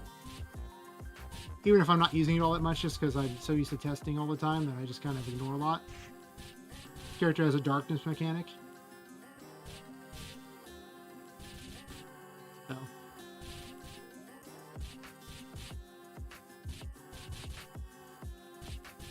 Yeah, that's kind of largely what I'm working on at the moment.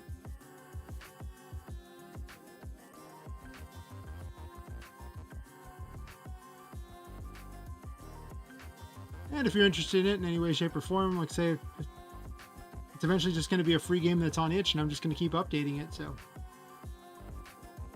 if you wander back to the stream periodically, eventually I will release it. It's probably going to be maybe a week away before I release the first version.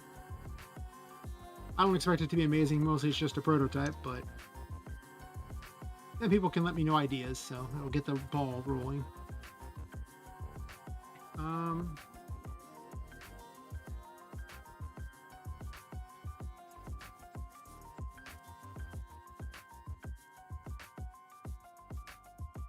How high does this need to be? It had to be moved up a bunch, right?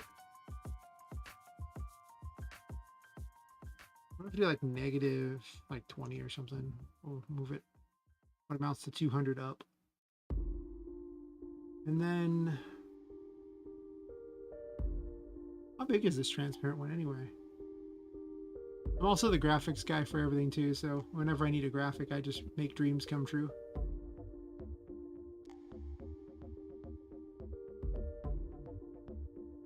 I think I'm just going to make this a 1920 1080. I don't really think it needs to be so small.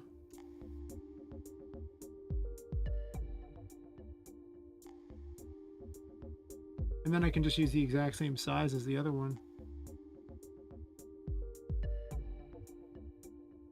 Oh no, by all means, give all the criticism you want. I've actually made changes to the game because of the criticisms that people have actually put in just watching. I mean, That's the whole point. Don't worry about hurting my feelings or anything like that. This is a learning experience, as I say.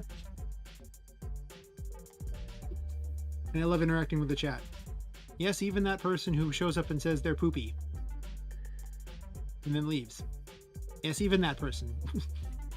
There is a person who does that. It takes all kinds.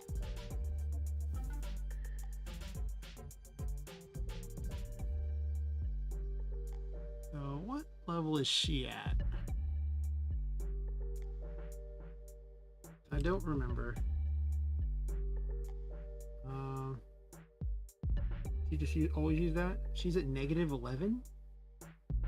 Okay. Well, she's at negative 11. Why don't I kick this up to like negative 8? And then kick this back to negative 9, I guess. And I'll leave negative 10 as a potential for anybody. And then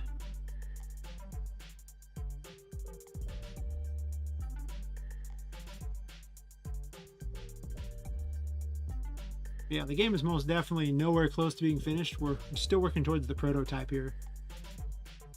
So there's plenty of time to change everything. Unless you don't want me to play with dolls. Obviously, it's going to be about dolls. Sorry. I like dolls. And creepy toys.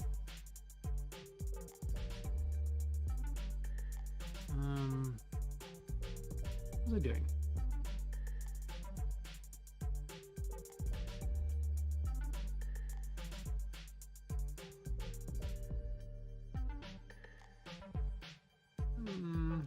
I don't want them all to have this.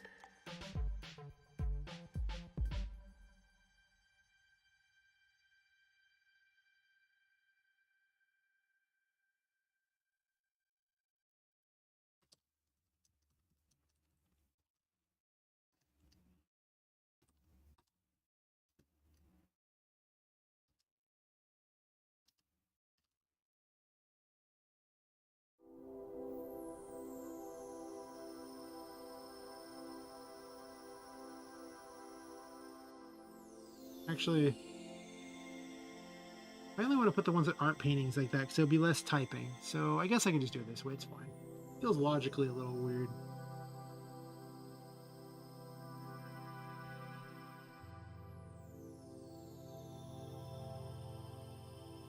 But most of the things are paintings. So I'm going to want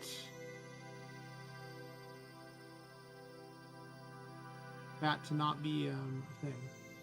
Let's see. Yeah, don't push that. But this self-variable.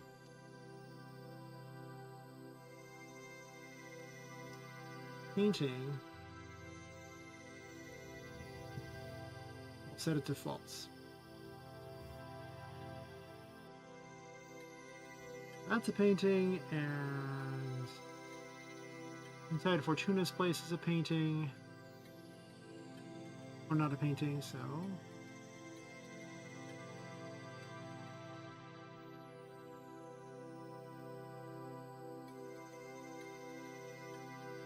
did I not do that?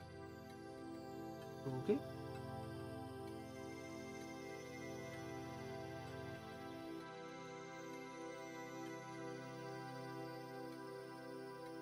That's entirely fair. I've been changing her move speed a lot, and I haven't really updated her animation since I've been changing it. I keep tweaking with it, but I'm definitely in agreement. It doesn't look as good as it should by any stretch of the imagination.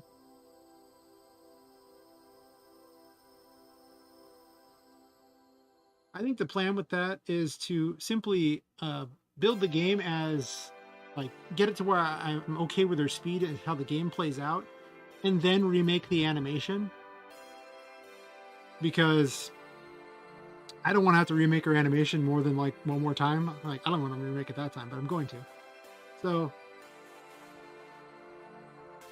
I am definitely in agreement. It is definitely getting changed. Unfortunately, my art guy is lazy, okay? By the way, I'm a team of one, so you know.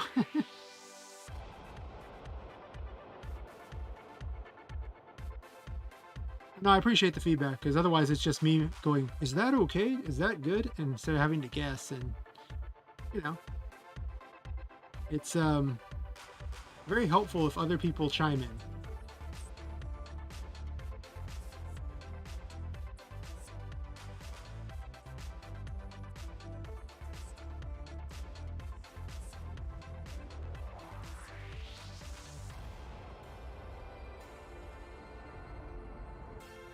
Wait, are these curiosities at 9? Uh-oh.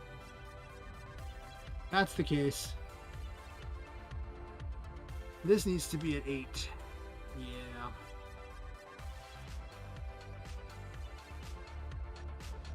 I think the mirror is the last one. Wait, that's 2. Story map 1's the one I'm most worried about, right?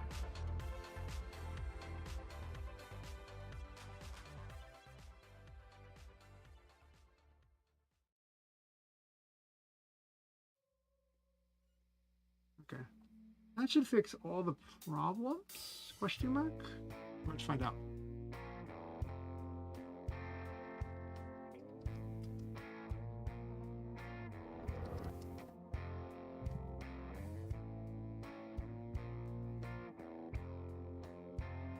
One of the problems I'm having is that RPGMaker isn't really known for its ability to do much of anything, so I'm trying to get it to do things it's just not normally good at. And I made a whole animation plugin just so it could actually display all this stuff in the first place. Apparently the pictures are, well, it's just way off. Oh wait. This needs to be at -7. It has to be in front of that. I'm smart. I am, really. Totally. Uh-huh. No, why not? Let's do that here. I think that'll fix it.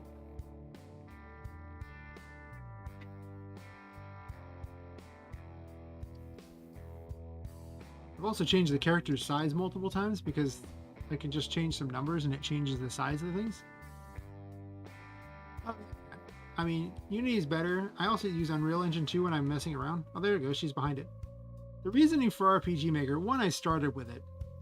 But two, it was all about, if you built this same game in Unity, almost nobody'd be impressed. But the theory is if you took something that was as crappy as RPGMaker, and you made this and that, people would be like, oh, I can't believe you did that. There you go.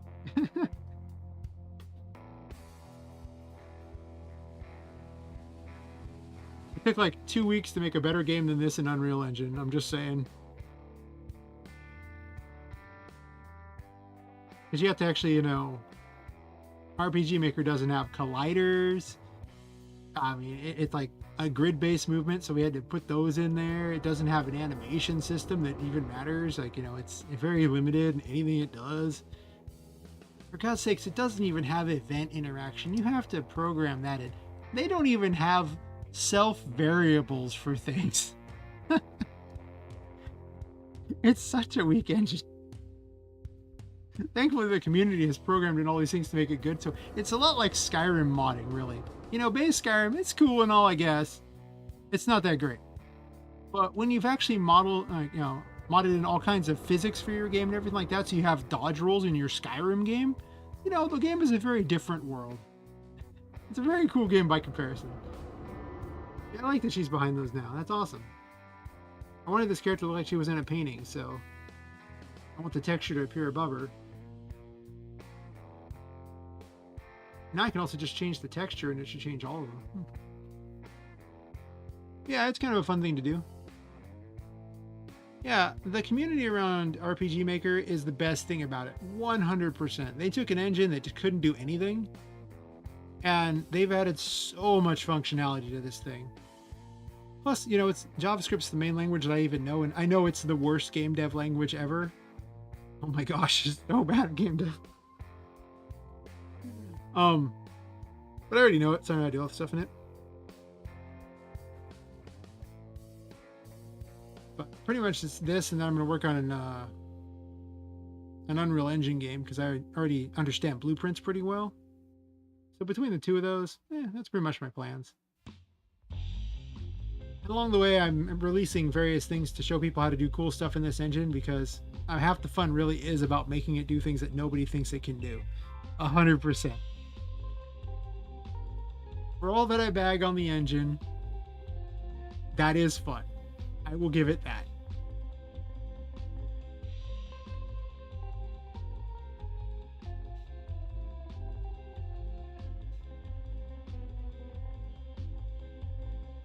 I will still make fun of it for not having built-in self variables, though. That is 100%. I'm going to make fun of it forever for that until they put that in there.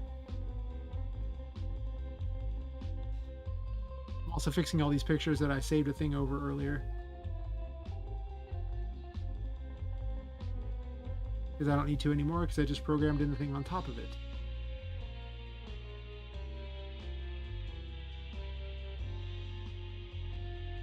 Yeah, I like it to, using something like Godot, which is, well, not very good.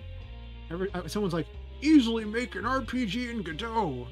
I watched their video. They spent half an hour, and what they had at the end was basically what amounts to you starting if you just opened up RPGMaker. And I was like, this is not an RPG, buddy. There's no content here. You managed to get a character moving around a map. You could have opened up a base Unity game and already had that. I don't understand. This took half an hour of work. This is a terrible engine. What are you doing? But no, don't need that picture. But I also appreciate how much fun they probably had doing dumb things with Godot. So yeah. I'm gonna test this out while I'm at it. Now the test should be really easy to see if a slightly darker thing improves the art or not. It might.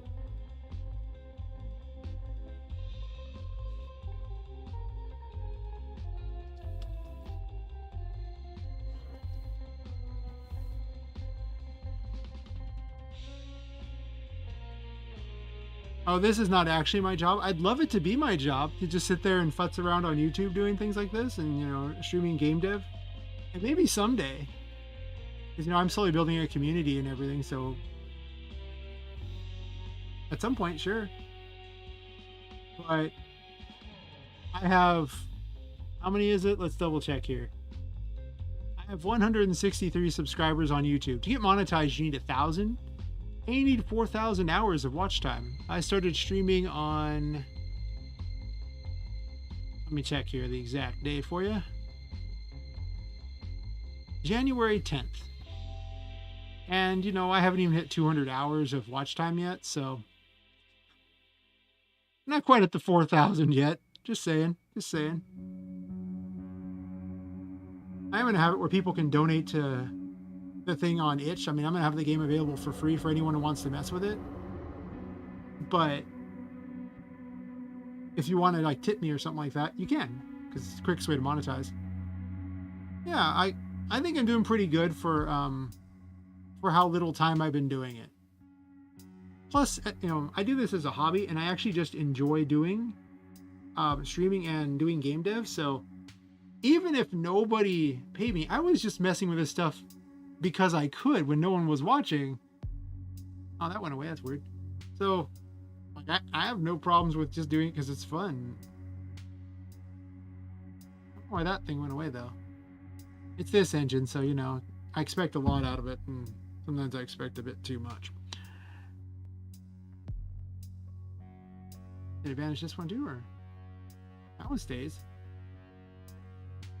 Weird.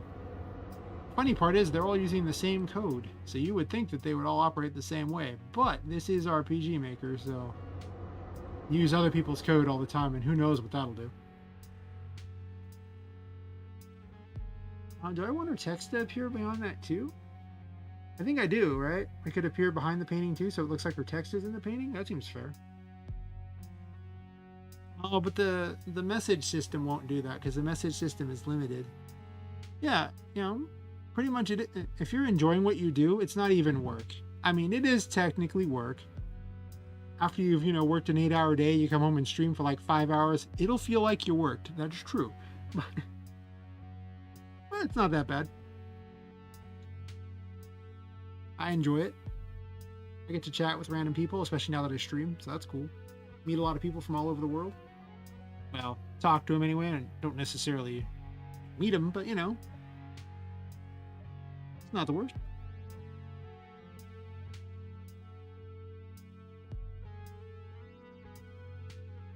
You gotta fix the tarot minigame. That's right.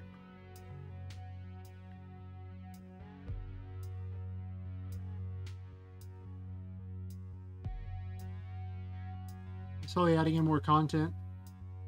Most of this content has actually come about in the last couple weeks because I was just building the system so the game could run in the first place.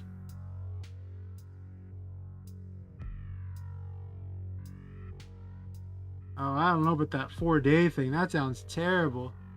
This game was originally a game jam game, and they gave me an entire month. Granted, I got in like with 25 days left, but that was already a lot since I work, full time. I'm just like, I don't know about this. Though game jams do a wonderful thing, they force you to release the damn game.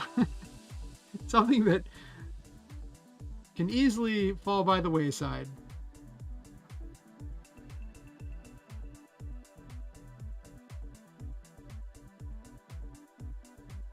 So why didn't this work?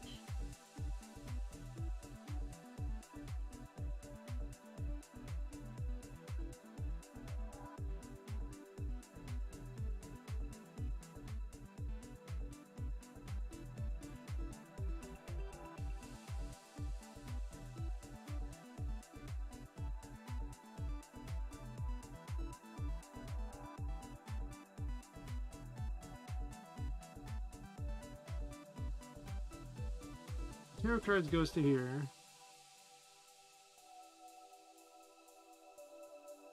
Oh yeah. In 4 days, anything you can produce in 4 days that looks even remotely like a game, it's got my approval.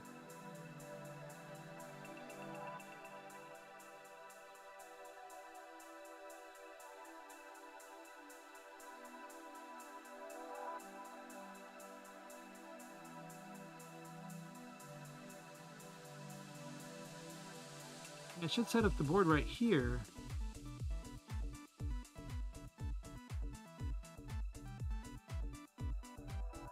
I think when I did this, I'm gonna double check what I did. I think it was like an hour ago I checked this, and I don't even remember.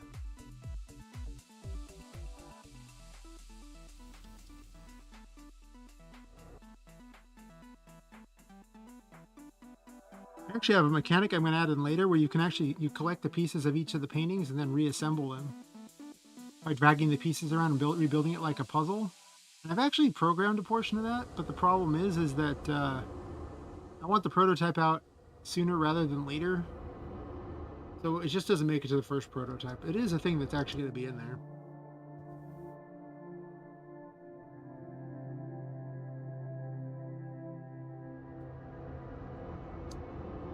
So let's see.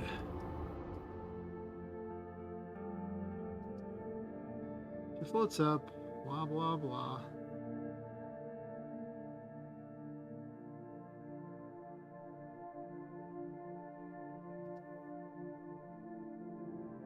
Yeah. Oh, it worked. Cool. I think it worked. Did it? I made her larger after I'd made this game, so unfortunately she kind of blocks it. So I need to shrink her down or something, I guess. She's actually kind of hard to tell. Okay, is that the same one? Yep.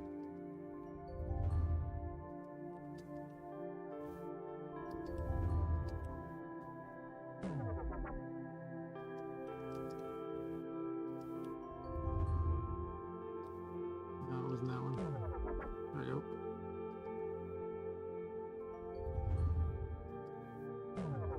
I'm just making certain the actual thing works. That's this one right now.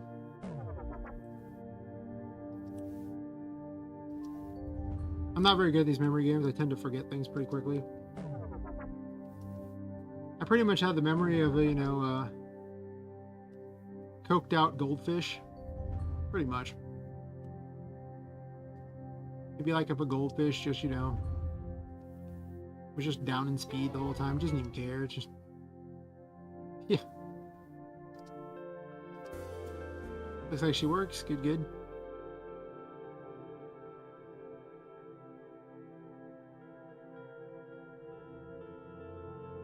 Yeah, I ended up making all these particles and everything like that too, and just doing all the art. It's just a lot of fun.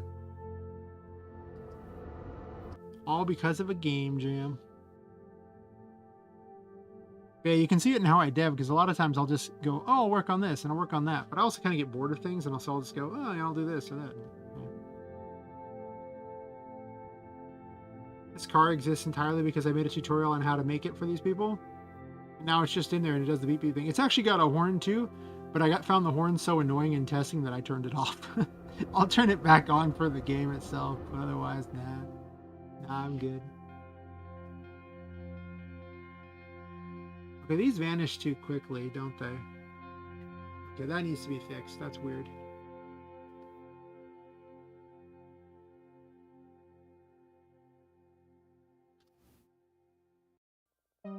So one of the things to note is that RPGMaker is not a very strong engine, so it can't actually load up all these graphics without reducing itself down to 30 FPS.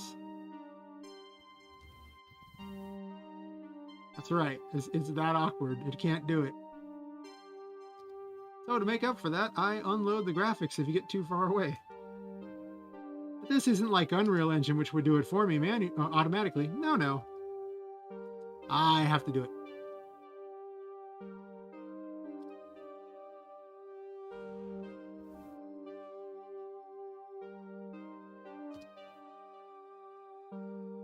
Using a function I wrote.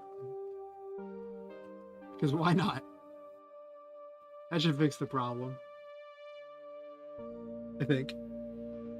Find out.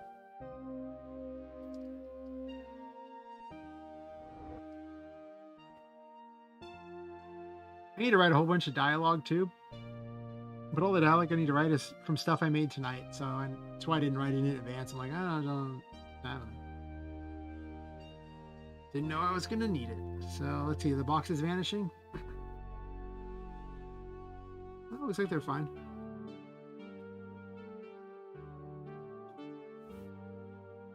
I'll go this way and see if they vanish this way. Nope. All good. Cool. Alright, so I guess... Oh wait, there's an ending area too. So for the ending area, where the tutorial ends, I actually let them play an area that's unfinished. As a reward for beating the areas that are currently available. Like, if you really want to, you can play this area that's unfinished and see what's coming up. It's broken. You know in advance it's completely unfair. The boss is a complete jerk because I had the game set up originally where you started with 100 health and now you start with 10, so... But I never rebalanced that boss one bit. So the boss is just a complete jerk. The giant teddy bear with a plastic sword. So you get a humiliating beatdown from a giant teddy bear.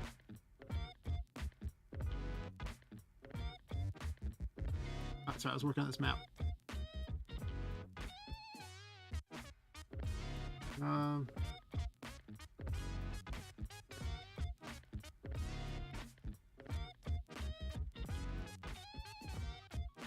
That's right, I haven't been copy paste since I did that painting thing a million years ago.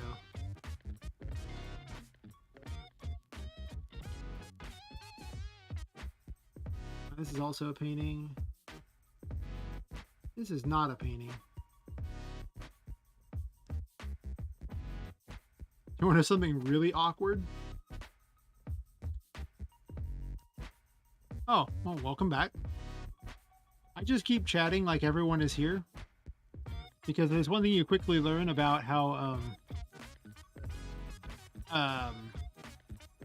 YouTube's backend is. This stuff happens. Where it'll show you concurrent viewers too, but then say 3 over here, and you're like, what? And it'll just go up and down. And I've had people message me when there's 0 viewers, and I'm like, okay. So, I just keep chatting. Remember, the best thing about streaming, the single greatest thing ever, is you can sit there and talk to yourself the entire time, and you don't even look crazy because everyone thinks you're talking to like viewers, and not just to yourself. It's the same thing as giving a crazy person a cell phone as they walk along the street. Everyone just thinks they're normal.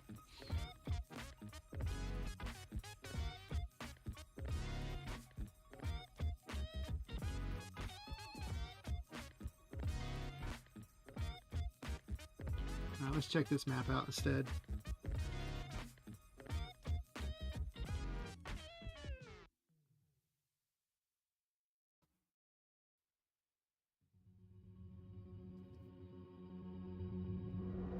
I gotta fix her smoke trail on that too.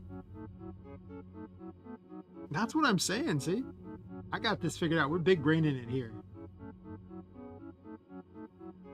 This is easily like 5,000 IQ there.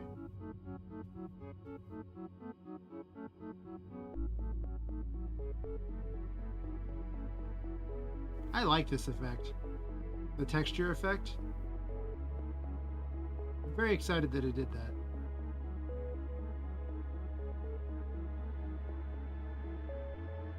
Yes, the weird hole in the wall. Do not question the hole in the wall. One day we decided to make a hole in the wall, and that's how that hole in the wall happened. But it also showcases the saddest and funniest thing you'll ever see about how JavaScript closes things. This is me running the JavaScript close command. Watch what happens. Oh, look, it freezes. That's a change they made in the close command for JavaScript. Isn't that cool? I'm actually not sure how you're supposed to exit the game anymore. Yeah, I know, right? Isn't that wonderful? Because if you didn't make the window with the open window command, you can no longer close the window, which means you cannot close the program. I don't know. Whatever. It's all good. Oh. Cool. I'm glad you like the hole in the wall there. Or, you know. It'll be interesting. I don't know what I'm going to do with it yet. It was supposed to be how you exited the game temporarily, because, well, it's basically the end of the prototype, but then this happened, and I'm like, oh, I see. I must figure out a way to make the game exit, because that's par for the course for this engine and JavaScript in general. Oh, I don't blame you one bit. I don't blame you one bit at all. This is actually a change that was made in because RPGMaker doesn't actually export its things, like it doesn't make its own standalone programs. It actually exports it in a mini Chromium browser. So you update NWJS, which is basically the browser that it's sent out in. And that was one of the fun updates they had, that it just breaks the close command. You get increased performance though, but you gotta remember that this is JavaScript, so, and it always runs in browsers, which means that you're throttled if you use, what was it, enough resources that would cause lag in any other tab. So yeah, you thought you had the full resource computer? No, you've got maybe 10 to 20% of the computer's resources at your disposal. Have fun. It's comedic sometimes. I just laugh. It's whatever. I will say one thing though, at least it loads up.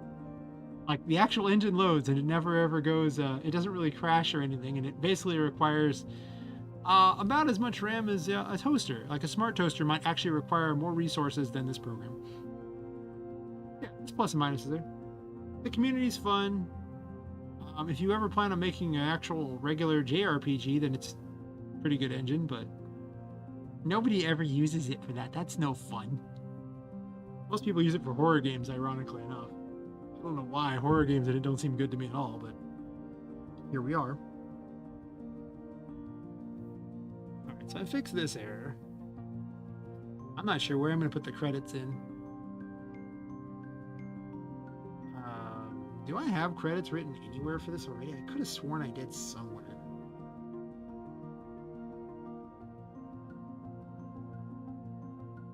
I hate to have to hunt down all that information again.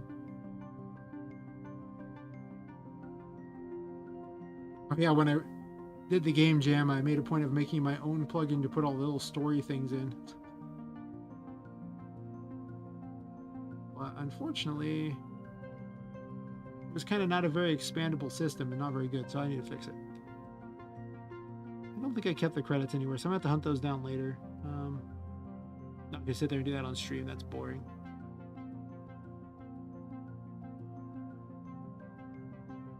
Well, I'm going to make a change to this map here, the ending map. Because I don't think that the mirror character needs to be there. you know, maybe I'll make her rescuable and she'll show up on the map. That's fair. Sure. Character from another game that I was working on but decided not to end up making because too many game projects. What we're gonna do is I'm just gonna do a little hot copy paste action.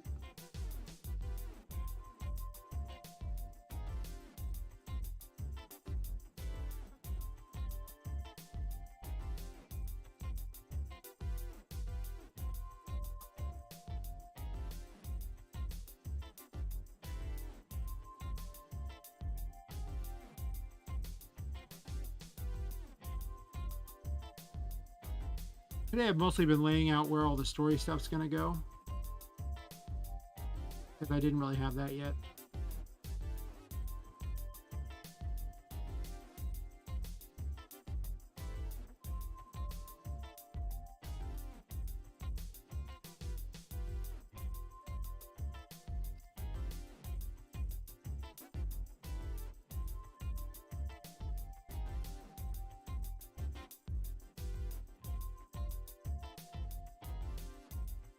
I haven't really rendered any extra images for these though.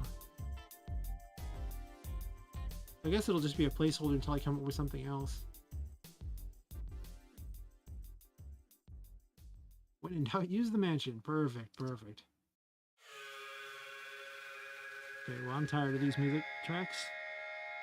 YouTube's finest free music tracks are terrible. That's being generous.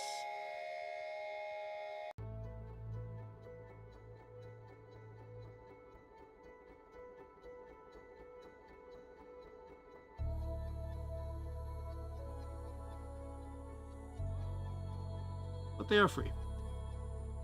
And you won't get a copyright strike. You've never lived until you've been copyright struck for music you paid for. Like, but I paid for the rights to use this. Yeah, that's definitely a plus. I remember once I've been copyright struck by the people I literally paid for the music from, and I was like, really? Really? I paid you guys. What? Like, here's the receipt. They did not respond back. If they wait 30 days, if after 30 days they don't respond, then it just auto closes it. So you just win by default.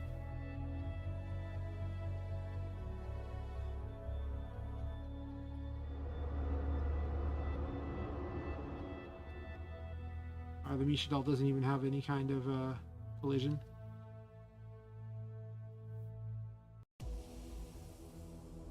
Oh. I guess the end was written in the corner. Fair enough. Whatever, I'm going to have different pictures anyway. I changed the character's look at one point, and I need to re-render all the pictures that she was in. I need a picture for this too. He says that's picture 4, huh? Really? I guess the event numbers are going to be wrong. I need to set that up for that map too. All right.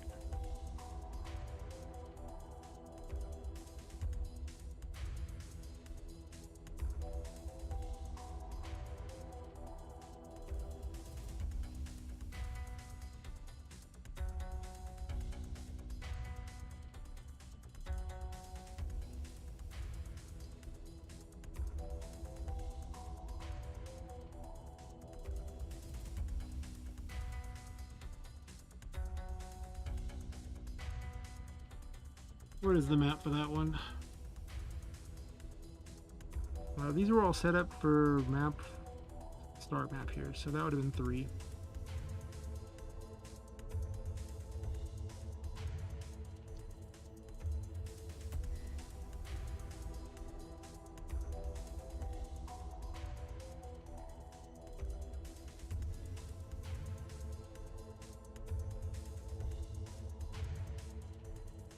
She's got, well, she's got a poison attack, a freezing attack, a firewall attack, a lightning storm attack. Am I forgetting something? the ones I programmed in so far. Plus her basic attack, of course, so she's got those. Utility spells I programmed in so far are heal, this star armor thing, which basically gives you temporary invulnerability. It might eventually become a damage reduction, I don't know. I keep playing around with the stats. I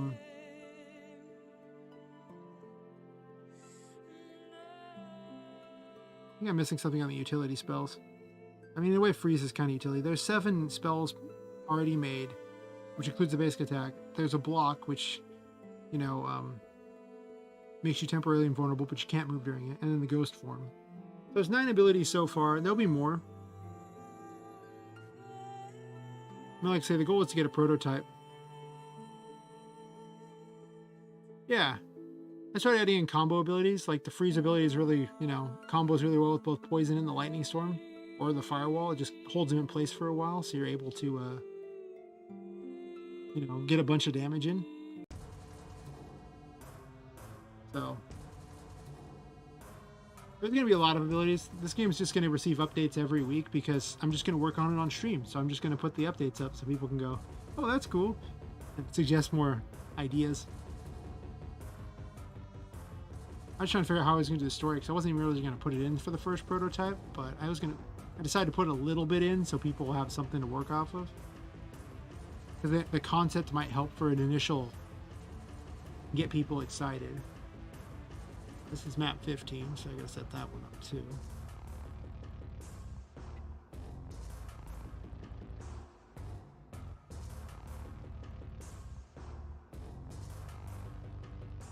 That's that break right there. Base 15.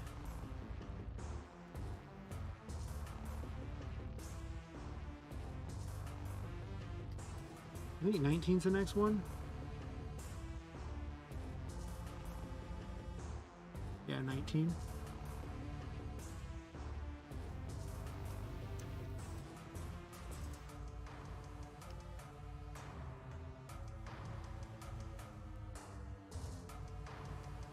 Sure.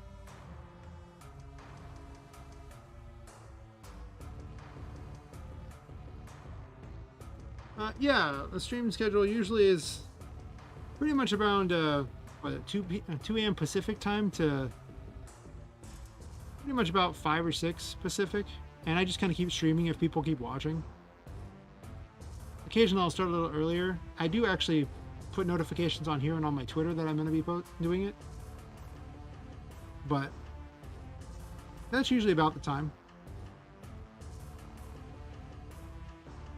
I've been kind of testing out various times, but that seems to be the most successful time because I'm on, Pacific time is so far behind everyone that, 2 a.m. for me is already like, 5 or 6 a.m. on the East Coast, and then in Europe it's the afternoon. Asia, it's evening. So it's...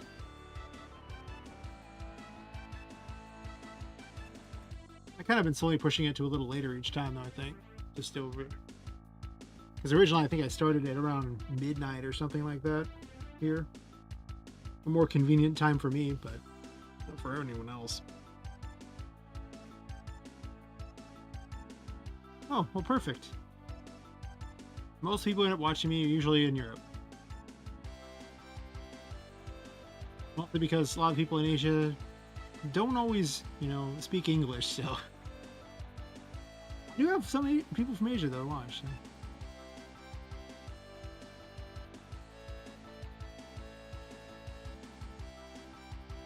These were for there, and then...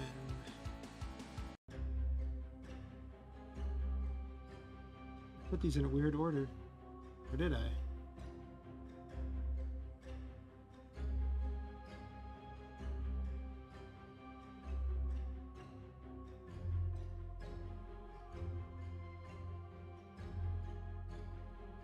I put them inside of that like an idiot.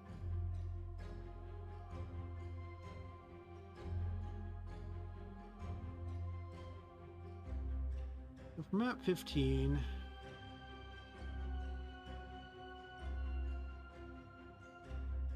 Right now I have it set that when when Tinka, the character in the background here, walks near a painting, if she's within a certain range of it, it pushes the ID of that painting into an array, and then she's watching for which one she's closest to in that array. And then she'll display text based upon that, but she only displays it once, so that's how she knows where she's at.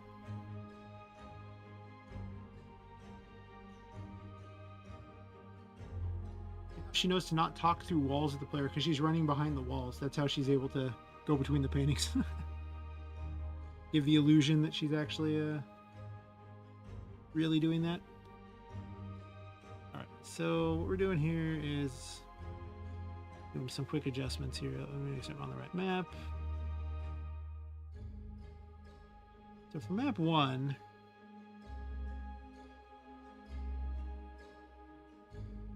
I don't know which of these is more exciting to have on the screen. Probably neither. So the first one is just number 1. That's fine. That matches. Perfect. The next one is 3. Also matches. Perfect.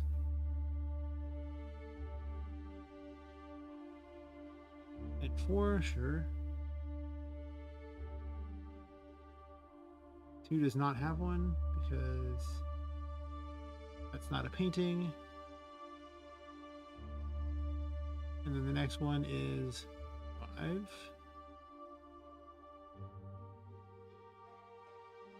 Actually, the event IDs are pretty close. And then the giant mirror does not have one. So this one ends at 5. Okay. And for map 19, which is this one here, it also starts at 1. How convenient. I'm checking the number right down here. This number, there's the event number. This one's number 2. How convenient. Quick change there. Map has way less of them. Convenient. 1, 2, and 3. Perfect. And then it just does the 3.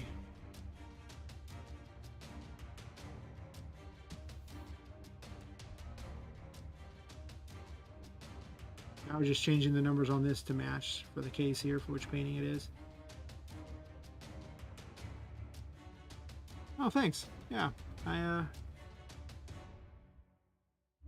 it was actually another game I was making where I thought it'd be kind of cool to have, you know, paintings to go through and everything like that, and then I ended up adopting it in this one because the other game basically was just in dev hell forever, and I just yeah, I don't think I'm ever gonna finish that one. I'm good. Had cool graphics. I mean, it had an interesting style to its graphics. I think that's more accurate. Cool is people thinking it's all, you know, like 3D amazing or whatever. Nah, more artsy. Actually, I will just show you because, yeah, why not?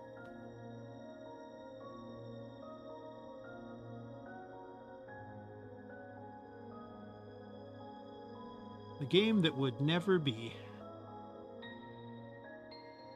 Where are you at, game that would never be?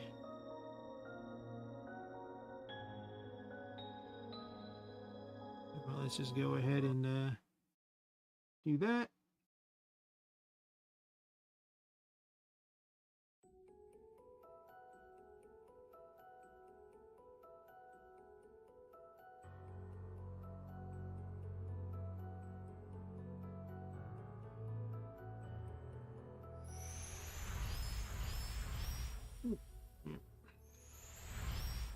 Definitely locked my arm on, hit my funny bone on the desk there. That was very unpleasant.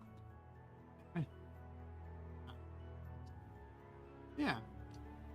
Oh, that's right. This game doesn't even use mouse controls because I had to make mouse controls because RPGMaker is not very good with mouse controls.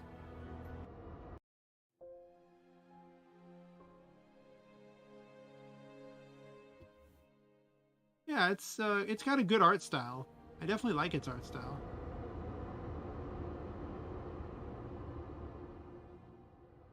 I tend to use a lot of tools to produce things like that. Like I do some of the artwork myself. A lot of times I end up creating these in various things. Like a lot of these graphics were I built the maps in Incarnate.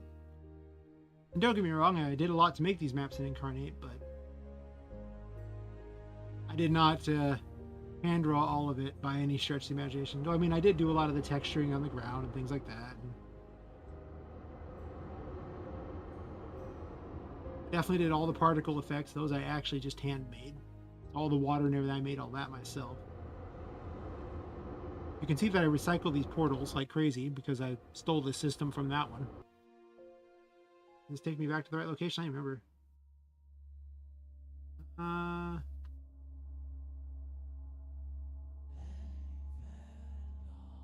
No, that's not what I want.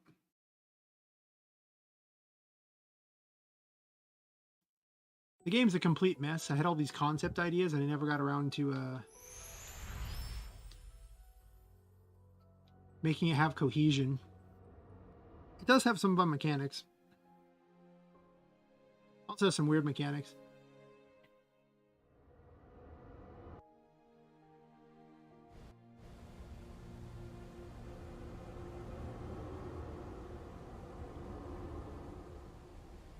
Yeah, I kind of have fun with those, the particle water and everything. And it's actually got, you know, great collision. I mean, this is not an engine designed to have real collision, so I definitely fixed that.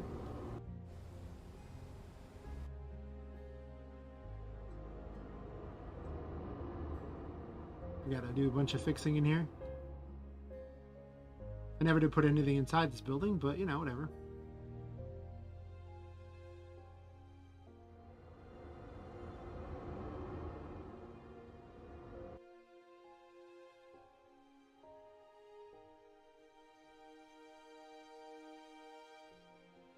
Yeah, I made a bunch of random maps for it, and not all the maps are easily accessible either. Some I have to just straight load into because I didn't really connect them to anything. Because in this game, like the character, you know, ends up having to run away from people, and oh, I guess I forgot to put the water in this one. Listen, don't worry about that star stuff right there.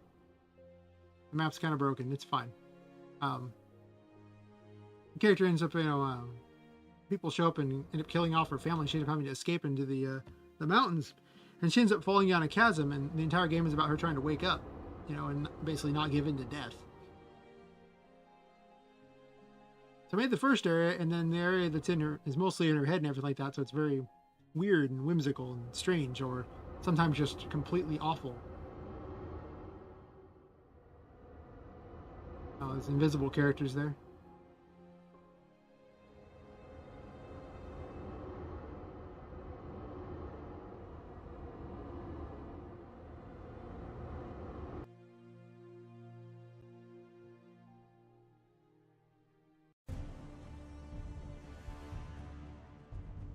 You made a 2D platformer in what? In Unity or something else?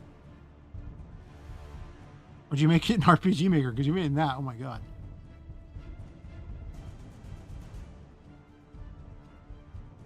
The enemies are super broken in this game. I need to fix them. Yeah, the character fights by dragging this trail behind her and blowing the trail up to do things and using the trail to drag things places. Oh, just straight up scratch. Okay, well that's effort. That's a lot of effort.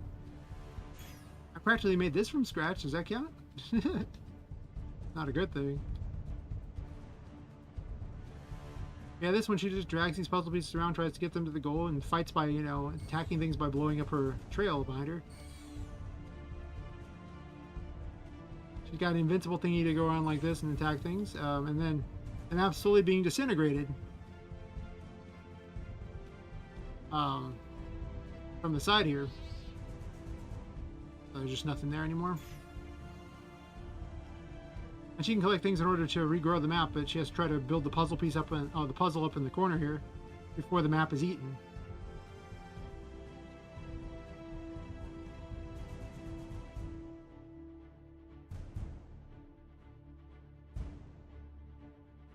Of course, I just have it for infinite right now, so she can just reset the map.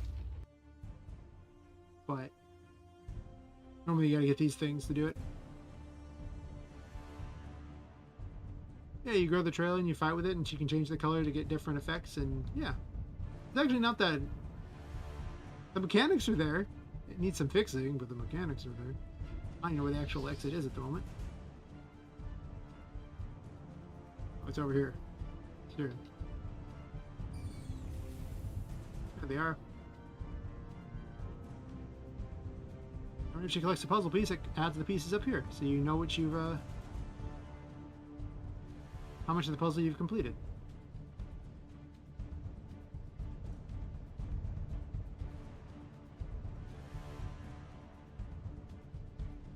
Yeah, the mechanics of the game aren't too bad. I mean, I think it could be actually a pretty good game. I don't know. I've been arguing with myself if I should actually finish it or not. I got to working on Poppet Quest instead, and well, the problem with this game is the direction of the story kept changing. I had to keep making more assets for it, and it just turned into a mess. It has even the wrong picture in the corner for a different character too. Don't even worry about it, okay? It's fine. It's totally fine. But yeah, when you beat the level, you would get taken to the next area, and I can actually probably show you some of the concept areas. I think they're accessible, maybe, but only from a random portal on the home map. I think. Do I have a home map portal? Nice. Here I was talking up RPGMaker about freezing. Let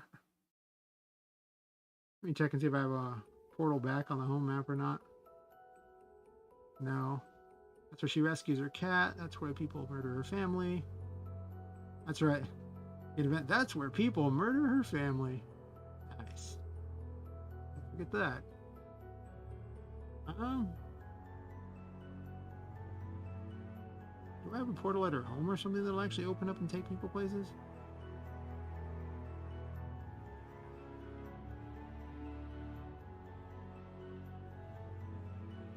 Huh.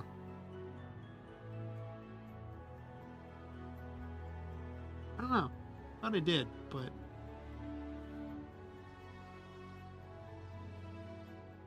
oh yeah, it's you gonna let me move on? Yeah, okay. Ugh. RPGMaker can't do any of this stuff. There's it just can't. Also, why is she walking? Here we go. I don't know if I actually included a way to get to these other areas or not. I hope so. I could have sworn I did somewhere.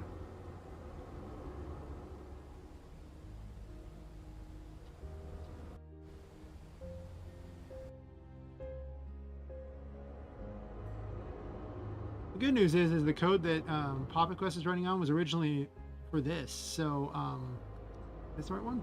Maybe. So now it's a better version of the code for this. So I can actually take the code for Poppet Quest and dump it back over into this game to have a better game. Oh, that just breaks. Cool. Okay, well, you know, I thought maybe it'd work. Do I have any method of getting back to there?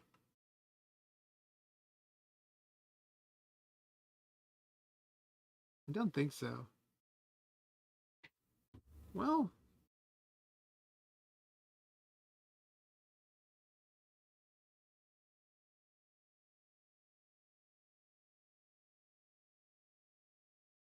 um,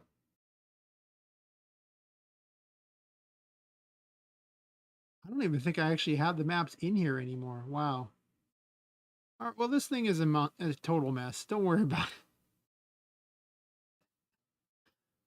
I could probably dig out a working version at some point, but I might actually rescue it. I don't know. It had mechanics. The mechanics were somewhat fun. It used to have some working stuff until I fixed them.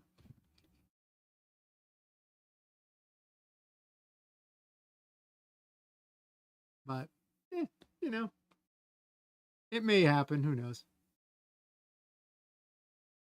Since all this code was literally made to run that, I mean, like in order for I had to make a plugin that creates an entire world and then adds and removes events based on proximity just to do all the to even load the game. The game can't even run. RPG Maker will explode if it tries to run those randomized levels. It can't do it. There's like 1,200 lines of code that exist purely for the purpose of making certain the engine can even run the game in the first place. And what like 500 lines of code for the animation system, which makes use of another plugin that is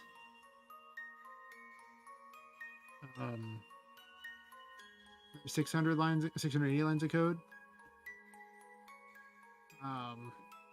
To run the text, I needed another 450. For just random code that's specific to the game, there's another like 1,300 or so here. But don't worry, for all the NPCs, those are governed by this, which is now 1,600 lines of code. This engine can't do anything. It's pretty funny, though. The fact that you can add whatever you want in is the fun. That is it. Like, for all I'm bagging on it, that is the fun. Anyone who says different clearly has just never made RPG Maker do dumb things it's not supposed to.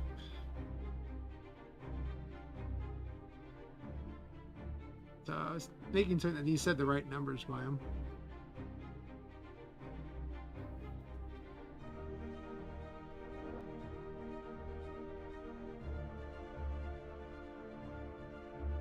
Actually, I learned it by tinkering and breaking things apart and everything like that. That's usually my go-to.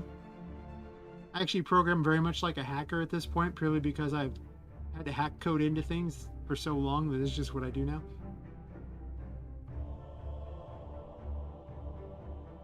Good, she does all the right pictures. Good. And she doesn't do anything on these ones, right? I need to actually stop her from moving over here. She needs a specialized version of her event that can't go over here because she sticks out of the thing, so that's not good. Can't have that. I'll have to deal with that. I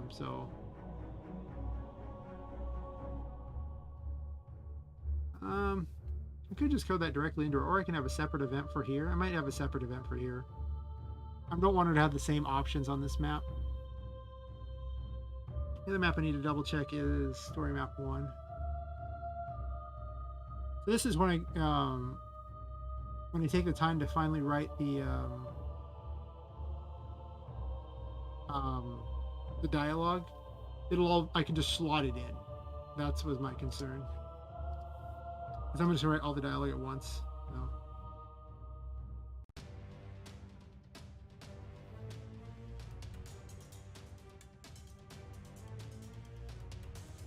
Not necessarily on stream, only because I get really distracted when writing.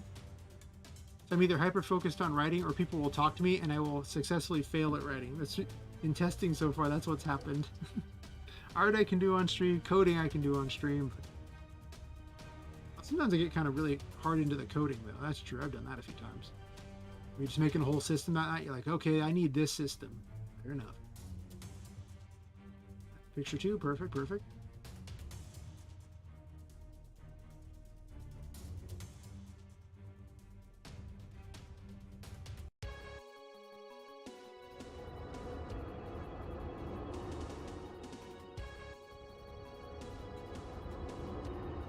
Oh, the thing vanished. Picture 4, huh?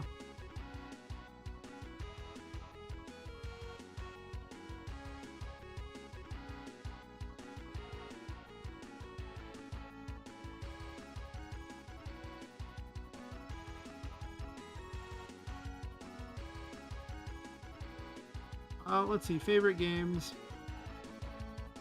Like, if I had to pick all-time favorite games, I would probably pick Castlevania Symphony of the Night because I used to speedrun it and I love it, and probably Jet Set Radio Future. If I had to pick my 2 favorite all-time, I could play that crap all day. Sure. Sadly, there aren't that many games like Jet Set. I did like Hover. Some of the versions were kind of weird. I love Metroidvanias, so if you give me a Metroidvania, I'm just down. I love stealth games, so games like the Hitman series are pretty cool.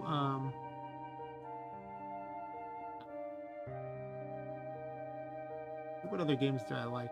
I don't play a whole lot of games anymore. That's true. I played through the last Tomb Raider game entirely stealth. That was pretty fun. finally caught up to it because they gave it to me for free on Epic, so I just played it. What else do I like? No, I haven't played Hollow Knight or Dead Cells. I don't get a lot of time to play games, to be completely honest. I mean, when you work full time, then you come home and then do game dev as well, and I do all the art and everything too. Who has time? And you gotta do all your own testing. That isn't happening. So I do not get the time to do hardly anything that I want to do, game wise. But I actually enjoy making the games more. The more you get into game dev, the harder it is to play random games because you have the ability to do anything you want. So armed with the ability to do anything you want, it's like the ultimate building game. So it's like, I don't really want to do the other stuff necessarily.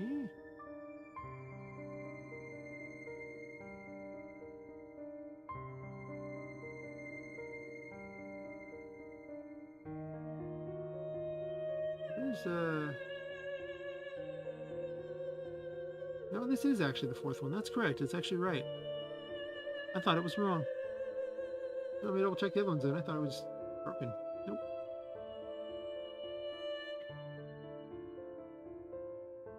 I think as far as more recent games I played, they're my favorite. I mean, I really enjoyed Bloodstained Ritual of the Moon. I was totally into that. If that guy wants to keep making games, I'm more than happy to keep giving him money. Yes. Not that long ago, Epic gave me, what is it, Dishonored Death of the Outsider, which I know is not a new game, but I want to play through that because I enjoyed the other Dishonored games. I'll probably play through those.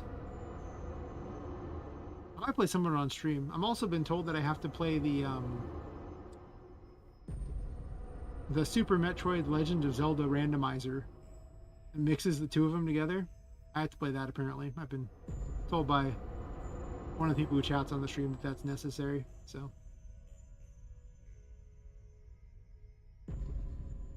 not my normal jam, though I did like the Zelda on Super Nintendo, and I did like Super Metroid, so that's fair. Everything appears to work really well in this, so yeah.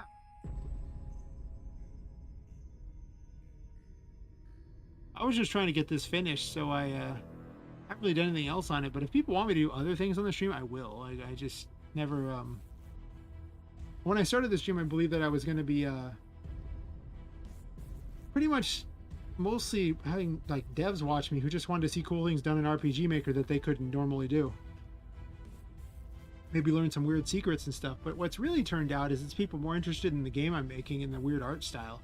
Mostly the weird art style.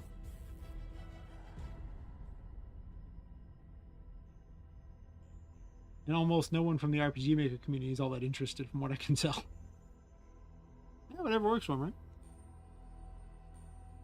Everything I need right now is mostly just dialogue, unless I want to improve the enemies, which I think I might want to improve the enemies, to be honest. The Annie Bell dolls are not that impressive. There's almost no balance to the enemies at this point. There's some, I guess. They're competent, but I wouldn't call them that engaging or amazing. Oh, well, glad to hear it. I definitely have a variety of game dev things and a weird engine that I don't know why I ended up using. I actually know why I ended up using. It's how I learned to program, but sometimes I wonder. All right, so. Yeah, that is true. After having spent some quality time with Unreal Engine, yes, this is very different. There is some nice things about the fact that you get to type all the stuff out, and if you liked actually typing your coding, that's cool. I mean, I sat there doing all the blueprints in Unreal Engine and didn't really type any code, and in a way I kind of missed that, in a way I kind of didn't.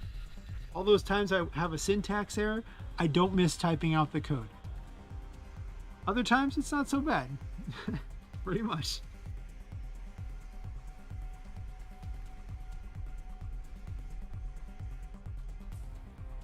I'm going to borrow the jump towards player mechanic. Just so this boss just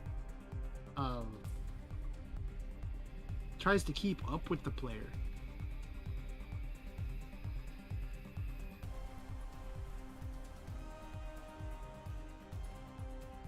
Let's see.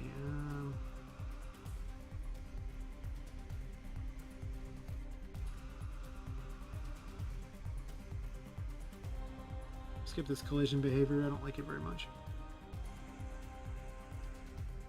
Yeah. Well, then you'll love RPGMaker because you have to code in everything. A lot of times, though, there's literally hundreds and hundreds of plugins made by other people. So you get the added fun of trying to get their plugins all to work together. That's right, a bunch of random people coding stuff. It'll be fine. I swear. I've beaten a lot of it into submission. Right now, the code that I'm using for all the pixel movement and everything is some guy's code from 2018, made for the previous version of RPGMaker that I kind of ghetto hacked my way into working for this version of RPGMaker. So as you might imagine, it's basically a game comprised entirely of duct tape holding together hopes and dreams. And that's being probably generous. The guy's not coming back to the community either. He did make all his stuff free, so you can just use it. What was I doing? Got caught up in some... Oh yeah, I was improving the code on those.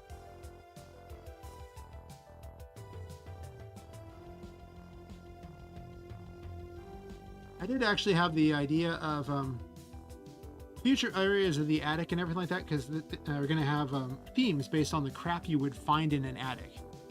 So I'm going to have a section full of Halloween decorations, because plenty of people here just have Halloween decorations just in their attic, whatever, you know. And Christmas decorations also are going to be in there. And I'm going to have a creepy doll section just full of a lot of random dolls, because it was a little girl lived there. And just in a regular attic area as well.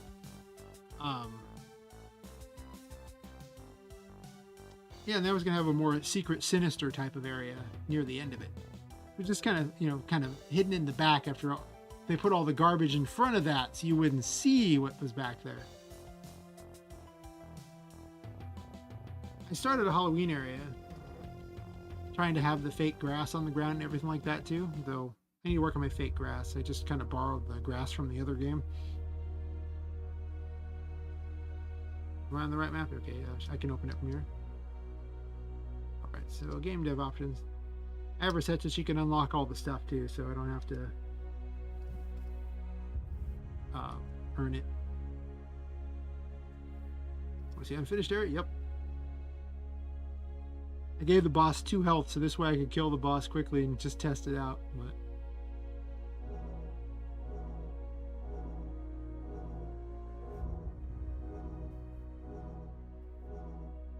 yeah, this area, I haven't made all the assets for it yet. They're the teddies with their thing there. The animations are kind of wonky because they're idle and their movement animations they don't mesh very well. I need to also fix all the colliders. As you can see, the colliders are terrible. You're probably thinking, colliders, they're not that hard to set up. Well, here's the problem with this. You don't get to see how the colliders are in advance. You have to actually go into the game to see where the colliders are, because it's not built into the engine. It's literally just something that someone else made and hacked in there. It's beautiful.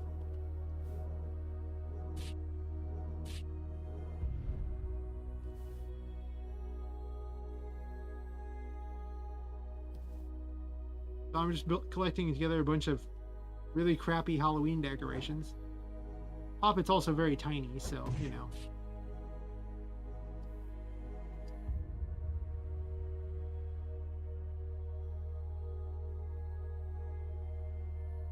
But just for funsies, I did give them an area that was unfinished with a boss that's not actually... I'm going to give the boss way more health just to be a dick. Because, I mean, it's just going to be like... It's telling him this is an unfinished area. It's not balanced. It's not... Nothing's right in it. It's just terrible. Just absolutely terrible.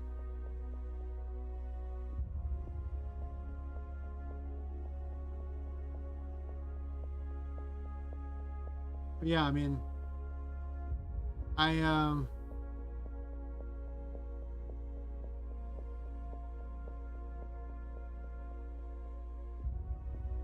well, see, that's half the fun. I mean, if you can't glitch through a wall, why is the wall even there, right? I mean, walls are meant to be passed through.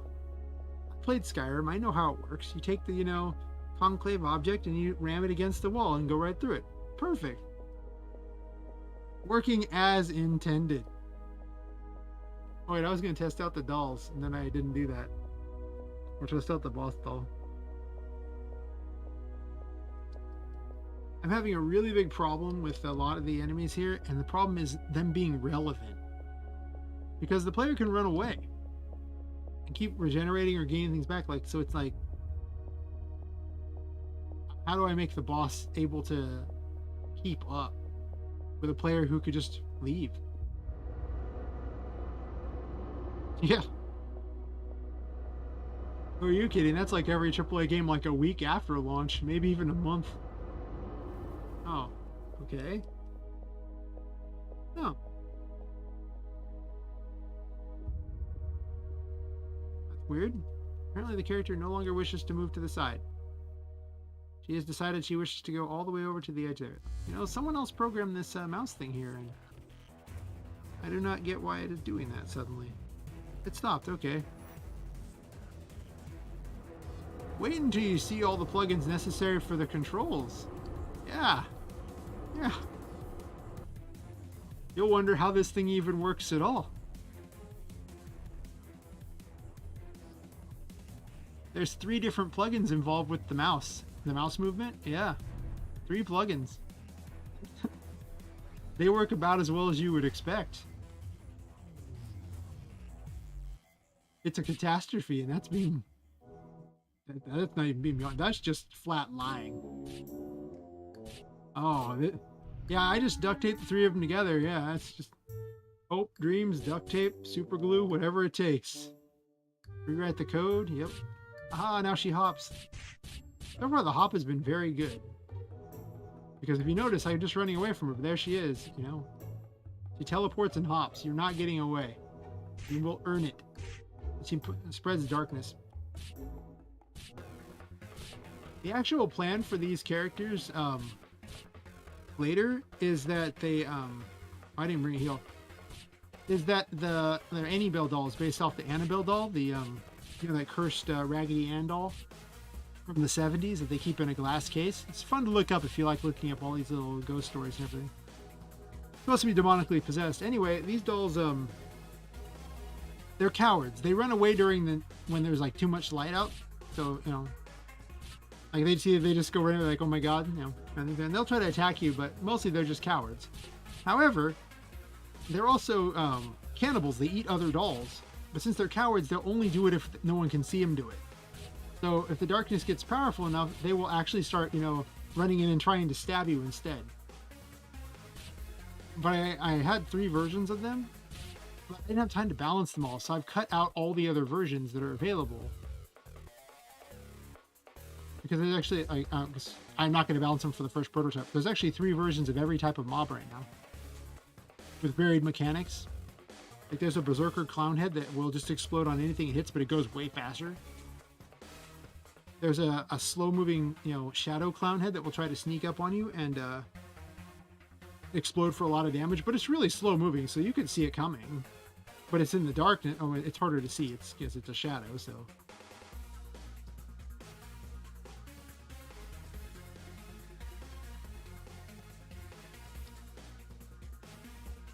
Got to pick up abilities so I could actually test them.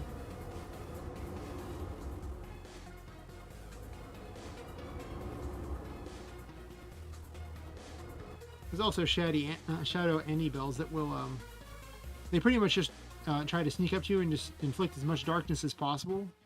They don't really do a lot of damage. Their whole purpose is just to make all the other Annies more dangerous.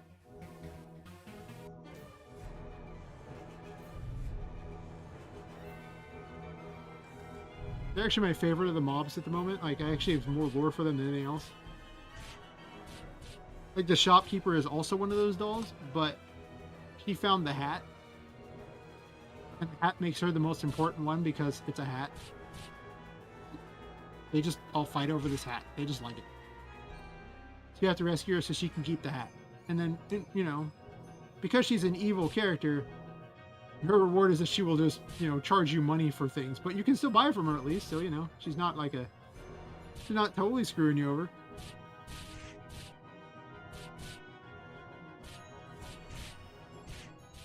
Doesn't really hit her very well, does it?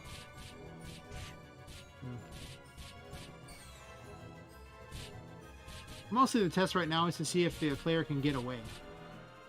I'm just going to run from her and see if she can catch me.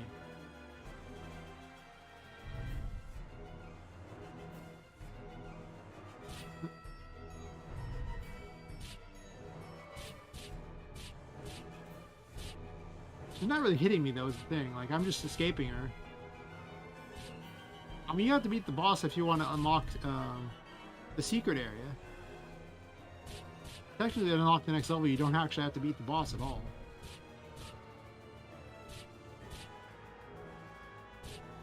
So I guess there's that, but, you know, look at that. I could run up and attack it. I'll take some damage, woohoo, wherever you're at. Nope. Wrong spell. Now you can just run away and start recovering mana, so eventually you could just beat her that way. Wouldn't be very fun.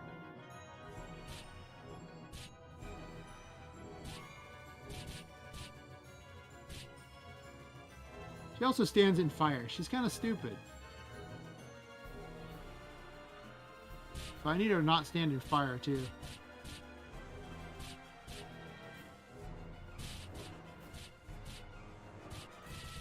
I get the feeling I gave the player too much evasion, so that's a problem.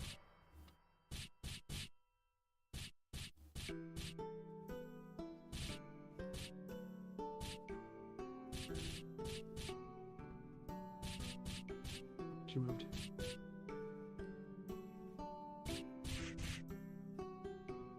Aha! Got her with the freeze.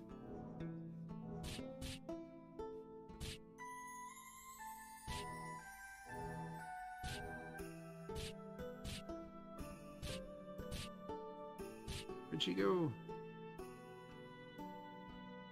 Oh yeah, she still has the poison on her. There's no escape from it. Yes.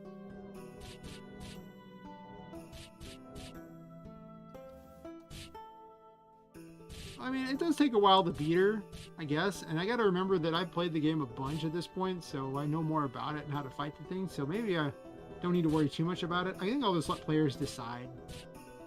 I gave her more health intentionally because she's too stupid and will stand there. But she does kind of hunt the player down now. So that helps some. I kind of want to make the anti-attacks way better though. They have more health than the other things though, so I don't know how I feel about it. They'll hop out of the way after it being hit.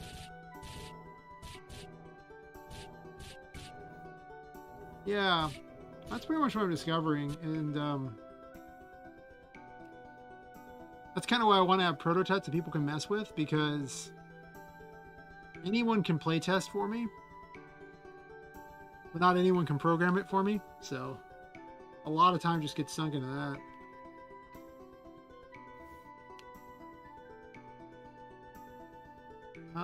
What I want their projectiles to... Originally, their projectiles were heat-seeking. And that actually made them really dangerous. I'm not sure I want to have that a thing, though. The other ones, like, there's like a pseudo heat-seeking going on for some of them, but...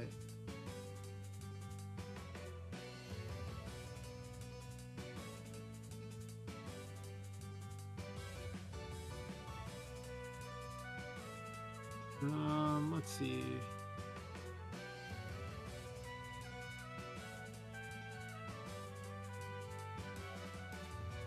So anti-bell shot is theirs. We'll do this here. Let's make them ridiculous.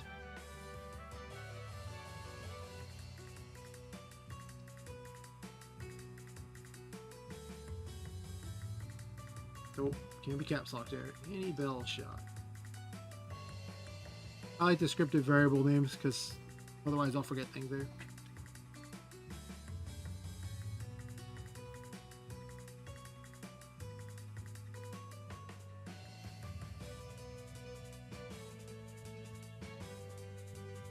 This is pseudo heat seeking. It goes to wherever the player was, and then it will immediately turn and start trying to follow them, but by then it's already kind of lost a lot of its steam, so it won't be as impressive.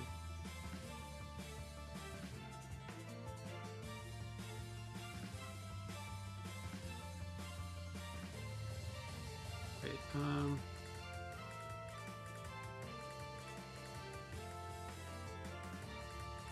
it'll have to be done like this.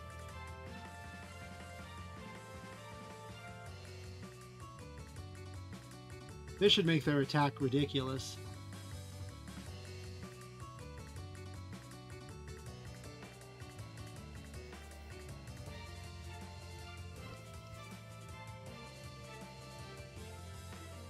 Because now the Mooneyes literally just move towards player. Just from the start. Like, none of this. Trying to help where the player previously was. No, no. Now they'll be kind of brutal, and I'll probably have to reduce their spawn rate, but they'll be a threat. Oh, sounds good. I'm actually probably going to take a bio break here pretty quick myself, which will probably just be about maybe 2 minutes away, but I want to test this first before I do that. I've been streaming for... How long have I been streaming for at this point? 5 hours and 20 minutes, and I have been drinking tea the entire time. At some point, that tea is going to win that fight. I forgot to get the... Oh, it doesn't matter. I just want to save the heat seeks. Look at that. Yeah, that's going to be way more obnoxious. Oh, yeah, you got to try to run them into things. If you can. Wow. Yeah, now they're dangerous. But you have a block, and you've got a dodge thing, too. You can also shoot the projectiles. The projectiles will collide with each other, so you can blast them out of the sky. So you actually have defenses. You're not like without ways to fight.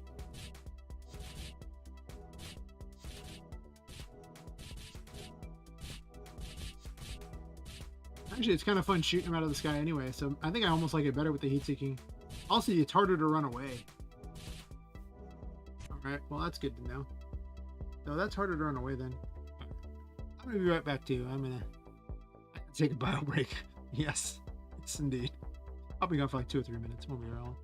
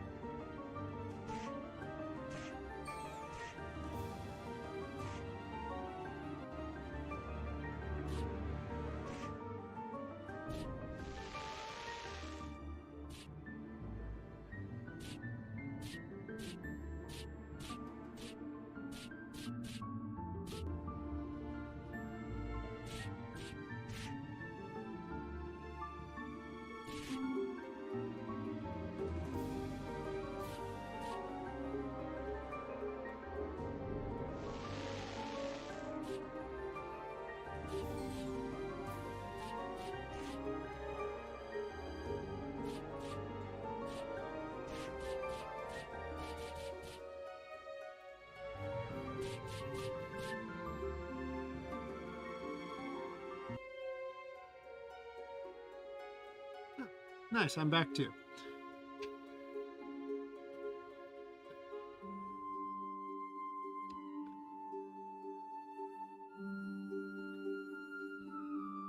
I need to set it up so that these anti-bills also, that their boss shoots heat-seeking stuff too, I suppose.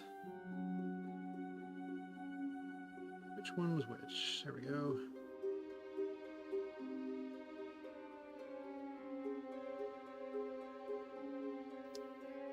Alright, so this is the name we used. Yawn a bit. 7:10 a.m. now. Started at what, 1:45 a.m. Started a little early. So.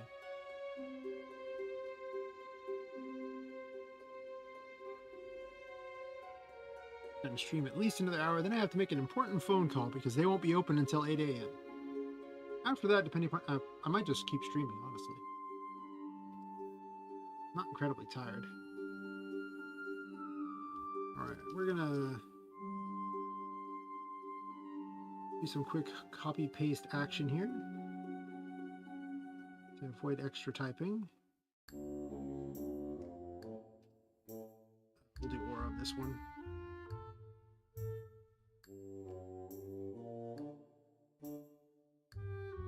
Now both of those shots are just straight up heat seeking. I want them to be significantly more devastating to the player. Especially because Annie's like the third boss, so, you know. I think over time, though, I'm going to make them significantly smarter. I mean, they're already much smarter than they used to be. Because, well, shit. Most of the time what I do is I make the code where it recycles code like crazy, and then I just have a bunch of self variables at the start to tell it what it's supposed to do. It makes it a lot easier. Except for when it's specific things. In the case of these, that's like that. And she's getting smarter and smarter. I just call them 9 million common events. I recycle a lot of common events too. Set up all kinds of tickers and things. There's so many custom everything at this point.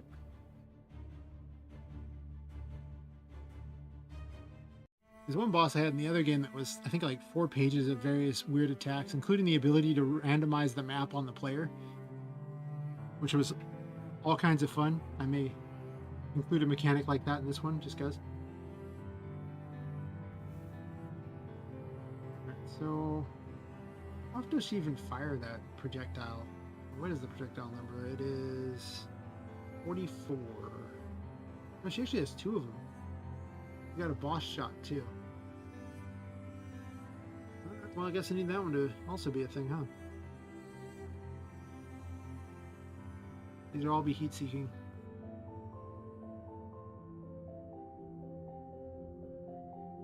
I'm so gonna rewrite a better way to do this later. Just totally. Just...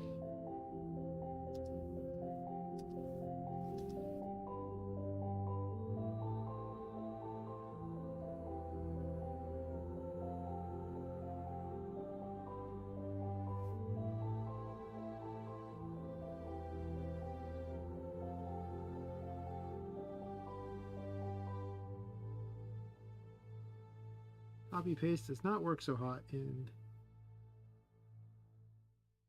these things.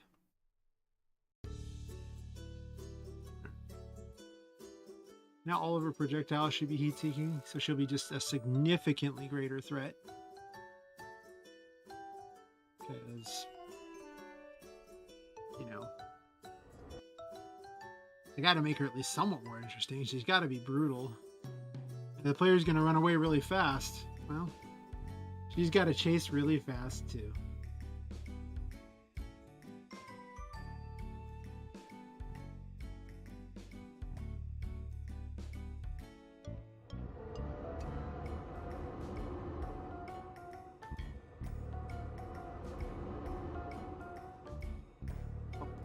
Before we do that, there you are.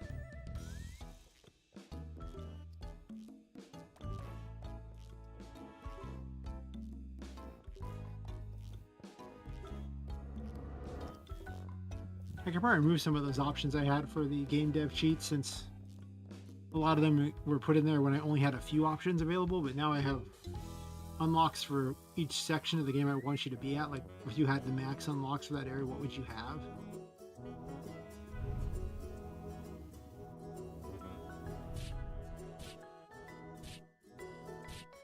All right, lay it on me.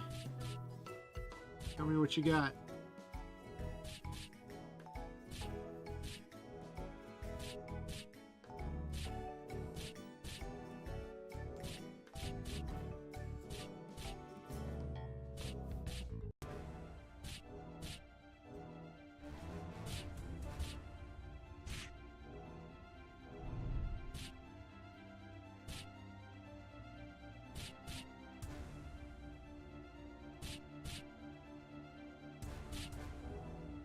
No, I haven't actually finished the game. I did actually.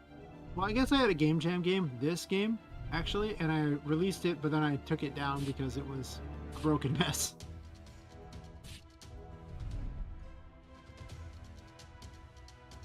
Then I had to take a big long break from game dev due to massive health problems, and it was like a year and a half. Now I'm back to working on it. Right, all the games in general, for that matter. So.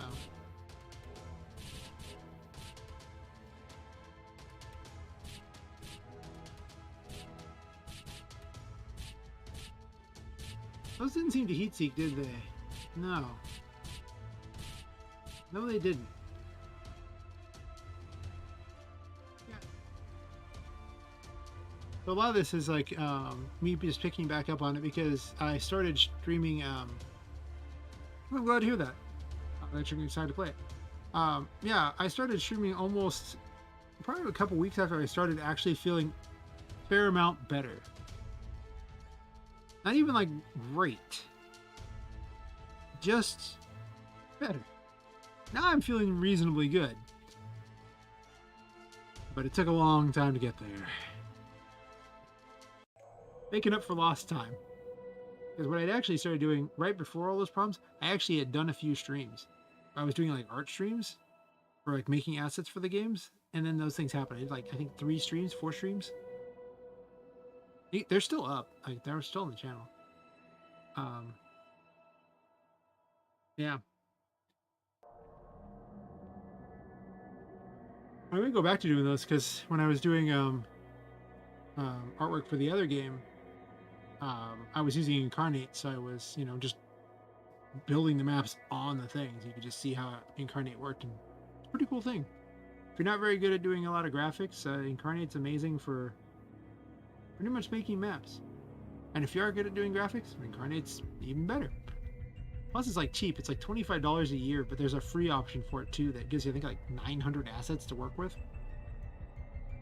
And the non-free one is, I think, like 9,000 or something assets. It's so many, and you can add your own in. But in fact, I will just bring it up and show people a little bit of it. I'm not going to sit and make maps right now because I don't have any reason to. Also, make interface things like I do with these things as well. You see these maps I was making like that. All kinds of random maps.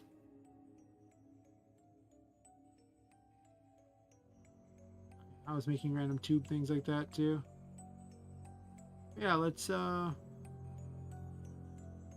was working on this one. I made it on actually made it on stream. Never got around to finish it because all the health problems happened, so whatever.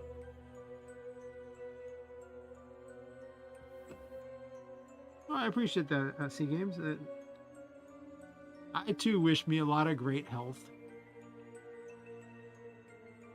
Don't do that. Yeah, it's got all these various, stamps you can use, and just to give you an idea of the vast number of stamps and all stamp sets.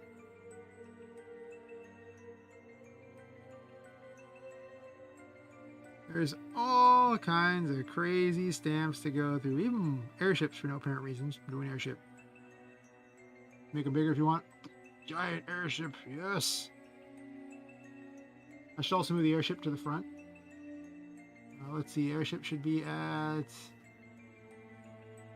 5. Did I not put it on there? Where are you, airship?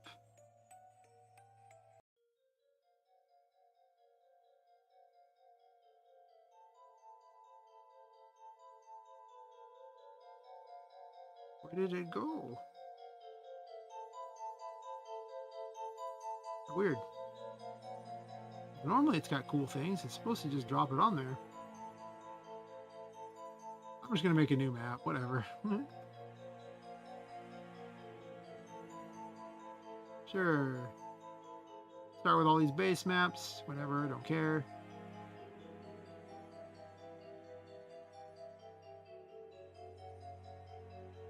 Yeah. I mean, the fact that you know 2 languages is already better than me anyway. So... yeah, it's got 2 different art styles. It's got a top-down art style for like more D&D types of stuff, so you can put like beds and things on there. Make a bunch of stairs or something. You can resize them if you like. Stupid or smaller, whatever. Let's do 100 because it's easier to keep track of.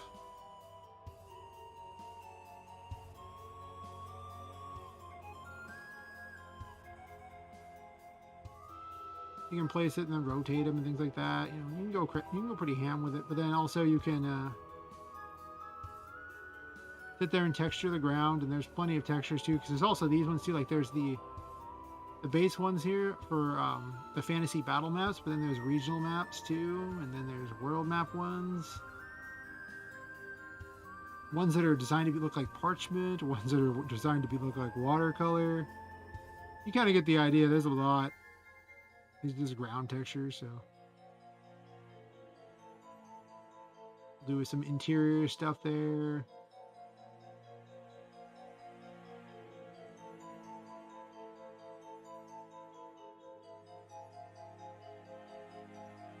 And yeah, we'll use this as our side things. Why not?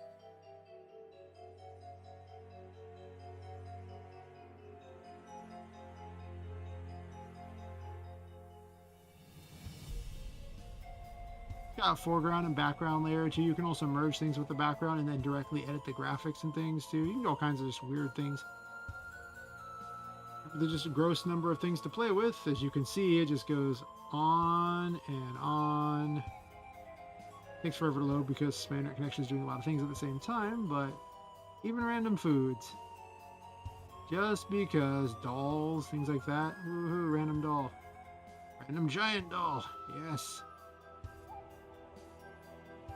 Yeah, it's cool, and it comes with a free option. So I mean, I recommend playing with it. You know, when I was doing these things, what you didn't see me do was this, where you could sit there and just use a brush and just start drawing. Like, I'll just do that instead. It's just like, oh look, I can just start drawing these things now and just draw that texture. What am I doing with this texture? I don't know. The bog of eternal stenches right here, I guess. I don't know. Maybe this is where the restroom, broke a pipe. Who knows? Sure, a little trail by it, no problem. Looks pretty good, sure. It's gonna go up into this house here. You can start putting... yeah. I personally like the fantasy regional map look, which is more of a 2.5D look.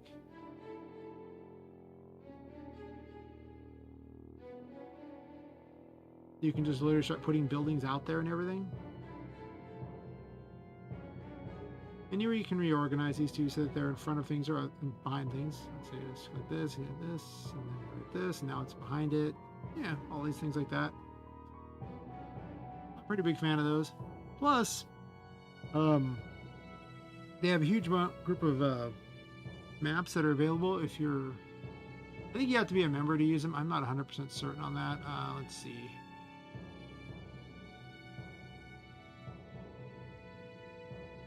Yeah, you go to their Explore section, and there's all these maps that have the Creative Commons license. So you can just use these in your games, but you can't sell them. Like, you can't sell the game that uses them. But, I mean, people will make all these crazy maps, and they're good to go. They're just ready for you. You just use them.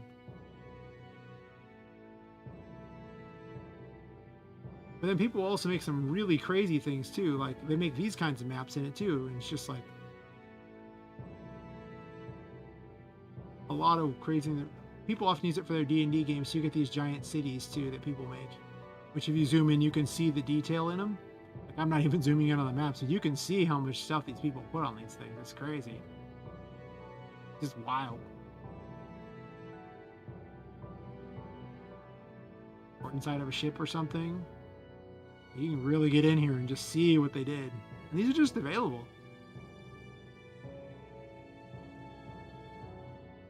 Yeah. Kind of found one of the really cool ones where they went really far of the way to do something that was very unusual for the not the engine, but for the tool. Because there's people who do really cool 2D art with it, just because. Every once in a while you can find one of the weird ones. That's kind of nice. I like all the webbing. Nice, nice. Messed up. As you can see, for D&D it'd be amazing. All the professional D&D players tend to use that. This person made a random desk for no apparent reason. Just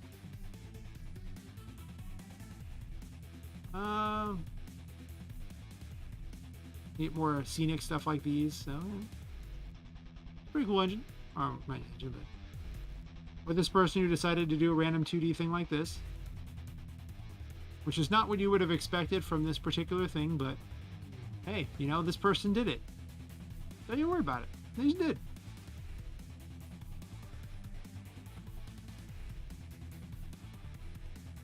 Random castles. I could look at this stuff for hours. I'm not gonna lie. You could just sit there and just, you know, these are all available. So I thought about making Game Jam games that just use these things. As long as you're not selling it, you can use them all you want. That's actually literally in there, things there, and you can see it's just scrolling. Like there's literally thousands of these things to go through.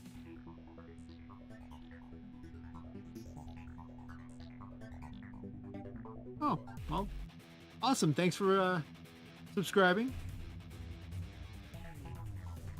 And, you know, I'll see you when you wander back. I'll say I pretty much do it 5 nights out of the week. I usually skip the weekends because I end up having to work on the weekends, so I can't do both necessarily. But chess game, cool. But sometimes I just stream on the weekends anyway. I don't know. I'm trying to stream a lot because the more I stream, the greater my the greater YouTube rewards it. So makes me want to stream way more than normal. But yeah, definitely. Thanks for swinging by.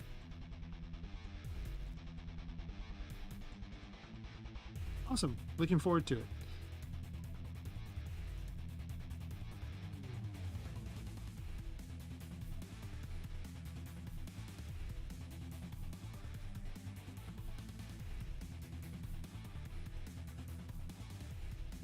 Alright, so for some reason these shots are not heat seeking the way they're supposed to.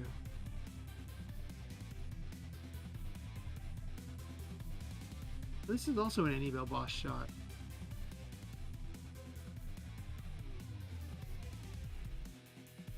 Oh, I guess it checks name, doesn't it? Let me double check that. I was using type. Yeah, that checks name. So I didn't need any of this.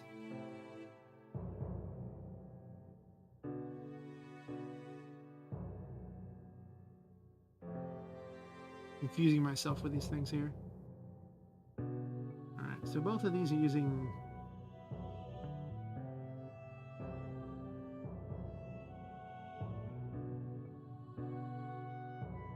No, I actually do need one thing. I'm gonna do that really fast.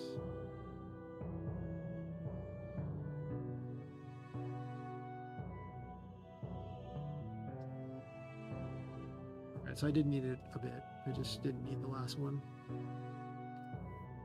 That's interesting. I'm not sure why it wouldn't heat seek at that point then. Because it's one of the boss shots, so it should be doing this.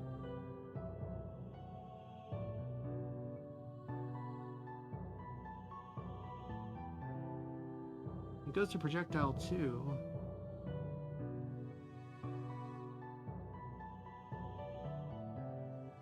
Let's see what it's saying here. So what I'll do is I'll console log it.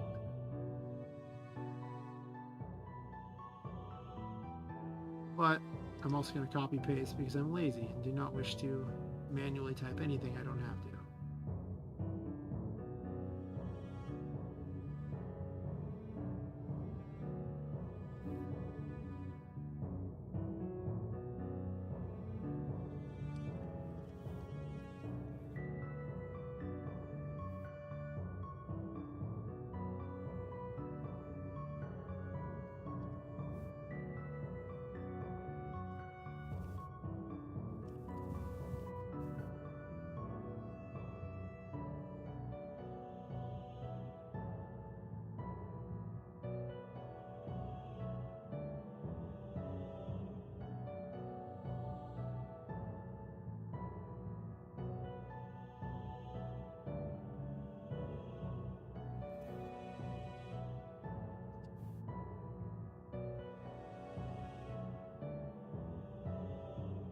Probably should have made that a conditional, whatever.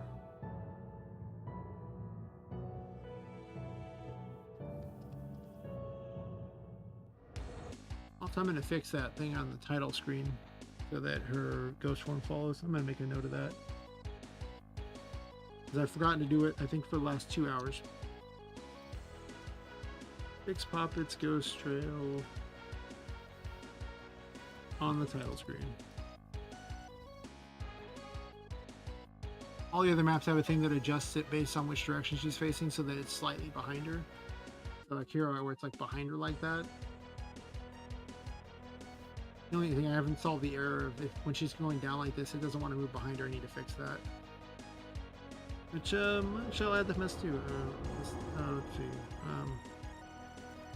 Fix Poppet, go trail to go behind her. If traveling in 1, 2, or 3 directions. Okay.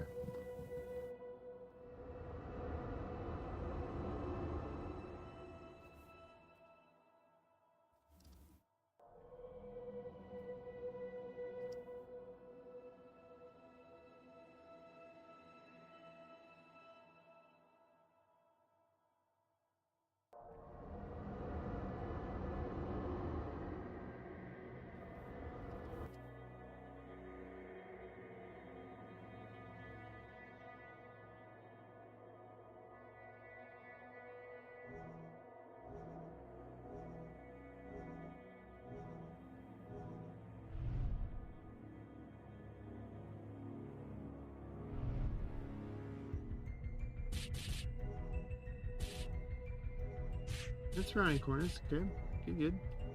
Does the darkness one do it too? Come on, fire it at me, not that one. I'm trying to block it. What am I doing? Block that.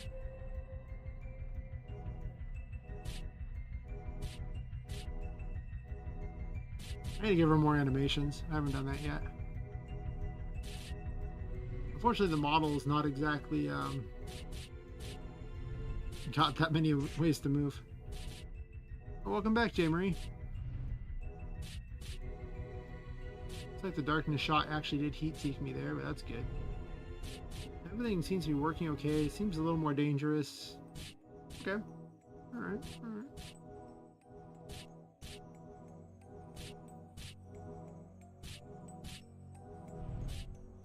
Sure. That one seems okay. Do I want to fix the Teddy boss? Maybe.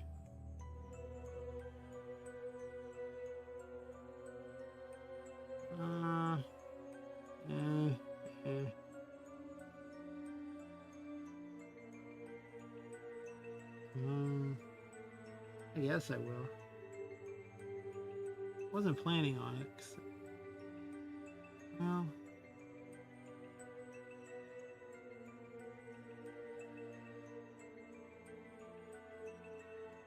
Alright. Since I have him as a secret, supposedly unfinished thing, I'll at least make him not just sit there and camp on top of you in the most awkward thing possible.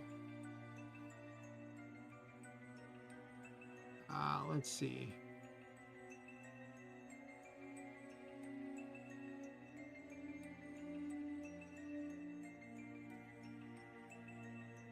only supposed to be every 30 frames, it'll 1 in 4 jump at the player. You wouldn't think that would happen very often. And yet it does. Yet it does.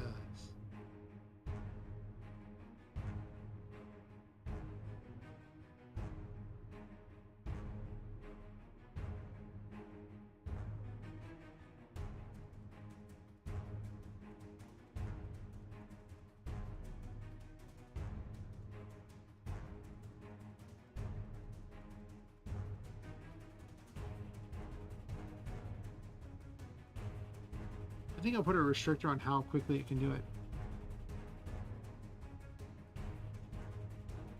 I'm a bit surprised you wanted to wander back, J. Marie. I thought you had some stuff you had to go do.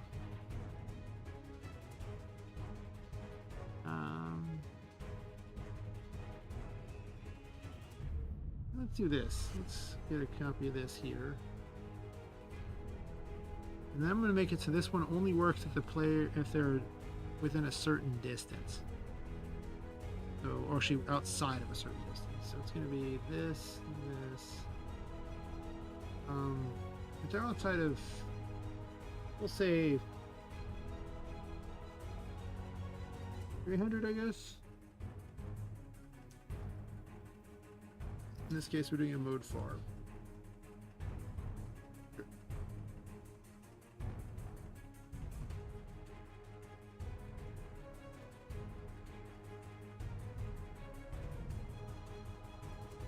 Let's give the Teddy some hit points again.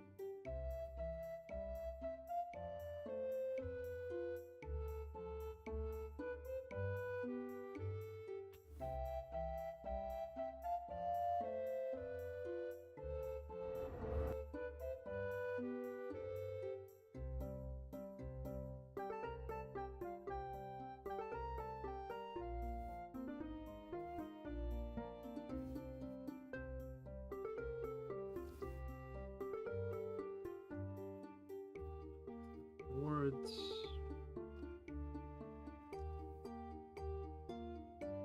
I talked to her, that's right.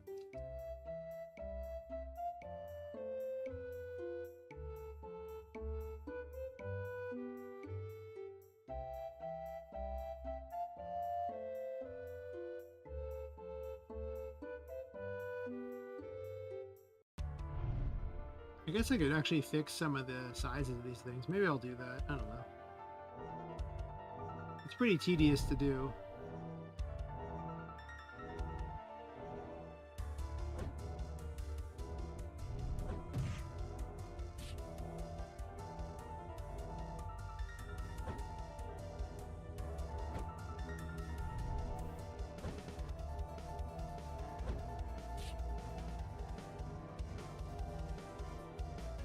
Honestly, the Teddy's actually not in that bad of shape as far as being a reliable enemy to fight. I mean, I need to fix the animation, sure, but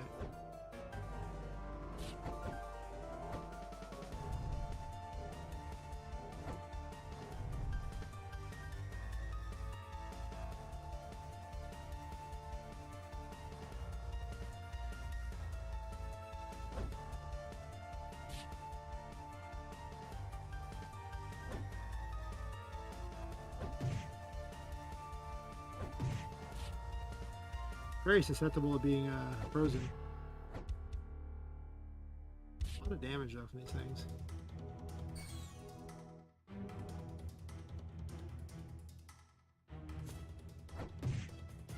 Alright, I guess I'll make note of these things and fix them. So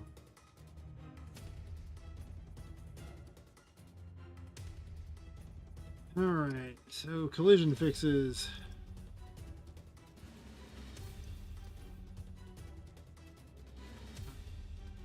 We usually do these by the number that's attached to them, right?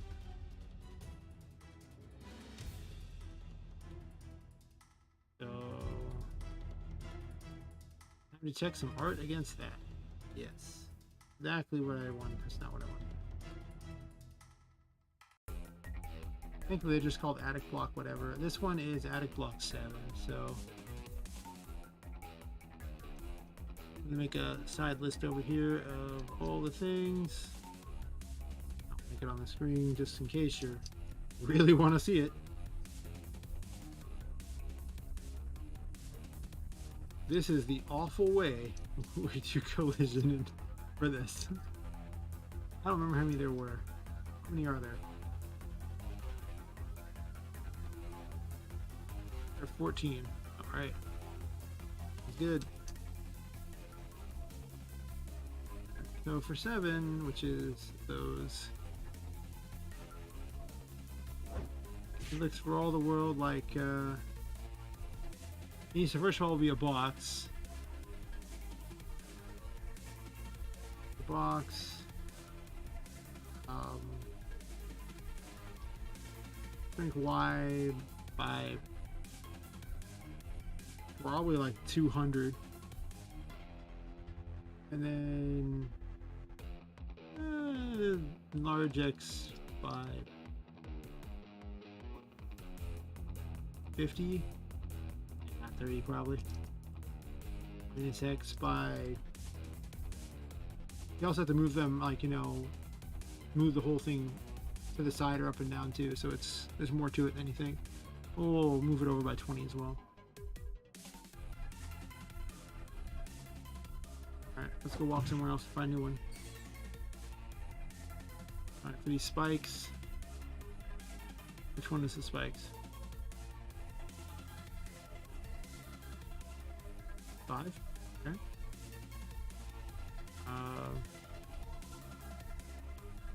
So for 5, we're going to make X by probably 50 at least. Actually, it's probably more like 70, honestly. And then probably just move it down. Move Y down by 20, I guess. Pretty good. And these ones here, I like to make note of as many ones as possible while doing this. So this way I can just, jump back in and check a bunch of them at once. And I'll try to get all of them close, and I'll mark down the list which ones are good enough. And by process of elimination, we'll get there. So for number 6 here, number 6 just needs to be a square as well, or a box, I should say, a box. Shrink Y by 30, I guess. Pretty reasonable.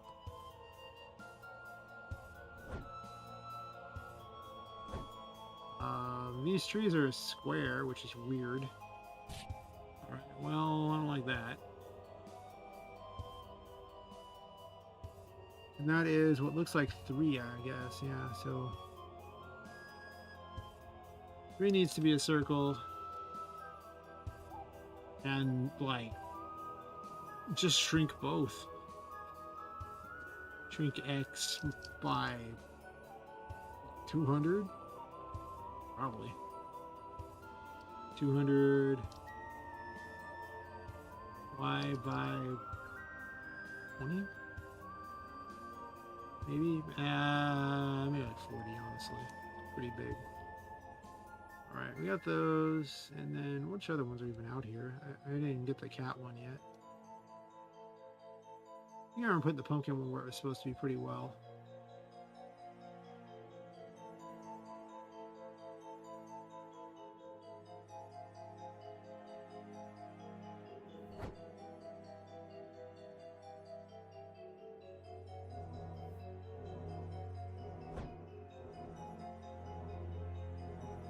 The gargoyle. That one just looks like it needs to be moved over a bunch. The gargoyle is 8. For 8, we're gonna circle fine. Move X right by like 100 at least.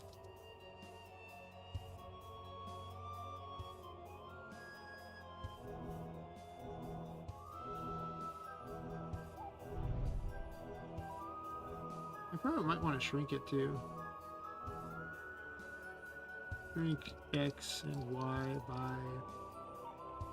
We'll knock 20 off and just see how it goes. It's gonna take a couple tries. For the skull, it's H4. We're gonna want to shrink X by like 300 or something. That'll be fine. And then I need to find the cat. That's the other one that I need to really work on. I think that'll be most of them though, once I get these close. Actually, is the cat that bad? I guess the cat needs to be a square. Yeah. Which one is the cat? Cat is... H9, okay. So... make box. And then shrink Y by 100. That'll probably get the job done for a little bit here. So let's test those. So I didn't manage to find all of them. However, I found a lot of them. This one needs to be a circle.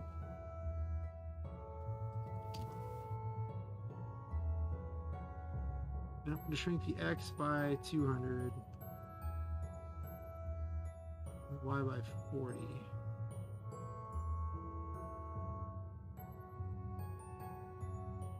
Let me double check these real fast.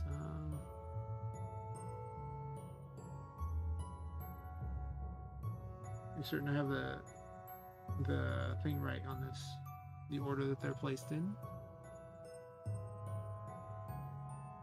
Okay, yeah, it is type that way, then the offsets. Sure.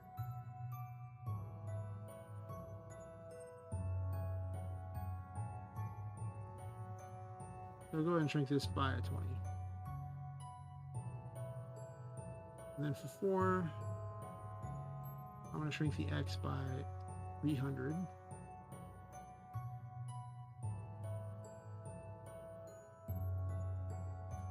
Shrink X by 70.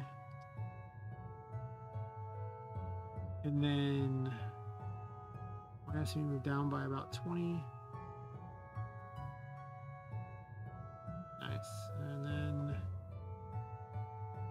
this needs to be a box.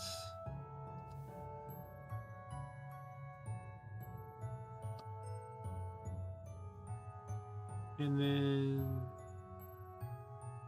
looks like we're just shrinking Y by about 30.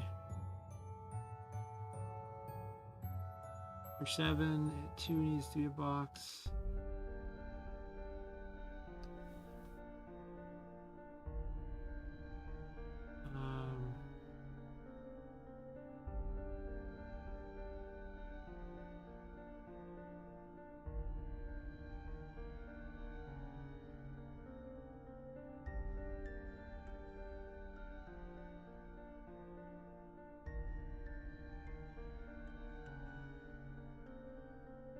Y minus that, and then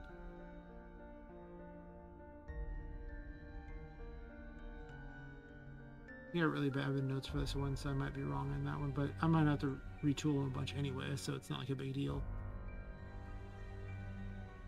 Since you can't see in advance what it is going to be, you have to just kind of estimate it and then check a bunch of times until you get it right. X needs to go over by 100. And then I need to reduce these by 20 each, give or take. And then for event 9, just for attic block 9, it's not event 9, it's event 77. Needs to also be a box. A lot of these need to be boxes. The other ones were all made to be circular, but this one's not so much. Shrink Y by... Alright. That will cover those. Now they'll at least be remotely close, as opposed to before where they were just super far off.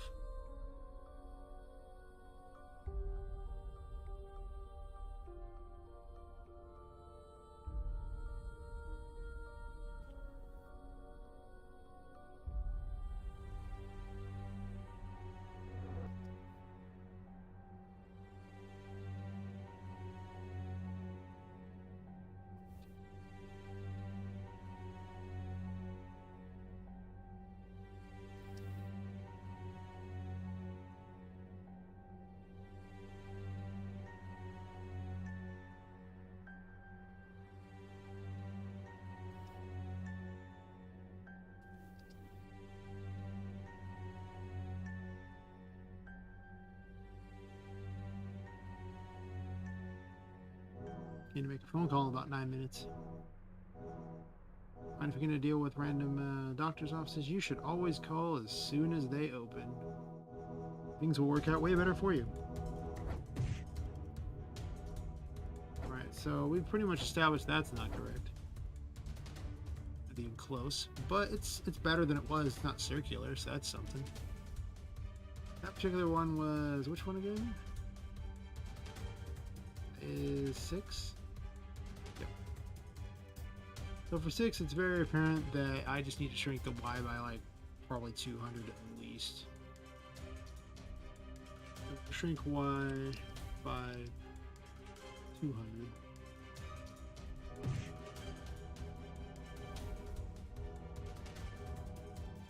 Once again, those are not where they want to be. They're still not good enough. So for 5, we're once again going to shrink X.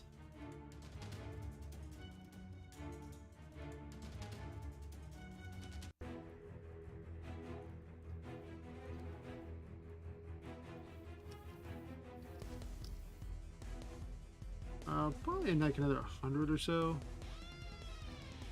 Increase Y by 20. Move to the right by...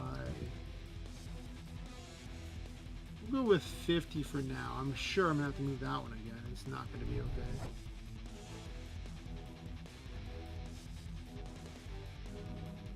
Alright, well that is trash garbage right here. That one is 7. 7 needs to be wider, just over to the right, and really it needs to be not as tall. That would, yeah, 7.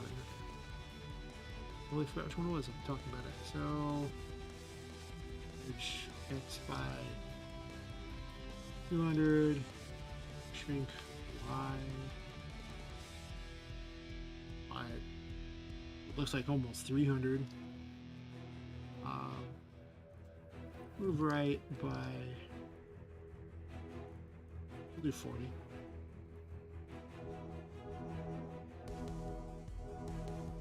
Well, the skull is not too bad, but it needs to be moved over by a bunch.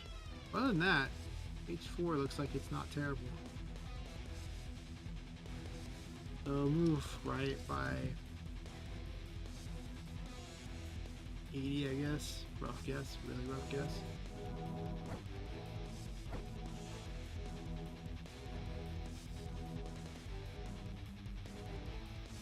Which tree is this? I think it's one I haven't dealt with before. Oops. That's like 1. I think it needs to be in general shrunk. Shrink X and Y by... we'll try 40. See where that goes.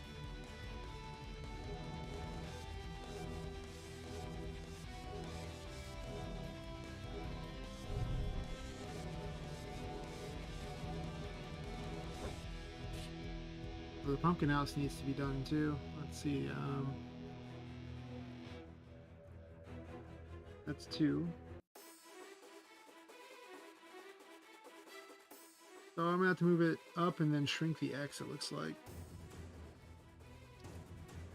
Move up by... we'll say 50. Shrink X. Like 100. Move left. 40, I guess. Reasonable. Alright.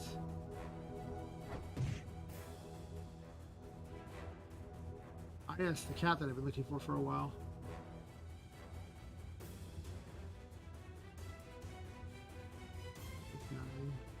Okay, so this one is a catastrophe.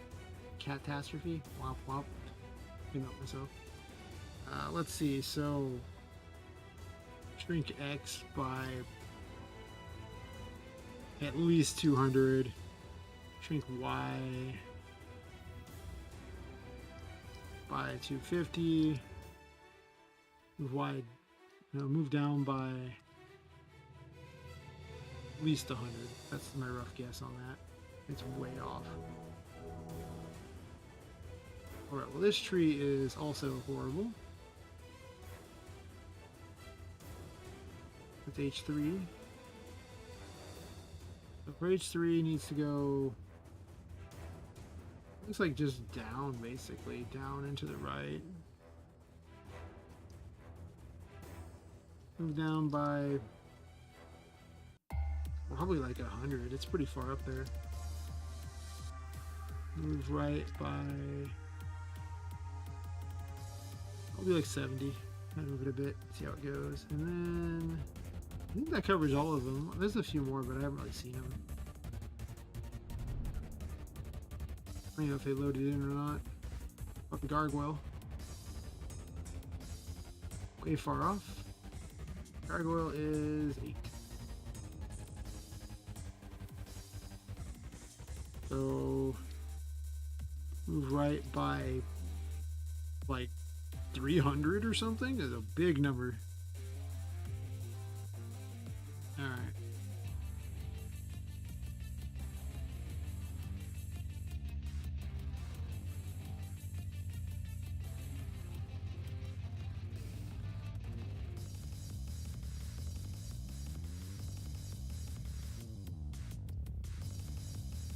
Go down by 50. Shrink the X by 100. And it needs to move left by 40. Enough. It needs to move down by 100. That'd be a 10. The negative. And then left by 40. There. No. It was right by 70. What's that? So 70 means 145? I got the wrong one. Yeah, it's H3. Sure. This one gets moved right by 80.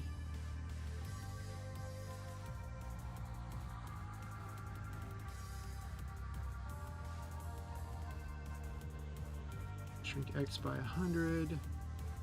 Leave that out like an idiot. 320 on that.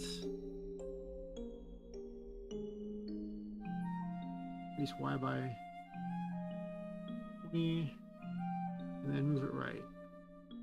No. Yeah, move it right by 50, so 165.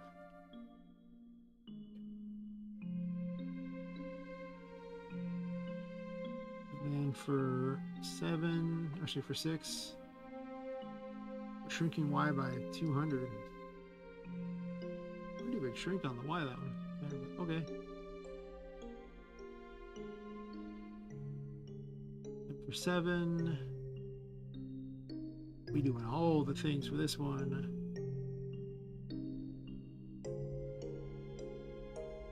Why didn't I write what the thing was here? So I guess shrink this by, I got my numbers way wrong there. So like shrink by 300. Can't really do that. Move it right.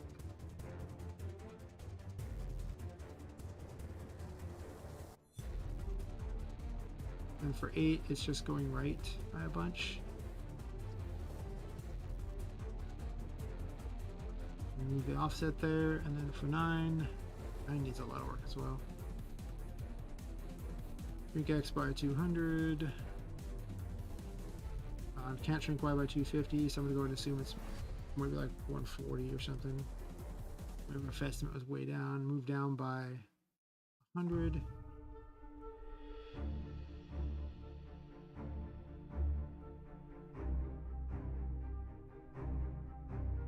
Before I test all that, I have to take a brief break so I can make a phone call, because it is now after 8 o'clock here, and yeah, I guess I gotta turn my phone back on first. I'm most definitely gonna have to make that phone call. Shouldn't take too long because nobody ever actually really calls early in the morning at these places, so usually you're just the first person.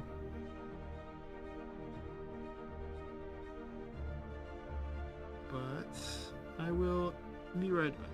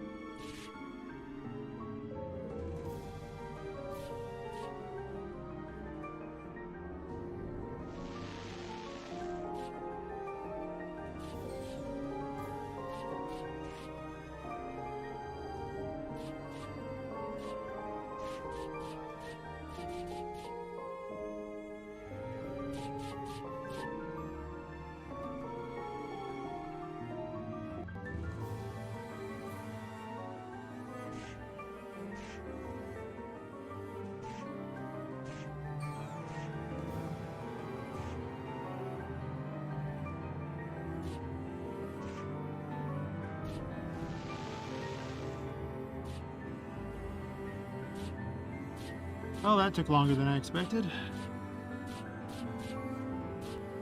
But I should probably know better by now. Whenever hospitals or doctors or anyone like that's involved, it could take any amount of time. They were just like, oh, yeah, the earliest appointment, or actually the latest appointment we have is 8 a.m. And I'm like, what? 8 a.m.? I have to have someone drive me there, and I can't get anyone to drive me there that early, so I gotta reschedule it to a different day.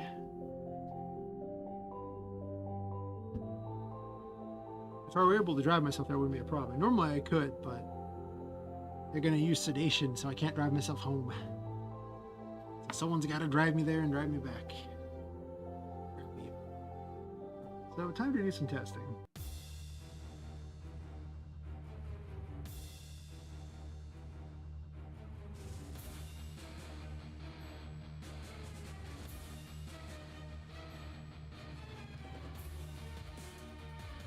The keyboard has fallen asleep on me. Good job, keyboard.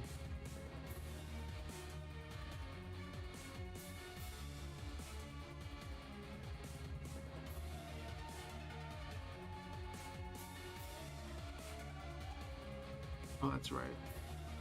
This one can be done from anywhere. I really gotta fix that mouse bug. That's gonna take a real drive to just do all coding until I figure that one out. It's just gonna take a lot of reworking of those plugins, and I tried it once before. It didn't come out the way I wanted it at all.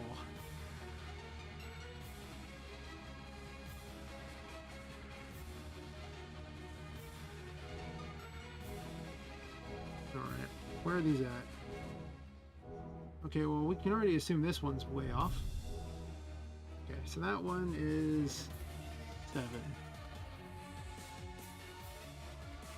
So 7 needs to go, say, down by 50. Right, by, we'll say 30. Let's do smaller numbers, because it seems like I'm offshooting, just overestimating by a lot. This one's getting closer. 5's going to need to go to the right by a little bit. It's such an odd shape. I wish I had not picked that shape, or I wish I'd added something in to make it fit better. I could do a polygon. Oh, do I want to polygon that? Ugh, no.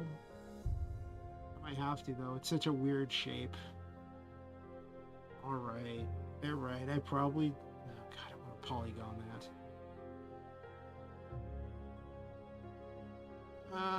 We're going to avoid the polygon for now. We're just going to move it right.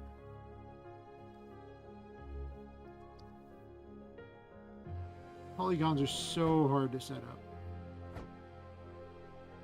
You won't like what has to be done for those. Trust me.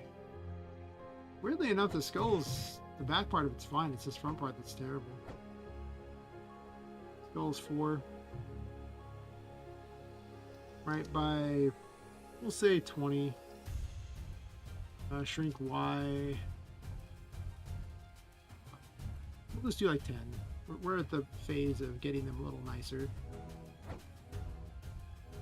Our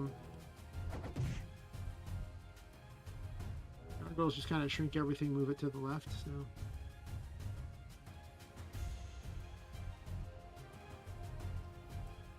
shrink X and Y by, honestly, probably like 20. Move left by maybe 2. Oh, this one's not too bad, actually. It's probably fine. I assume they're not going to crowd it too badly. It's probably fine. Oh, I forgot how much damage these things do. Oops.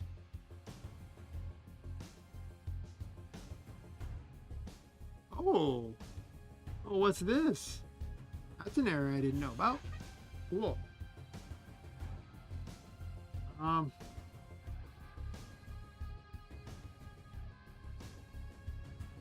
You need to have a last,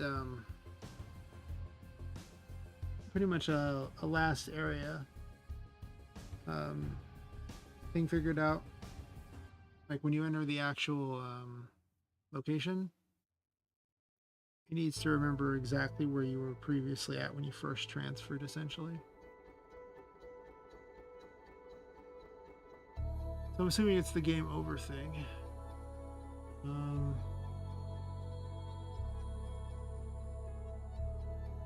And try to send to the wrong map, right? Let's check the map it wanted to put me on. That error is usually game map is incorrect in there. Undefined. Okay, so it tried to transfer me, but because the transfer command being ran is... Where are you at, little one? Right here. I was looking for transfer info 0, and transfer info 0 is not available. So I think what we'll do...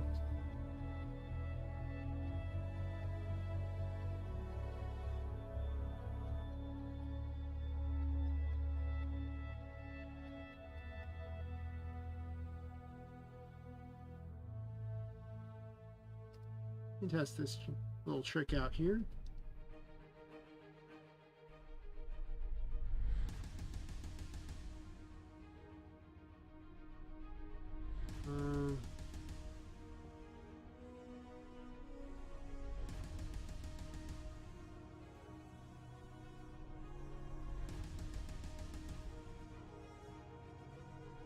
We're just going to check and see if it's false.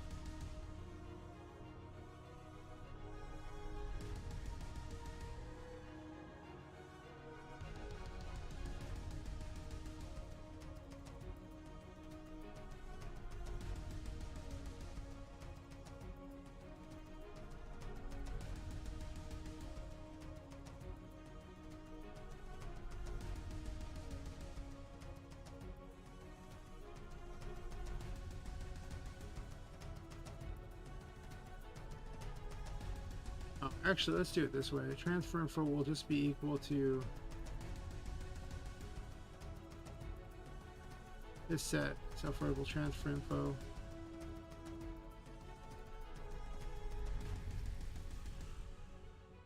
So let's do this here, 15,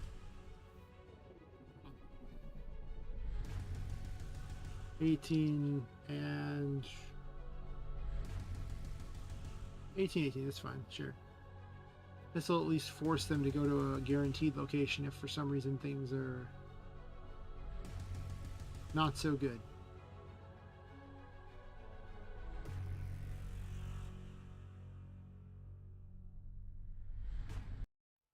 Let's go get the character murdered. Woohoo. Also close the previous version. Actually, also before we do that, let's adjust these again, because why not? This is actually exactly why I didn't want to do this particular thing. I'm not gonna lie, it's tedious.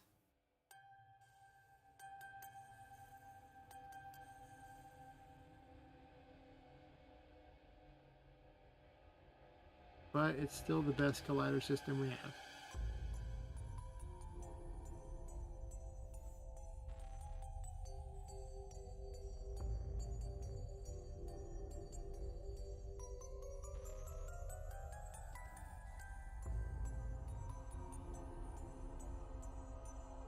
This one is 7. For 7, I gotta move it down by 50. And then right by 30.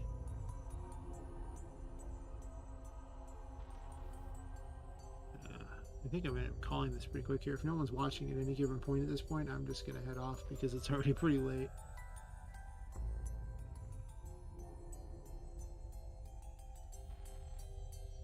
I am definitely happy to keep going if people are watching. Well, should be sleeping. It's already after 8. Let's move left by 20, so it's actually got to go over. I'll do this last test, and if no one's watching at that time, I'm going to head off. I guess to be fair, having to make the phone call in the middle of that probably did not encourage people to watch. But it's important. It is. Otherwise, I wouldn't do it. Oh, it says 1 concurrent viewer, but then 0 concurrent viewers. Good old YouTube. Can't decide. It's 1 or 0. 2 different. Well, I don't know what has 2 different concurrent viewers listed. There's got to be a reason for having 2 different listings for what it says. It just makes no sense to me. It's starting to like how much more artistic this is with all these things there. But she's just part of the painting. I like that.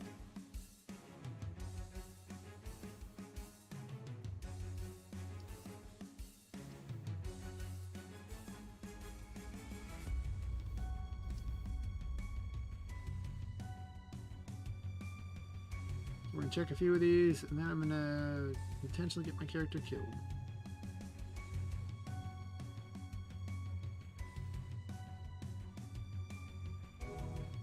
Okay, I don't know what's up with that one, why it's so far up there, but it needs to be just moved way down. I just when I did, but it's almost like I didn't.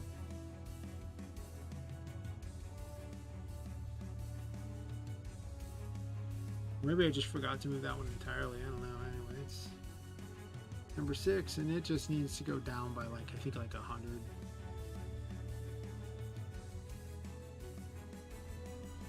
I mean, it's the right width though, at least. That's good. I'm pretty satisfied with it other than that. Okay, that one needs to go to the right even more.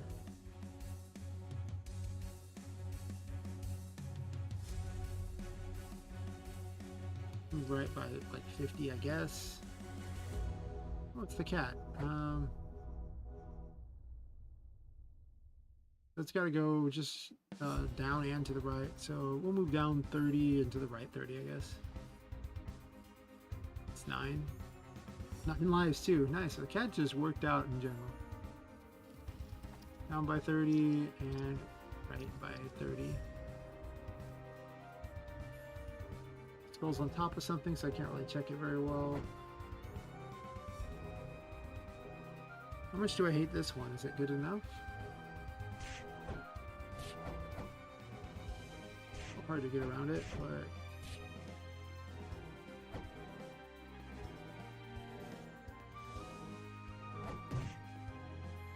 yeah, the skull's got to get shrunk down a bit, I think.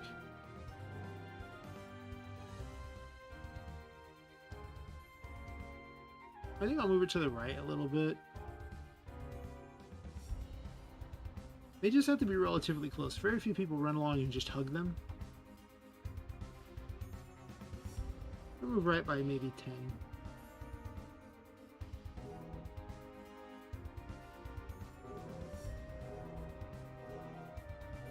You just need to be not tripping over them or anything weird like that. Like, it just needs to be relatively good. I think for the tree there, it needs to actually be less wide. So for one, I need to think X by, we'll say like 70. It's pretty fat.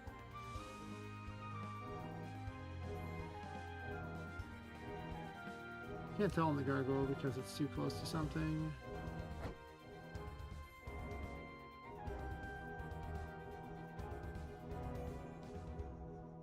Pumpkin house is, well, I don't know. The pumpkin house might not be way off. There's 2 things there.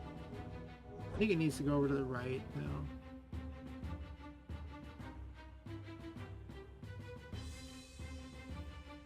Move right by, let's say 30. Move up by, we'll do another 30. Whenever you shrink the X and Y, it also moves the offset thing around too, so it can kind of mess with things a bit.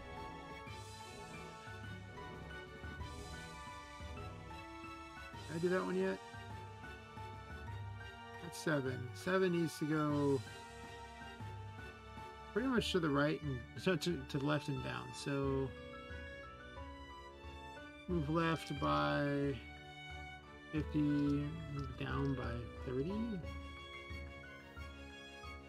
Maybe left by 40 and down by like, well, down by 30 might be right. I'll try that. And now the important thing there, let's go get my character killed. Stab me a lot. Yes, do it. Stab me. Keep doing it. Yes. I've been stabbed. Hopefully that catch-all will drop me over here, so I'm good to go. Okay, perfect. Now it doesn't error no matter what. Might not be necessary I want them to be at, but for now it's a good placeholder.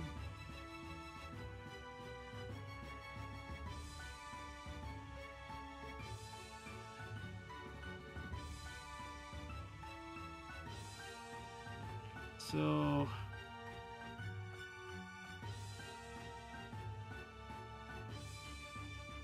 you gotta shrink the X on this by a good 70 or so. 40.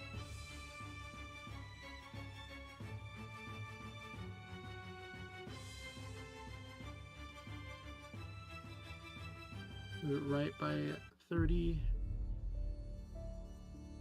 Up by 30.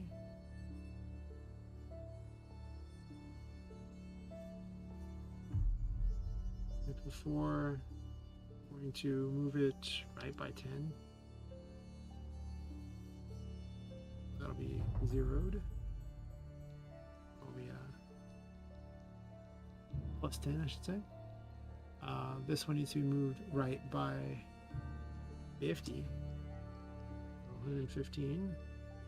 Nice.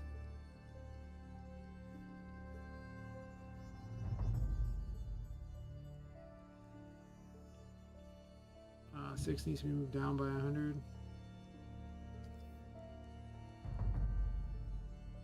To 40.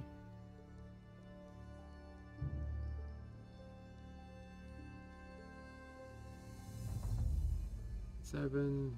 I think I'm starting to doze while sitting here. Trying to make it to the 7-hour mark, which is in like another 18 minutes. I think after that I'll probably have to call it because I'm gonna have to get up. I think like 5 hours.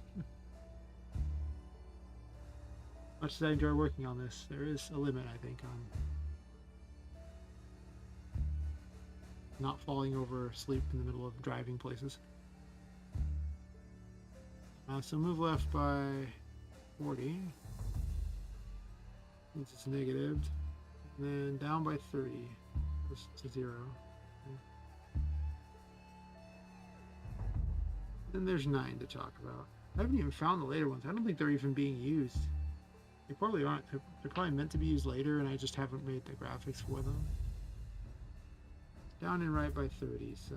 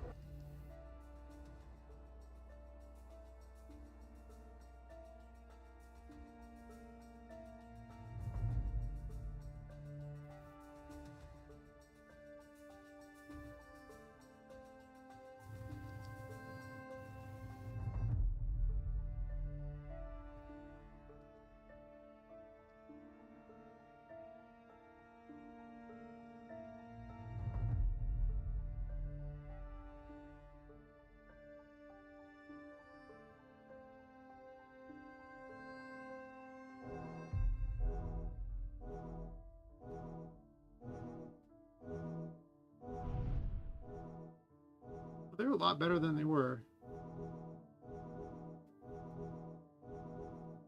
There's this one here that's wrong, obviously. That's 6. Oops.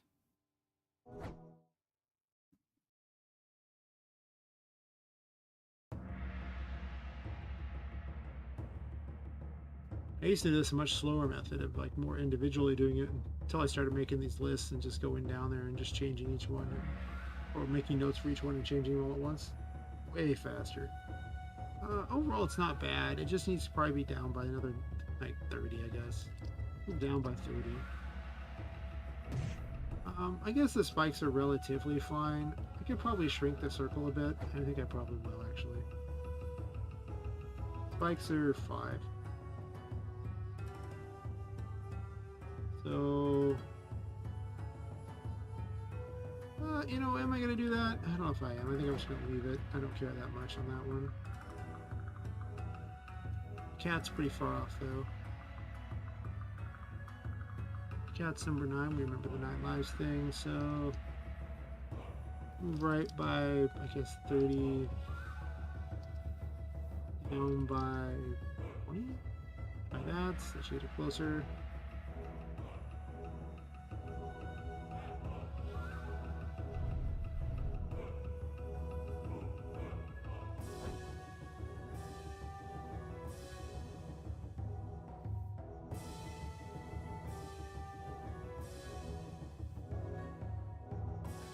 I'm able to pass through that. Okay, that fixed it good enough. I think the skull is passable. Not great. I'm just gonna call it though. It doesn't got to be perfect for now. I want it to be relatively good. This is not going to be a completed area. This is going to be a H2 for that one. It's just going to be a test area, so move right by me, move up by,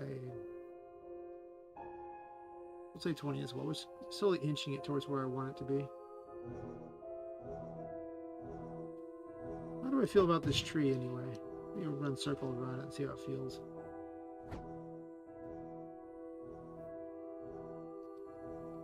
Overall, it's not that bad. We'll call that one. The 3 is fine. Just means less I have to look for. There's really only 9 of them that seem like they actually ever spawned. That's not so bad.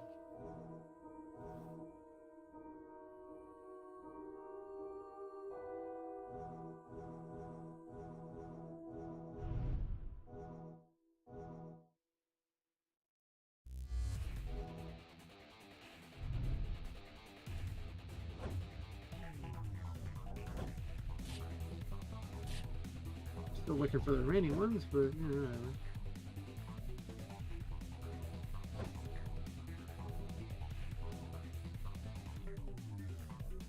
How does this one feel?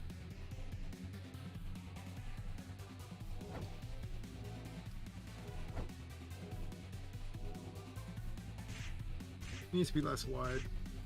Weird. Oops. So we'll shrink it by shrink X by, we'll say 20. Big number, but it just felt a little weird running around it. The game over works just fine.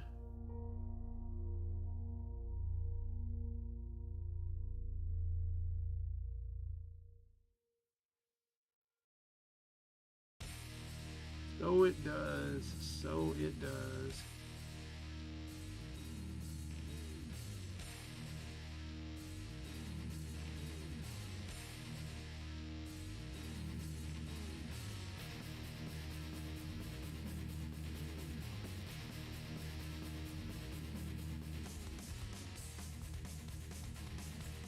Just go right by 20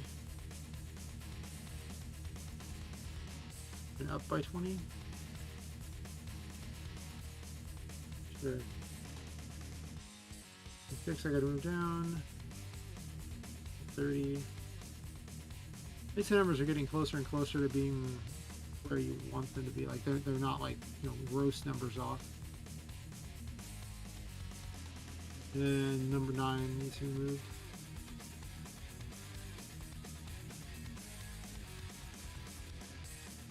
Right by 30, and then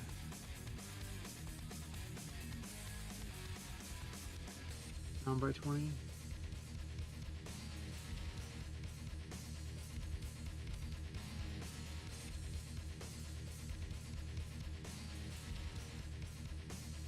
Okay, I think I'm gonna have to call it like, yeah. Hitting that point where I'm just not even, just kind of losing focus from not sleeping enough. 8-hour day plus almost 7 hours streaming. We're at like the 15-hour mark almost. It's a lot.